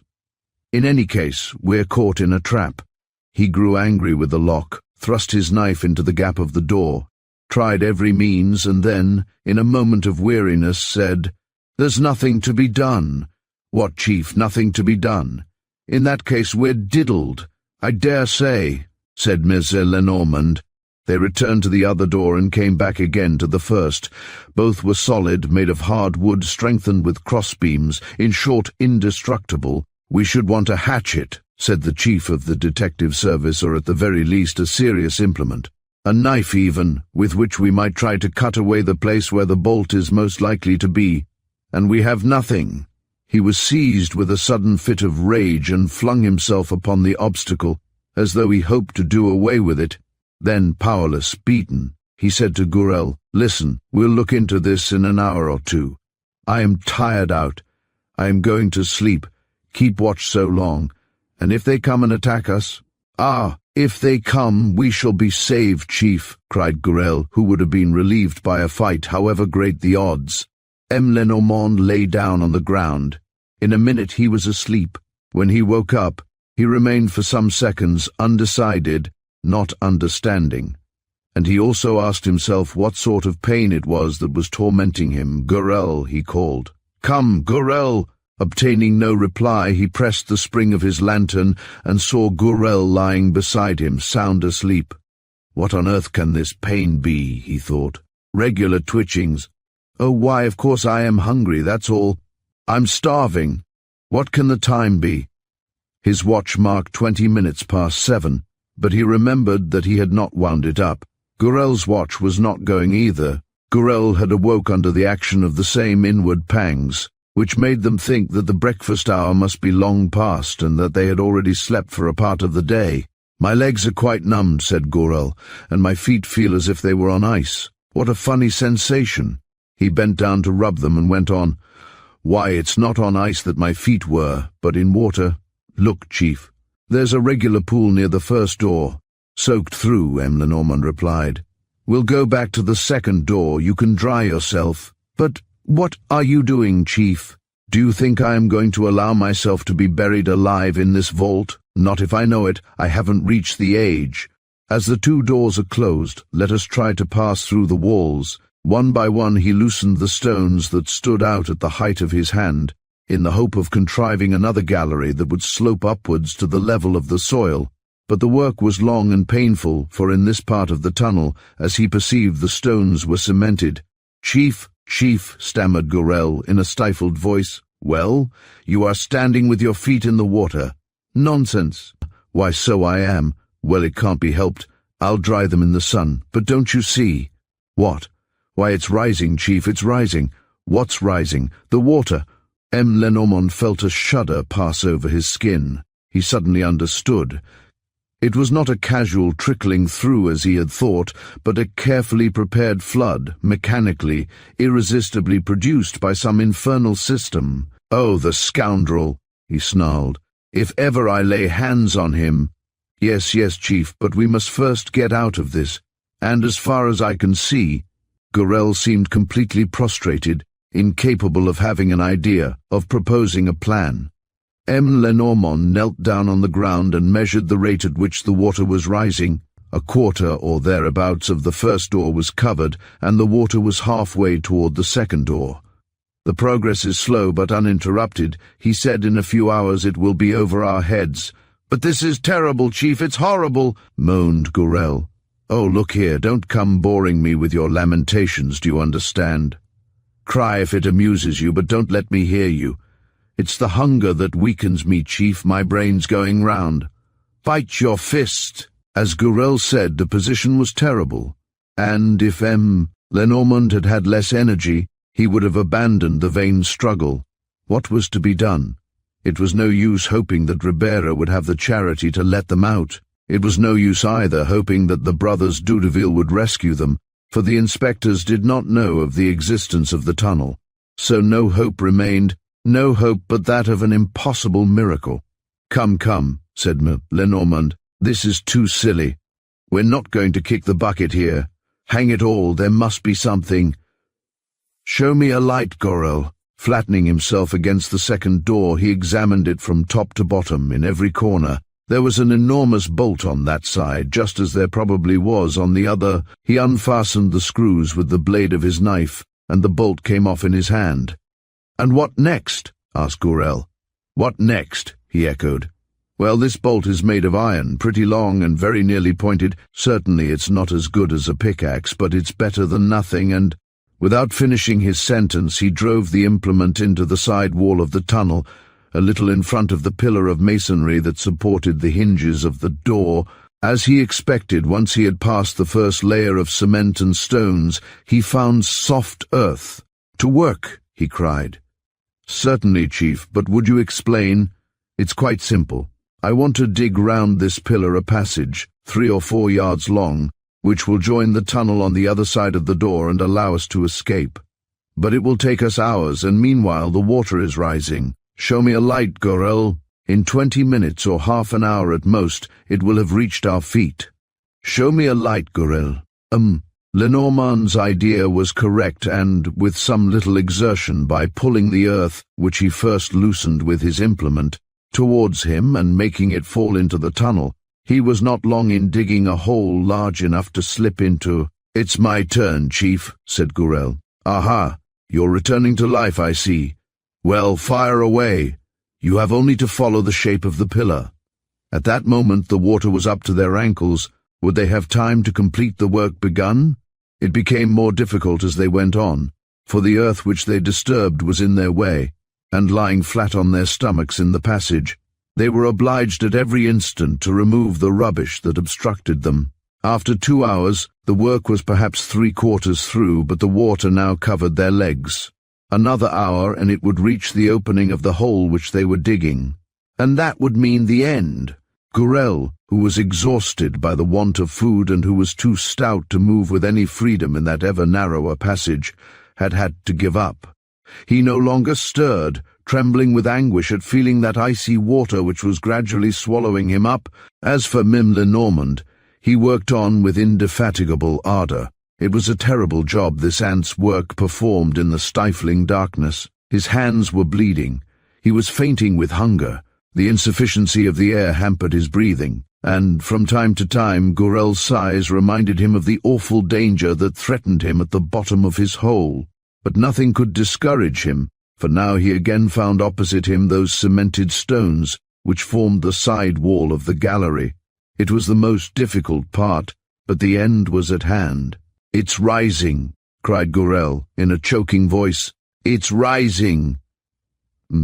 Lenormand redoubled his efforts. Suddenly the stem of the bolt which he was using leapt out into space. The passage was dug. He had now only to widen it, which became much easier once he was able to shoot the materials in front of him. Gurel, mad with terror, was howling like a dying beast. Lenormand paid no attention to him. Safety was at hand. Nevertheless, he had a few seconds of anxiety when he perceived, by the sound of the materials falling, that this part of the tunnel was also under water, which was natural, as the door did not form a sufficiently tight-fitting barrier. But what did it matter? The outlet was free. One last effort. He passed through. "Come, Gurel," he cried, returning to fetch his companion. He dragged him, half dead by the wrists. "Come along, booby, pull yourself together. We are saved." "Do you really think so, Chief? The water's up to our chests. Never mind, as long as it's not over our mouths. Where's your lantern? It's not working." "No matter," he gave an exclamation of delight. 1 step, 2 steps, a staircase. At last they emerged from the water, that accursed water which had almost swallowed them up, and it was a delicious sensation, a release that sent up their spirits. "Stop," said Lenormand. His head had knocked against something. With arms outstretched, he pushed against the obstacle, which yielded at once. It was the flap of a trap-door, and when this trap-door was opened, he found himself in a cellar, into which the light of a fine night filtered through an air-hole. He threw back the flap and climbed the last treads. Then a veil fell over his eyes. Arms seized upon him. He felt himself as it were wrapped in a sheet, in a sort of sack, and then fastened with cords. "Now for the other one," said a voice. The same operation must have been performed on Gurel, and the same voice said, "If they call out, kill them at once." "Have you your dagger?" "Yes." Come along. You two take this one, you two that one. No light, and no noise either. It would be a serious matter. They've been searching the garden next door since this morning. There are 10 or 15 of them knocking about. Go back to the house, Gertrude, and if the least thing happens, telephone to me in Paris. M. Lenormand felt that he was being lifted up and carried, and a moment after that he was in the open air. Bring the cart nearer, said a voice. M. Lenormand heard the sound of a horse and cart. He was laid out on some boards. Gorel was hoisted up beside him. The horse started at a trot. The drive lasted about half an hour. "Halt!" commanded the voice. "Lift them out. Here, driver, turn the cart so that the tail touches the parapet of the bridge. Good. No boats on the river? Sure. Then let's waste no time. Oh, have you fastened some stones to them? Yes, paving stones. Right away, then. Commend your soul to God, M. Lenormand, and pray for me, Parbury Ribera, better known by the name of Baron Altenheim. Are you ready? All right. Well, here's wishing you a pleasant journey, M. Lenormand." M. Lenormand was placed on the parapet. Someone gave him a push. He felt himself falling into space, and he still heard the voice chuckling, "A pleasant journey." 10 seconds later it was Sergeant Gorel's turn. Chapter 7. Parbury Ribera Altenheim. The girls were playing in the garden, under the supervision of Charlotte, Genevieve's new assistant. Ernemont came out, distributed some cakes among them, and then went back to the room which served as a drawing-room and parlour in one, sat down before a writing desk and began to arrange her papers and account books. Suddenly, she felt the presence of a stranger in the room. She turned round in alarm. "You!" she cried. "Where have you come from? How did you get in?" "Hush!" said Prince Ernin. "Listen to me and do not let us waste a minute, Genevieve. Calling on Mrs. Kesselbach. When will she be here?" "Not before an hour. Then I will let the brothers Dudeville come. I have an appointment with them. How is Genevieve?" "Very well. How often has she seen Pierre Leduc since I went away 10 days ago?" 3 times, and she is to meet him today at Mrs. Kesselbach's, to whom she introduced him, as you said she must. Only I may as well tell you that I don't think much of this Pierre Leduc of yours. Genevieve would do better to find some good fellow in her own class of life. For instance, there's the schoolmaster." "You're mad!" "Genevieve marry a schoolmaster? Oh, if you consider Genevieve's happiness first." "Shut up, Victoire. You're boring me with your cackle. I have no time to waste on sentiment. I'm playing a game of chess, and I move my men without troubling about what they think. When I have won the game, I will go into the question whether the knight, Pierre Leduc, and the queen, Genevieve, have a heart or not." She interrupted him. "Did you hear? A whistle. It's the 2 Daudevilles. Go and bring them in, and then leave us." As soon as the 2 brothers were in the room, he questioned them with his usual precision. "I know what the newspapers have said about the disappearance of Lenormand and Gorel. Do you know any more?" "No. The Deputy Chief, M. Weber, has taken the case in hand. We have been searching the garden of the House of Retreat for the past week, and nobody is able to explain how they can have disappeared. The whole force is in a flutter. No one has ever seen the like. A chief of the detective service disappearing without leaving a trace behind him. The 2 maids? Gertrude has gone. She's being looked for. Her sister Suzanne? M. Weber and M. Formery have questioned her. There is nothing against her. Is that all you have to tell me? Oh no, there are other things, all the things which we did not tell the papers." They then described the incidents that had marked Monsieur Lenormand's last 2 days, the night visit of the 2 ruffians to Pierre Leduc's villa next day, Ribera's attempt to kidnap Genevieve and the chase through the Saint-Cucuffa woods, old Steinweg's arrival, his examination at the detective office in Mrs. Kesselbach's presence, his escape from the Palais. "And no one knows these details except yourselves?" "Dusy knows about the Steinweg incident, he told us of it. And they still trust you at the Prefecture of Police?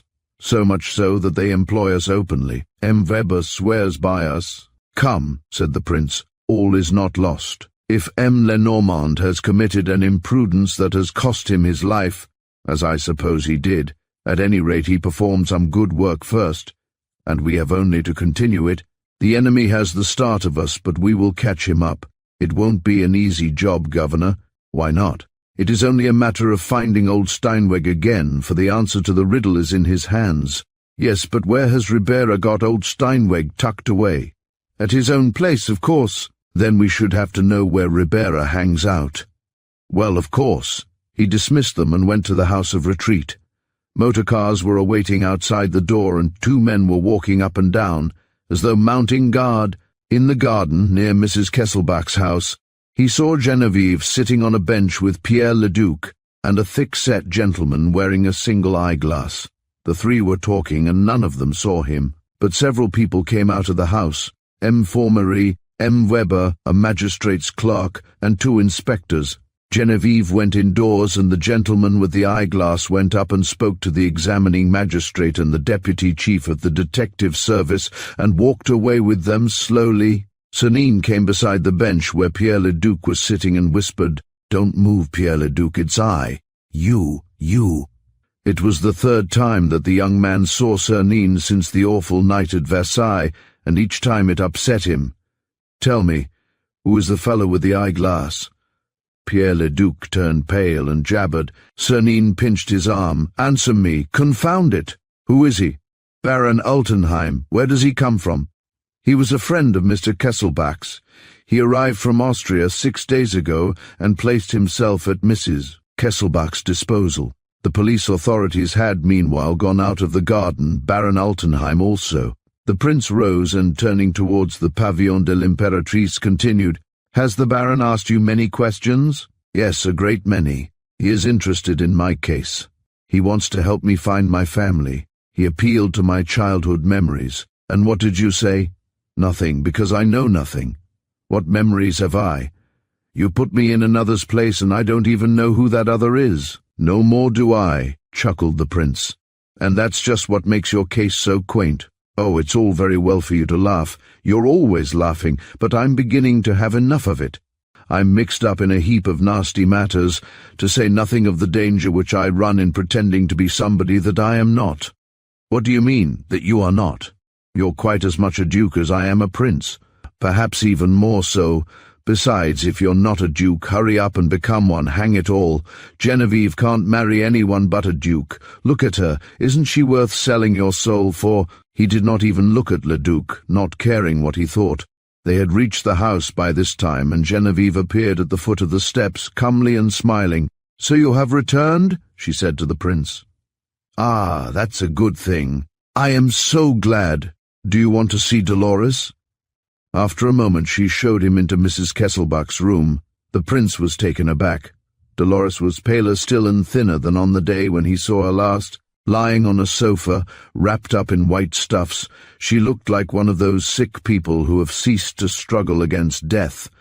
As for her, she had ceased to struggle against life, against the fate that was overwhelming her with its blows. Céline gazed at her with deep pity and with an emotion which he did not strive to conceal.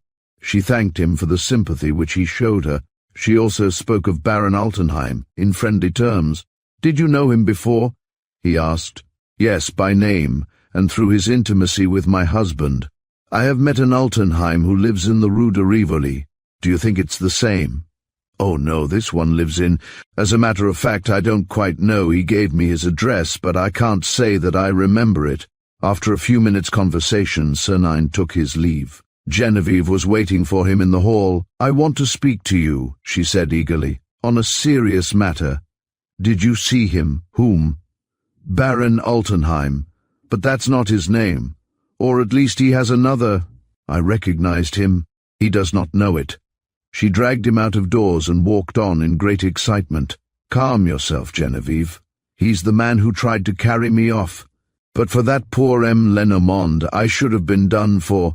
Come, you must know, for you know everything. Then his real name is— Ribera. Are you sure? It was no use his changing his appearance, his accent, his manner. I knew him at once by the horror with which he inspires me. But I said nothing, until you returned." "You said nothing to Mrs. Kesselbach either?" "No. She seemed so happy at meeting a friend of her husband's. But you will speak to her about it, will you not? You will protect her. I don't know what he is preparing against myself. Now that M. Lenormand is no longer there, he has nothing to fear. He does as he pleases. Who can unmask him? I can. I will be responsible for everything, but not a word to anybody." They had reached the porter's lodge. The gate was opened. The prince said, "Goodbye, Genevieve, and be quite easy in your mind. I am there." He shut the gate, turned round, and gave a slight start. Opposite him stood the man with the eyeglass, Baron Altenheim, with his head held well up, his broad shoulders, his powerful frame. They looked at each other for 2 or 3 seconds in silence. The Baron smiled. Then the Baron said, "I was waiting for you, Lupin." For all his self-mastery, Cernine felt a thrill pass over him. He had come to unmask his adversary, and his adversary had unmasked him at the first onset, and, at the same time, the adversary was accepting the contest boldly, brazenly, as though he felt sure of victory. It was a swaggering thing to do, and gave evidence of no small amount of pluck. The two men, violently hostile one to the other, took each other's measure with their eyes. "And what then?" asked Cernine. "What then? Don't you think we have occasion for a meeting?" "Why?" "I want to talk to you. What day will suit you?" "Tomorrow. Let us lunch together at a restaurant. Why not at your place? You don't know my address." "Yes, I do." With a swift movement, the prince pulled out a newspaper protruding from Altenheim's pocket, a paper still in its addressed wrapper, and said, "No. 29 Villa Dupont." "Well played," said the other. "Then we'll say tomorrow at my place, tomorrow at your place. At what time?" 1 o'clock. I shall be there. Goodbye." They were about to walk away. Altenheim stopped. "Oh, 1 word more, Prince. Bring a weapon with you." "Why?" "I keep 4 men servants, and you will be alone." "I have my fists," said Cernine. "We shall be on even terms." He turned his back on him, and then, calling him back, "Oh, 1 word more, Baron. Engage 4 more servants." "Why?" "I have thought it over. I shall bring my whip." At 1 o'clock the next day precisely, a horseman rode through the gate of the so-called Villa Dupont, a peaceful countrified private road, the only entrance to which is in the Rue Pergolese, close to the Avenue du Bois. It is lined with gardens and handsome private houses, and right at the end it is closed by a sort of little park containing a large old house, behind which runs the Paris Circular Railway. It was here at No. 29 that Baron Altenheim lived. Cernine flung the reins of his horse to a groom whom he had sent on ahead and said, "Bring him back at 2:30. He rang the bell, the garden gate opened, and he walked to the front door steps, where he was awaited by 2 tall men in livery, who ushered him into an immense, cold stone hall, devoid of any ornament. The door closed behind him with a heavy thud, and great and indomitable as his courage was, he nevertheless underwent an unpleasant sensation at feeling himself alone, surrounded by enemies in that isolated prison. "Say, Prince Cernine." The drawing-room was near, and he was shown straight in. "Ah, there you are, my dear Prince," said the Baron, coming toward him. "Well, will you believe, Dominique, lunch in 20 minutes. Until then, don't let us be interrupted. Will you believe, my dear Prince, that I hardly expected to see you? Oh, really, why? Well, your declaration of war this morning is so plain that an interview becomes superfluous." "My declaration of war?" The Baron unfolded a copy of the Grand Journal and pointed to a paragraph which ran as follows. "We are authoritatively informed that M. Lenormand's disappearance has roused Arsène Lupin into taking action. After a brief inquiry and following on his proposal to clear up the Kesselbach case, Arsène Lupin has decided that he will find M. Lenormand, alive or dead, and that he will deliver the author or authors of that heinous series of crimes to justice. This authoritative pronouncement comes from you, my dear Prince, of course? Yes, it comes from me. Therefore I was right, it means war. Yes."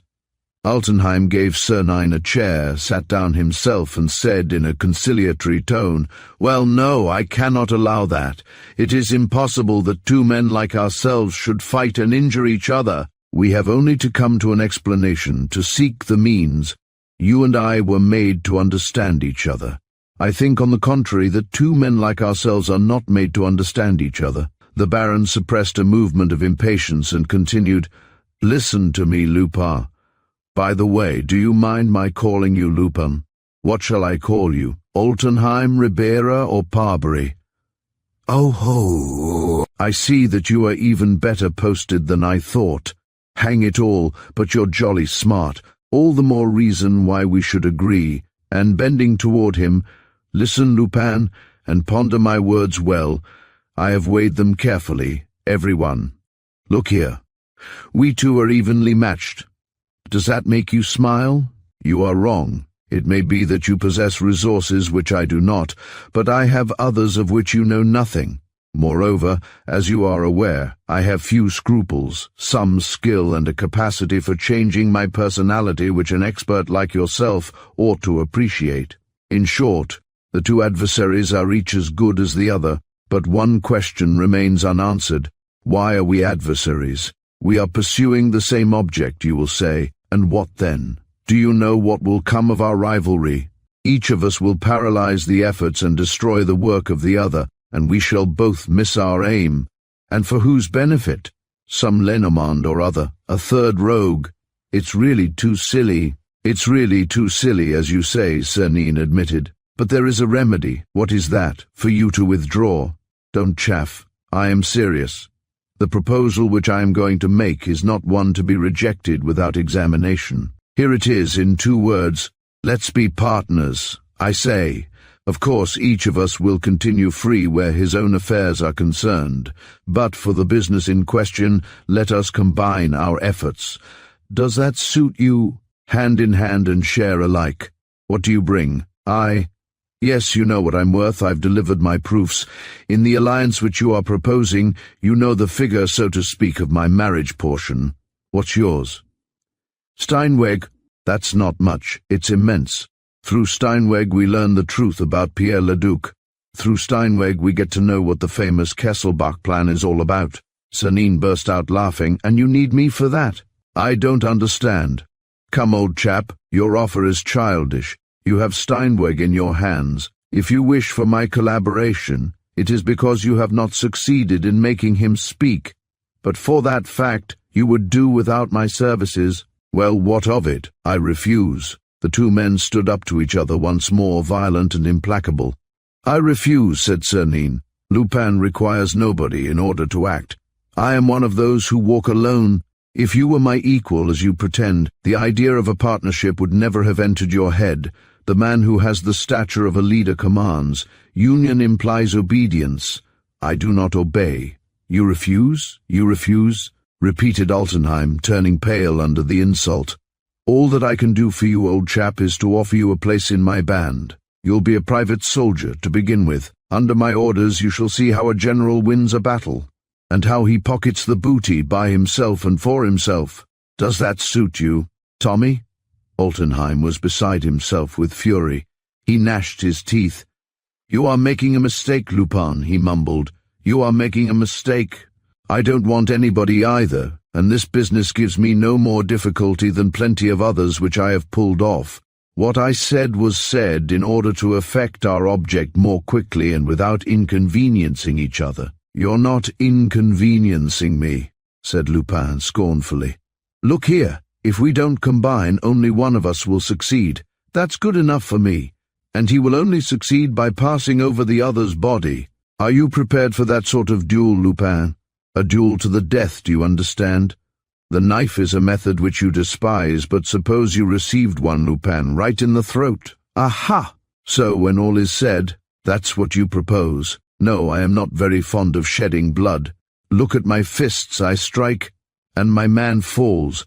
I have special blows of my own, but the other one kills, remember. The little wound in the throat. Ah, Lupin, beware of him, beware of that one. He is terrible, he is implacable. Nothing stops him. He spoke these words in a low voice, and with such excitement that Cernine shuddered at the hideous thought of the unknown murderer. Baron, he sneered, one would think you were afraid of your accomplice. I am afraid for the others, for those who bar our road, for you, Lupin. Accept or you are lost. I shall act myself if necessary. The goal is too near. I have my hand on it. "Get out of my way, Lupin!" He was all energy and exasperated will. He spoke forcibly and so brutally that he seemed ready to strike his enemy then and there. Cernine shrugged his shoulders. "Lord, how hungry I am," he said, yawning. "What a time to lunch at." The door opened. "Lunch is served, sir," said the butler. "Ah, that's good hearing." In the doorway, Altenheim caught Cernine by the arm, and, disregarding the servant's presence, "If you take my advice, accept. This is a serious moment in your life, and you will do better, I swear to you, you will do better. To accept—" "Caviar!" cried Cernine. "Now that's too sweet of you. You remembered that you were entertaining a Russian prince." They sat down facing each other, with the Baron's greyhound, a large animal with long silver hair, between them. "Let me introduce Sirius, my most faithful friend, a fellow countryman," said Cernine. "I shall never forget the one which the Tsar was good enough to give me when I had the honor to save his life." "Ah, you had that honor. A terrorist conspiracy, no doubt." "Yes, a conspiracy got up by myself. You must know this dog. Its name, by the way, was Sebastopol." The lunch continued merrily. Altenheim had recovered his good humor, and the two men vied with each other in wit and politeness. Cernine told anecdotes which the Baron capped with others, and it was a succession of stories of hunting, sport, and travel, in which the oldest names in Europe were constantly cropping up: Spanish grandees, English lords, Hungarian Magyars, Austrian archdukes. "Ah," said Cernine, "what a fine profession is ours! It brings us into touch with all the best people. Here, Sirius, a bit of this truffled chicken." The dog did not take his eyes off him, and snapped at everything that Cernine gave it. "A glass of Chambertin, Prince?" "With pleasure, Baron. I can recommend it. It comes from King Leopold's cellar. A present. Yes, a present I made myself. It's delicious. What a bouquet. With this pâté de foie gras. It's simply wonderful. I must congratulate you, Baron. You have a first-rate chef. My chef is a woman cook, Prince. I bribed her with untold gold to leave Levrault, the socialist deputy. I say, try this hot chocolate ice, and let me call your special attention to the little dry cakes that go with it. They're an invention of genius, those cakes. The shape is charming in any case," said Cernine, helping himself. "If they taste as good as they look. Here, Sirius, you're sure to like this. Locusta herself could not have done better." He took one of the cakes and gave it to the dog. Sirius swallowed it at a gulp, stood motionless for 2 or 3 seconds, as though dazed, then turned in a circle and fell to the floor dead. Cernine started back from his chair, lest one of the footmen should fall upon him unawares. Then he burst out laughing. "Look here, Baron, next time you want to poison one of your friends, try to steady your voice and to keep your hands from shaking. Otherwise people suspect you. But I thought you disliked murder." "With the knife, yes," said Altenheim, quite unperturbed. "But I have always had a wish to poison someone. I wanted to see what it was like." "By Jove, old chap, you choose your subjects well. A Russian prince." He walked up to Altenheim and, in a confidential tone, said, "Do you know what would have happened if you had succeeded, that is to say, if my friends had not seen me return at 3 o'clock at the latest? Well, at 3:30 the prefect of police would have known exactly all that there was to know about the so-called Baron Altenheim, and the said Baron would have been copped before the day was out and clapped into jail." "Pooh," said Altenheim. "Prison one escapes from, whereas one does not come back from the kingdom where I was sending you. True, but you would have to send me there first, and that's not so easy. I only wanted a mouthful of one of those cakes." "Are you quite sure?" "Try. One thing's certain, my lad, you haven't the stuff yet which great adventurers are made of, and I doubt if you'll ever have it, considering the sort of traps you lay for me. A man who thinks himself worthy of leading the life which you and I have the honor to lead must also be fit to lead it, and, for that, must be prepared for every eventuality. He must even be prepared not to die if some ragamuffin or other tries to poison him, an undaunted soul in an unassailable body. That is the ideal which he must set before himself, and attain. Try away, old chap. As for me, I am undaunted and unassailable. Remember King Mithridates." He went back to his chair. "Let's finish our lunch." But as I like proving the virtues to which I lay claim, and as, on the other hand, I don't want to hurt your cook's feelings, just pass me that plate of cakes." He took one of them, broke it in two, and held out one half to the Baron. "Eat that!" The other gave a movement of recoil. "Funk!" said Cernine, and before the wondering eyes of the Baron and his satellites, he began to eat the first and then the second half of the cake, quietly, conscientiously, as a man eats a dainty of which he would hate to miss the smallest morsel. They met again. That same evening Prince Cernine invited Baron Altenheim to dinner at the Cabaret Vatel, with a party consisting of a poet, a musician, a financier, and 2 pretty actresses, members of the Théâtre Français. The next day they lunched together in the Bois, and at night they met at the opera. They saw each other every day for a week. One would have thought that they could not do without each other, and that they were united by a great friendship, built up of mutual confidence, sympathy, and esteem. They had a capital time, drinking good wine, smoking excellent cigars, and laughing like 2 madmen. In reality, they were watching each other fiercely, mortal enemies, separated by a merciless hatred, each feeling sure of winning and longing for victory with an unbridled will. They waited for the propitious moment, Altenheim to do away with Cernine, and Cernine to hurl Altenheim into the pit which he was digging for him. Each knew that the catastrophe could not be long delayed. One or other of them must meet with his doom, and it was a question of hours, or, at most, of days. It was an exciting tragedy, and one of which a man like Cernine was bound to relish the strange and powerful zest. To know your adversary and to live by his side, to feel that death is waiting for you at the least false step, at the least act of thoughtlessness. What a joy, what a delight! One evening, they were alone together in the garden of the Rue Cambon Club, to which Altenheim also belonged. It was the hour before dusk, in the month of June, at which men begin to dine before the members come in for the evening's card play. They were strolling round a little lawn, along which ran a wall lined with shrubs.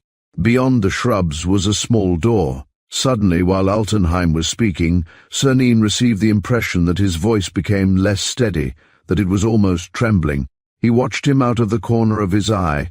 Altenheim had his hand in the pocket of his jacket, and Cernine saw that hand through the cloth clutch the handle of a dagger, hesitating, wavering, resolute and weak by turns. Oh, exquisite moment! Was he going to strike? Which would gain the day, the timid instinct that dare not, or the conscious will, intense upon the act of killing? His chest flung out, his arms behind his back, Cernine waited, with alternate thrills of pleasure and of pain. The Baron had ceased talking, and they now walked on in silence, side by side. "Well, why don't you strike?" cried the prince impatiently. He had stopped, and turning to his companion, "Strike," he said. "This is the time or never. There is no one to see you. You can slip out through that little door, the key happens to be hanging on the wall, and goodbye, Baron. Unseen and unknown. But of course all this was arranged. You brought me here. And you're hesitating. Why on earth don't you strike?" He looked him straight in the eyes. The other was livid, quivering with impotent strength. "You milksop," Cernine sneered. "I shall never make anything of you. Shall I tell you the truth? Well, you're afraid of me. Yes, old chap. You never feel quite sure what may happen to you when you're face to face with me. You want to act, whereas it's my acts, my possible acts, that govern the situation. No, it's quite clear that you're not the man yet to put out my star." He had not finished speaking when he felt himself seized round the throat and dragged backward. Someone hiding in the shrubbery near the little door had caught him by the head. He saw a hand raised, armed with a knife with a gleaming blade. The hand fell, the point of the knife caught him right in the throat. At the same moment Altenheim sprang upon him to finish him off, and they rolled over into the flower borders. It was a matter of 20 or 30 seconds at most. Powerful and experienced wrestler as he was, Altenheim yielded almost immediately, uttering a cry of pain. Cernine rose and ran to the little door, which had just closed upon a dark form. It was too late. He heard the key turn in the lock. He was unable to open it. "Ah, you scoundrel," he said. The day on which I catch you will be the day on which I shed my first blood. That I swear to God." He went back, stooped, and picked up the pieces of the knife, which had broken as it struck him. Altenheim was beginning to move. Cernine asked, "Well, Baron, feeling better? You didn't know that blow, eh? It's what I call the direct blow in the solar plexus. That is to say, it snuffs out your vital sun like a candle. It's clean, quick, painless, and infallible. Whereas a blow with a dagger, pooh. A man has only to wear a little steel-wove gorget, as I do, and he can set the whole world at defiance, especially your little pal in black, seeing that he always strikes at the throat, the silly monster. Here, look at his favourite plaything, smashed to atoms." He offered him his hand. "Come, get up, Baron. You shall dine with me, and do please remember the secret of my superiority, an undaunted soul in an unassailable body." He went back to the club rooms, reserved a table for two, sat down on a sofa, and while waiting for dinner, soliloquized under his breath. "It's certainly an amusing game, but it's becoming dangerous. I must get it over, otherwise those beggars will send me to paradise earlier than I want to go. The nuisance is that I can't do anything before I find old Steinweg, for when all is said, old Steinweg is the only interesting factor in the whole business, and my one reason for sticking to the Baron is that I keep on hoping to pick up some clue or other. What the devil have they done with him? Altenheim is in daily communication with him. That is beyond a doubt. It is equally beyond a doubt that he is doing his utmost to drag out of him what he knows about the Kesselbach scheme. But where does he see him? Where has he got him shut up? With friends? In his own house at 29 Villa Dupont? He reflected for some time, then lit a cigarette, took 3 puffs at it, and threw it away. This was evidently a signal, for 2 young men came and sat down beside him. He did not seem to know them, but he conversed with them by stealth. It was the brothers Dudeville, got up that day like men of fashion. "What is it, Governor? Take 6 of our men, go to 29 Villa Dupont and make your way in—" "The devil! How? In the name of the law. Are you not detective inspectors? A search, but we haven't the right. Take it. And the servants. If they resist, there are only 4 of them. If they call out, they won't call out.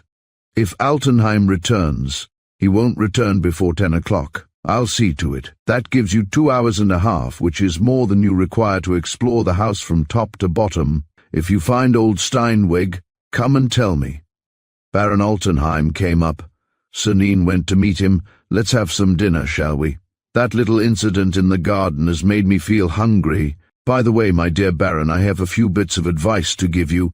They sat down to table. After dinner, Cernine suggested a game of billiards. Altenheim accepted. When the game was over, they went to the baccarat room. The croupier was just shouting, "There are 50 louis in the bank. Any bids?" 100 louis, said Altenheim. Cernine looked at his watch. 10 o'clock. The Daudevilles had not returned. The search, therefore, had been fruitless. "Banco," he said. Altenheim sat down and dealt the cards. "I give." "No. 7, 6. I lose," said Cernine. "Shall I double the stakes?" "Very well," said the Baron. He dealt out the cards. 8, said Cernine. 9, said the Baron, laying his cards down. Cernine turned on his heels, muttering, "That costs me 300 louis, but I don't mind, it fixes him here." 10 minutes later, his motor set him down in front of 29 Villa Dupont, and he found the Daudevilles and their men collected in the hall. "Have you hunted out the old boy?" "No." "Dash it! But he must be somewhere or other. Where are the 4 servants?" "Over there in the pantry, tied up with the cook as well." "Good. I would as soon they did not see me. Go all you others. Jean, stay outside and keep watch. Jacques, show me over the house." He quickly ran through the cellar, the ground floor, the 1st and 2nd floors, and the attic. He practically stopped nowhere, knowing that he would not discover in a few minutes what his men had not been able to discover in 3 hours. But he carefully noted the shape and the arrangement of the rooms, and looked for some little detail which would put him on the scent. When he had finished, he returned to a bedroom which Daudeville had told him was Altenheim's, and examined it attentively. "This will do," he said, raising a curtain that concealed a dark closet full of clothes. From here I can see the whole of the room, but if the Baron searches the house, why should he? He will know that we have been here through his servants. Yes, but he will never dream that one of us is putting up here for the night. He will think that the attempt failed, that is all, so I shall stay. And how will you get out? Oh, that's asking me more than I can tell you. The great thing was to get in. Here I am, and here I stay. Go, Duville, and shut the doors as you go. He sat down on a little box at the back of the cupboard. 4 rows of hanging clothes protected him. Except in the case of a close investigation, he was evidently quite safe. 2 hours passed. He heard the dull sound of a horse's hoofs and the tinkling of a collar bell. A carriage stopped, the front door slammed, and almost immediately he heard voices, exclamations, a regular outcry that increased probably, as each of the prisoners was released from his gag. They are explaining the thing to him, he thought. The Baron must be in a tearing rage. He now understands the reason for my conduct at the club tonight and sees that I have dished him nicely. Dished? That depends. After all, I haven't got Steinweg yet. That is the first thing that he will want to know. Did they get Steinweg? To find this out, he will go straight to the hiding place. If he goes up, it means that the hiding place is upstairs. If he goes down, then it is in the basement. He listened. The sound of voices continued in the rooms on the ground floor, but it did not seem as if anyone were moving. Altenheim must be cross-examining his confederates. It was half an hour before Cernine heard steps mounting the staircase. Then it must be upstairs, he said to himself, but why did they wait so long? Go to bed, all of you, said Altenheim's voice. The Baron entered his room with one of his men and shut the door. And I am going to bed too, Dominique. We should be no further if we sat arguing all night. My opinion is, said the other, that he came to fetch Steinweg. That is my opinion too, and that's why I'm really enjoying myself seeing that Steinweg isn't here. But where is he after all? What have you done with him? That's my secret, and you know I keep my secrets to myself. All that I can tell you is that he is in safe keeping, and that he won't get out before he has spoken. So the prince is sold? Sold is the word, and he has had to fork out to attain this fine result. Oh, I've had a good time tonight. Poor prince. For all that, said the other, we shall have to get rid of him. Make your mind easy, old man, that won't take long. Before a week's out you shall have a present of a pocket-book made out of lupin skin. But let me go to bed now. I'm dropping with sleep. There was a sound of the door closing. Then Cernine heard the Baron push the bolt, empty his pockets, wind up his watch and undress. He seemed in a gay mood, whistling and singing, and even talking aloud. Yes, a lupin skin pocketbook. In less than a week. In less than 4 days. Otherwise he'll eat us up, the bully. No matter, he missed his shot tonight. His calculation was right enough, though. Steinweg was bound to be here. Only there you are. He got into bed and at once switched off the light. Cernine had come forward as far as the dividing curtain, which he now lifted slightly, and he saw the vague light of the night filtering through the windows, leaving the bed in profound darkness. He hesitated. Should he leap out upon the Baron, take him by the throat and obtain from him by force and threats what he had not been able to obtain by craft? Absurd? Altenheim would never allow himself to be intimidated. I say he's snoring now, muttered Cernine. Well, I'm off. At the worst, I shall have wasted a night. He did not go. He felt that it would be impossible for him to go, that he must wait. That chance might yet serve his turn. With infinite precautions, he took 4 or 5 coats and greatcoats from their hooks, laid them on the floor, made himself comfortable, and, with his back to the wall, went peacefully to sleep. The Baron was not an early riser. A clock outside was striking 9 when he got out of bed and rang for his servant. He read the letters which his man brought him, splashed about in his tub, dressed without saying a word, and sat down to his table to write, while Dominique was carefully hanging up the clothes of the previous day in the cupboard, and Cernine asking himself, with his fists ready to strike, I wonder if I shall have to stave in this fellow's solar plexus. At 10 o'clock the Baron was ready. Leave me, said he to the servant. There's just this waistcoat. Leave me, I say. Come back when I ring, not before. He shut the door himself, like a man who does not trust others, went to a table on which a telephone was standing and took down the receiver. "Hello, put me on to Garches, please, mademoiselle." "Very well, I'll wait till you ring me up." He sat down to the instrument. The telephone bell rang. "Hello," said Altenheim. "Is that Garches?" "Yes, that's right. Give me number 38, please, mademoiselle." A few seconds later, in a lower voice, as low and as distinct as he could make it, he began, "Are you 38? It's I speaking, no useless words. Yesterday? Yes, you missed him in the garden. Another time, of course, but the thing's becoming urgent. He had the house searched last night. I'll tell you about it. Found nothing, of course. What? Hullo. No, old Steinweg refuses to speak. Threats, promises, nothing's any good. Hullo. Yes, of course, he sees that we can do nothing. We know just a part of the Kesselbach scheme and of the story of Pierre Leduc. He's the only one who has the answer to the riddle. Oh, he'll speak all right, that I'll answer for.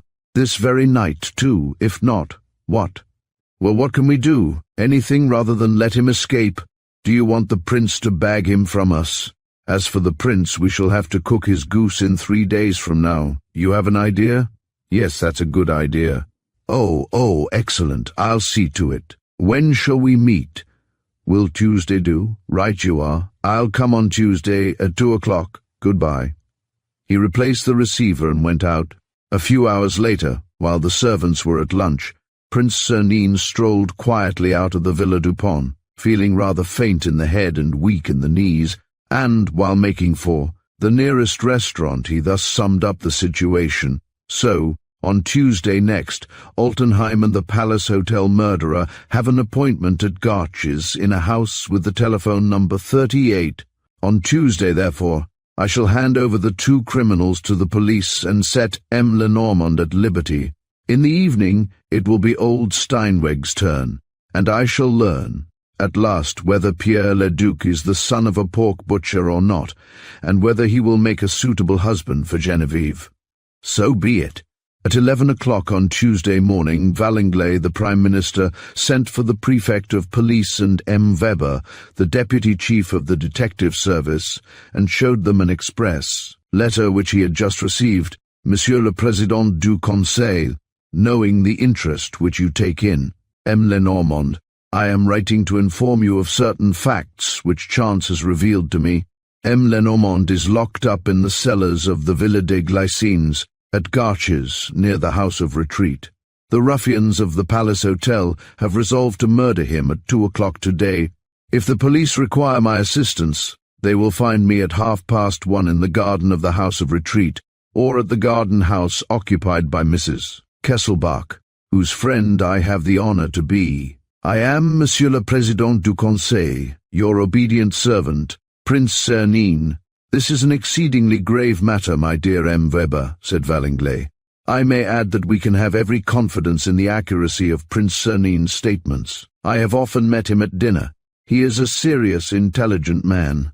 Will you allow me, Monsieur le Président, asked the Deputy Chief Detective, to show you another letter which I also received this morning? About the same case? Yes, let me see it. He took the letter and read, Sir, this is to inform you that Prince Paul Cernin, who calls himself Mrs. Kesselbach's friend, is really Arsène Lupin. One proof will be sufficient. Paul Cernin Bant is the anagram of Arsène Lupin. Not a letter more, not a letter less. L.M. and M. Weber added, while Valenglay stood amazed. This time our friend Lupin has found an adversary who is a match for him.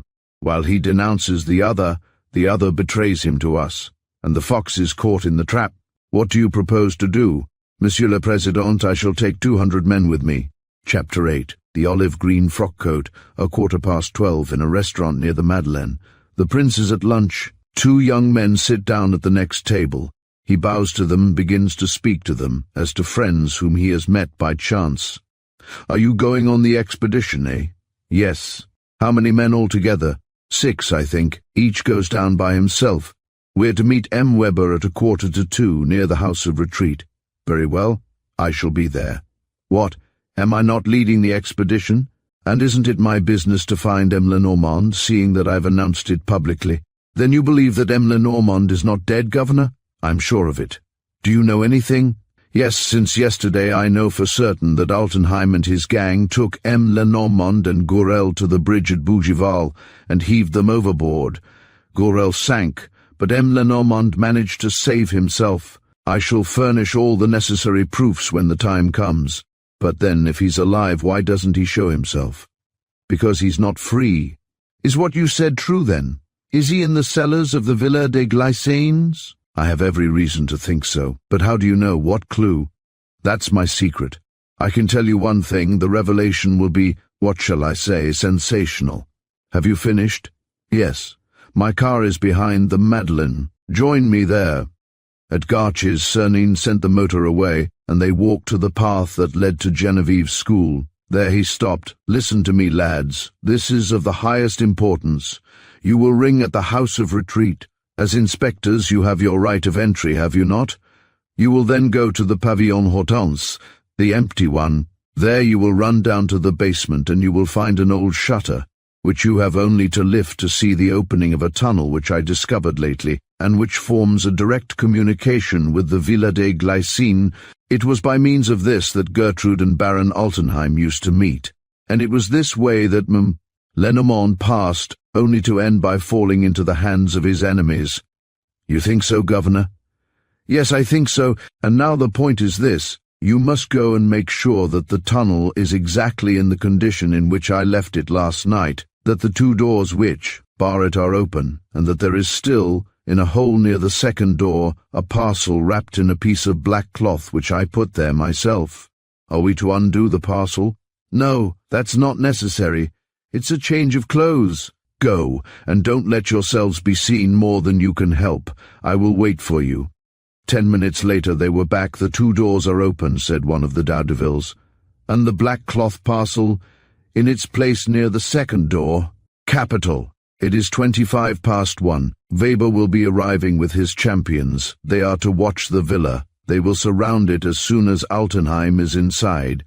I have arranged with Weber that I shall ring the bell, the door will be opened, and I shall have my foot inside the citadel. Once there I have my plan. Come, I've an idea that we shall see some fun. And Cernine, after dismissing them, walked down the path to the school, soliloquizing as he went, all bodes well. The battle will be fought on the ground chosen by myself. I am bound to win. I shall get rid of my two adversaries, and I shall find myself alone engaged in the Kesselbach case. Alone with two whacking trump cards, Pierre le Duc and Steinweg.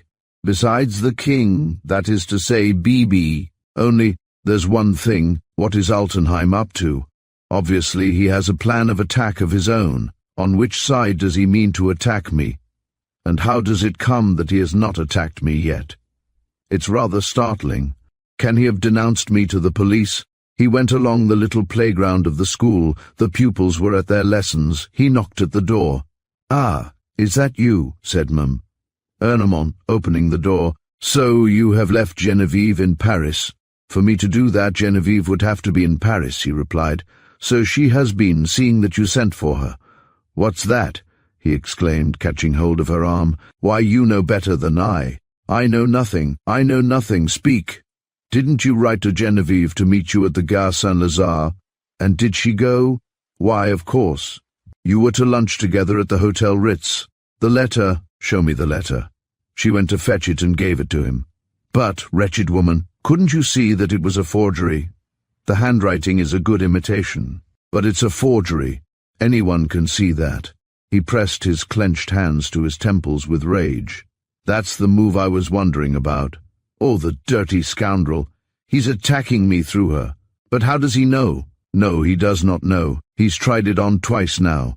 And it's because of Genevieve, because he's taken a fancy to her. Oh, not that. Never. Listen, Victoire. Are you sure that she doesn't love him? Oh, I'm losing my head. Wait. I must think. This isn't the moment. He looked at his watch. 25 minutes to 2. I have time. Idiot that I am. Time to do what? How do I know where she is? He walked up and down like a madman, and his old nurse seemed astounded at seeing him so excited, with so little control of himself after all. She said, There is nothing to prove that she did not suspect the trap at the last moment. Where could she be? I don't know, perhaps at Mrs. Kesselbach's. That's true, that's true. You're right, he cried, filled with sudden hope. And he set out at a run for the house of retreat. On the way, near the gate, he met the brothers Dudeville, who were entering the porter's lodge. The lodge looked out on the road, and this enabled them to watch the approaches to the Villa des Glycines. Without stopping, he went straight to the Pavillon de l'Impératrice, called Suzanne and told her to take him to Mrs. Kesselbach. Genevieve? He asked. Genevieve? Yes, hasn't she been here? No, not for several days. But she is to come, is she not? Do you think so?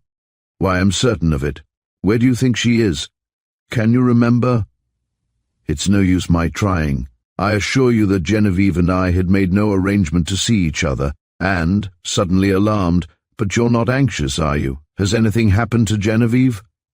No, nothing. He had already left the room. An idea had occurred to him. Suppose Altenheim were not at the Villa des Glycines? Suppose the hour of the meeting had been changed? I must see him, he said to himself. I must at all costs. And he ran along with a disordered air, indifferent to everything. But, in front of the lodge, he had once recovered his composure.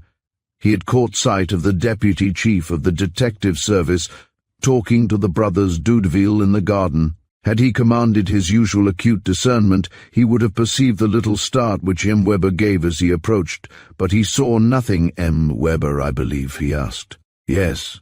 To whom have I the honor? Prince Cernine. Ah, very good. Monsieur le Préfet de Police has told me of the great service which you are doing us, monsieur. That service will not be complete until I have handed the ruffians over to you. That won't take long. I believe that one of those ruffians has just gone in, a powerful-looking man, with a swarthy complexion. Yes, that's Baron Altenheim. Are your men here, M. Weber?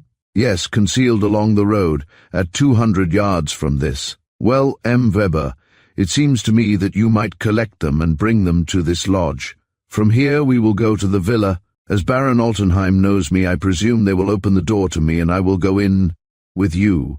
It is an excellent plan, said M. Weber. I shall come back at once. He left the garden and walked down the road in the opposite direction to the Villa des Glycines. Cernine quickly took one of the brothers Dudeville by the arm. Run after him, Jacques. Keep him engaged. Long enough for me to get inside the Glycines, and then delay the attack as long as you can. Invent pretexts. I shall want 10 minutes. Let the villa be surrounded, but not entered. And you, Jean, go and post yourself in the Pavillon Hortense, at the entrance to the underground passage. If the Baron tries to go out that way, break his head. The Dudevilles moved away as ordered. The prince slipped out and ran to a tall gate barred with iron, which was the entrance to the Glycines. Should he ring? There was no one in sight. With one bound he leapt upon the gate, placing his foot on the lock, and hanging on to the bars, getting a purchase with his knees and, hoisting himself up with his wrists, he managed, at the risk of falling on the sharp points of the bars, to climb over the gate and jump down. He found a paved courtyard, which he crossed briskly, and mounted the steps of a pillared peristyle, on which the windows looked out. These were all closed to the very top, with full shutters. As he stood thinking how he should make his way into the house, the door was half opened, with a noise of iron that reminded him of the door in the Villa Dupont, and Altenheim appeared. I say, Prince, is that the way you trespass on private property? I shall be forced to call in the gendarmes, my dear fellow. Cernine caught him by the throat and throwing him down on a bench. Genevieve. Where is Genevieve? If you don't tell me what you've done with her, you villain. Please observe, stammered the Baron, that you are making it impossible for me to speak. Cernine released his hold of him. To the point. And look sharp. Answer. Genevieve? There is one thing, replied the Baron, which is much more urgent, especially where fellows like you and me are concerned, and that is to feel oneself at home. And he carefully closed the front door, which he barricaded with bolts. Then, leading Cernine to the adjoining drawing-room, a room without furniture or curtains, he said, Now I'm your man. What can I do for you, Prince? Genevieve? She is in perfect health. Ah, so you confess. Of course. I may even tell you that your imprudence in this respect surprised me. Why didn't you take a few precautions? It was inevitable. Enough! Where is she? You are not very polite. Where is she? Between four walls, free? Yes, free to go from one wall to another. Where? Where? Come, Prince. Do you think I should be fool enough to tell you the secret by which I hold you? You love the little girl. Hold your tongue, shouted Sernine beside himself. I forbid you. What next? Is there anything to be ashamed of? I love her myself, and I have risked— He did not complete his sentence, frightened by the terrific anger of Sernine, a restrained, dumb anger that distorted the prince's features. They looked at each other for a long time, each of them seeking for the adversary's weak point. At last Sernine stepped forward, and, speaking very distinctly, like a man who is threatening rather than proposing a compact, listened to me. He said, You remember the offer of partnership which you made me? The Kesselbach business for the two of us. We were to act together. We were to share the profits. I refused. Today I accept. Too late. Wait. I accept more than that. I give the whole business up. I shall take no further part in it. You shall have it all. If necessary, I'll help you. What is the condition? Tell me where Genevieve is. The Baron shrugged his shoulders. You're drivelling, Lupin. I'm sorry for you. At your age— There was a fresh silence between the two enemies, a terrible silence. Then the Baron sneered. All the same, it's a holy joy to see you like that, snivelling and begging. I say, it seems to me that the private soldier is giving his general a sound beating. You ass, muttered Sernine. Prince, I shall send you my seconds this evening, if you are still in this world. You ass, repeated Sernine with infinite contempt. You would rather settle the matter here and now. As you please, Prince, your last hour has struck. You can commend your soul to God. You smile. That's a mistake. I have one immense advantage over you. I kill when it's necessary. You ass, said Sernine once more. He took out his watch. It is 2 o'clock, Baron. You have only a few minutes left. At 2:05, 10 past at the very latest, M. Weber and half a dozen sturdy men, without a scruple amongst them, will lay hands on you. Don't you smile either. The outlet on which you're reckoning is discovered. I know it. It is guarded. So you are thoroughly caught. It means the scaffold, old chap. Altenheim turned livid. He stammered, You did this? You have had the infamy. The house is surrounded. The assault is at hand. Speak, and I will save you. How? The men watching the outlet in the Pavillon Hortense belong to me. I have only to give you a word for them, and you are saved. Speak! Altenheim reflected for a few seconds and seemed to hesitate, but suddenly, resolutely declared, This is all bluff. You would never have been simple enough to rush into the lion's mouth. You're forgetting Genevieve. But for her, do you think I should be here? Speak. No. Very well. Let us wait, said Sernine. A cigarette. Thank you. A few seconds passed. Do you hear? Asked Sernine. Yes. Yes, said Altenheim, rising. Blows rang against the gate. Sernine observed, Not even the usual summons. No preliminaries. Your mind is still made up? More so than ever. You know that with the tools they carry, they won't take long. If they were inside this room, I should still refuse. The gate yielded. They heard it creak on its hinges.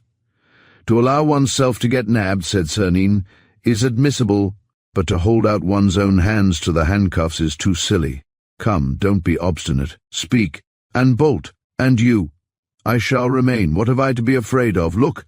The Baron pointed to a gap between the shutters. Sernine put his eye to it and jumped back with a start.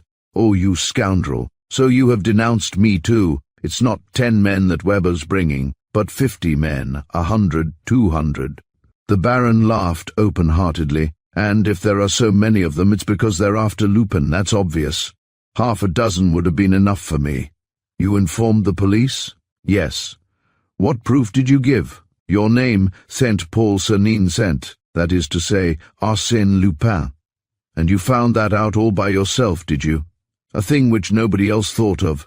Nonsense. It was the other one. Admit it. He looked out through the gap. Swarms of policemen were spreading round the villa, and the blows were now sounding on the door. He must, however, think of one of two things, either his escape or else the execution of the plan which he had contrived. But to go away, even for a moment, meant leaving Altenheim, and who could guarantee that the Baron had not another outlet at his disposal to escape by? This thought paralyzed Sernine. The Baron free, the Baron at liberty to go back to Genevieve and torture her, and make her subservient to his odious love. Thwarted in his designs, obliged to improvise a new plan on the very second, while subordinating everything to the danger which Genevieve was running, Sernine passed through a moment of cruel indecision. With his eyes fixed on the Baron's eyes, he would have liked to tear his secret from him and to go away, and he no longer even tried to convince him, so useless did all words seem to him, and, while pursuing his own thoughts, he asked himself what the Baron's thoughts could be, what his weapons, what his hope of safety. The hall door, though strongly bolted, though sheeted with iron, was beginning to give way. The two men stood behind that door, motionless. The sound of voices, the sense of words reached them. "You seem very sure of yourself," said Sernine. I should think so," cried the other, suddenly tripping him to the floor and running away. Sernine sprang up at once, dived through a little door under the staircase through which Altenheim had disappeared, and ran down the stone steps to the basement. A passage led to a large, low, almost pitch-dark room, where he found the Baron on his knees, lifting the flap of a trap-door. "Idiot!" shouted Sernine, flinging himself upon him. You know that you will find my men at the end of this tunnel, and that they have orders to kill you like a dog, unless you have an outlet that joins on to this." There, of course, I've guessed it. And you imagine. The fight was a desperate one. Altenheim, a real colossus, endowed with exceptional muscular force, had caught his adversary round the arms and body and was pressing him against his own chest, numbing his arms and trying to smother him. Of course, Sernine panted, with difficulty, of course. That's well thought out. As long as I can't use my arms to break some part of you, you will have the advantage. Only, can you? He gave a shudder. The trap-door, which had closed again, and on the flap of which they were bearing down with all their weight, the trap-door seemed to move beneath them. He felt the efforts that were being made to raise it, and the Baron must have felt them too, for he desperately tried to shift the ground of the contest so that the trap-door might open. "It's the other one," thought Sernine, with the sort of unreasoning terror which that mysterious being caused him. "It's the other one. If he gets through, I'm done for." By dint of imperceptible movements, Altenheim had succeeded in shifting his own position, and he tried to drag his adversary after him, but Sernine clung with his legs to the Baron's legs and, at the same time, very gradually, tried to release one of his hands. Above their heads great blows resounded like the blows of a battering ram. "I have 5 minutes," thought Sernine. "In 1 minute this fellow will have to—" Then, speaking aloud, "Look out, old chap! Stand tight!" He brought his 2 knees together with incredible force. The Baron yelled with a twisted thigh. Then Sernine, taking advantage of his adversary's pain, made an effort, freed his right arm and seized him by the throat. "That's capital! We shall be more comfortable like this. No, it's not worthwhile getting out your knife. If you do, I'll wring your neck like a chicken's. You see, I'm polite and considerate. I'm not pressing too hard. Just enough to keep you from even wanting to kick about." While speaking, he took from his pocket a very thin cord and, with one hand with extreme skill, fastened his wrists. For that matter, the Baron, now at his last gasp, offered not the least resistance. With a few accurate movements, Sernine tied him up firmly. "How well you're behaving! What a good thing! I should hardly know you. Here, in case you were thinking of escaping, I have a roll of wire that will finish off my little work. The wrists first, now the ankles. That's it. By Jove, how nice you look." The Baron had gradually come to himself again. He spluttered, "If you give me up, Genevieve will die." "Really? And how?" "Explain yourself. She is locked up. No one knows where she is. If I'm put away, she will die of starvation." Sernine shuddered. He retorted, "Yes, but you will speak." "Never." "Yes, you will speak. Not now, it's too late. But tonight. He bent down over him and, whispering in his ear, said, "Listen, Altenheim, and understand what I say. You'll be caught presently. Tonight you'll sleep at the depot. That is fatal, irrevocable. I myself can do nothing to prevent it now. And tomorrow they will take you to the Sante, and later you know where. Well, I'm giving you one more chance of safety. Tonight, you understand, I shall come to your cell at the depot, and you shall tell me where Genevieve is. 2 hours later, if you have told the truth, you shall be free. If not, it means that you don't attach much value to your head." The other made no reply. Cernine stood up and listened. There was a great crash overhead. The entrance door yielded. Footsteps beat the flags of the hall and the floor of the drawing room. M. Weber and his men were searching. "Goodbye, Baron. Think it over until this evening. The prison cell is a good counselor." He pushed his prisoner aside so as to uncover the trapdoor and lifted it. As he expected, there was no longer anyone below on the steps of the staircase. He went down, taking care to leave the trapdoor open behind him, as though he meant to come back. There were 20 steps, at the bottom of which began the passage through which M. Lenormand and Gourel had come in the opposite direction. He entered it and gave an exclamation. He thought he felt somebody's presence there. He lit his pocket lantern. The passage was empty. Then he cocked his revolver and said aloud, "All right, I'm going to fire." No reply, not a sound. It's an illusion, no doubt, he thought. That creature is becoming an obsession. Come, if I want to pull off my stroke and win the game, I must hurry. The hole in which I hid the parcel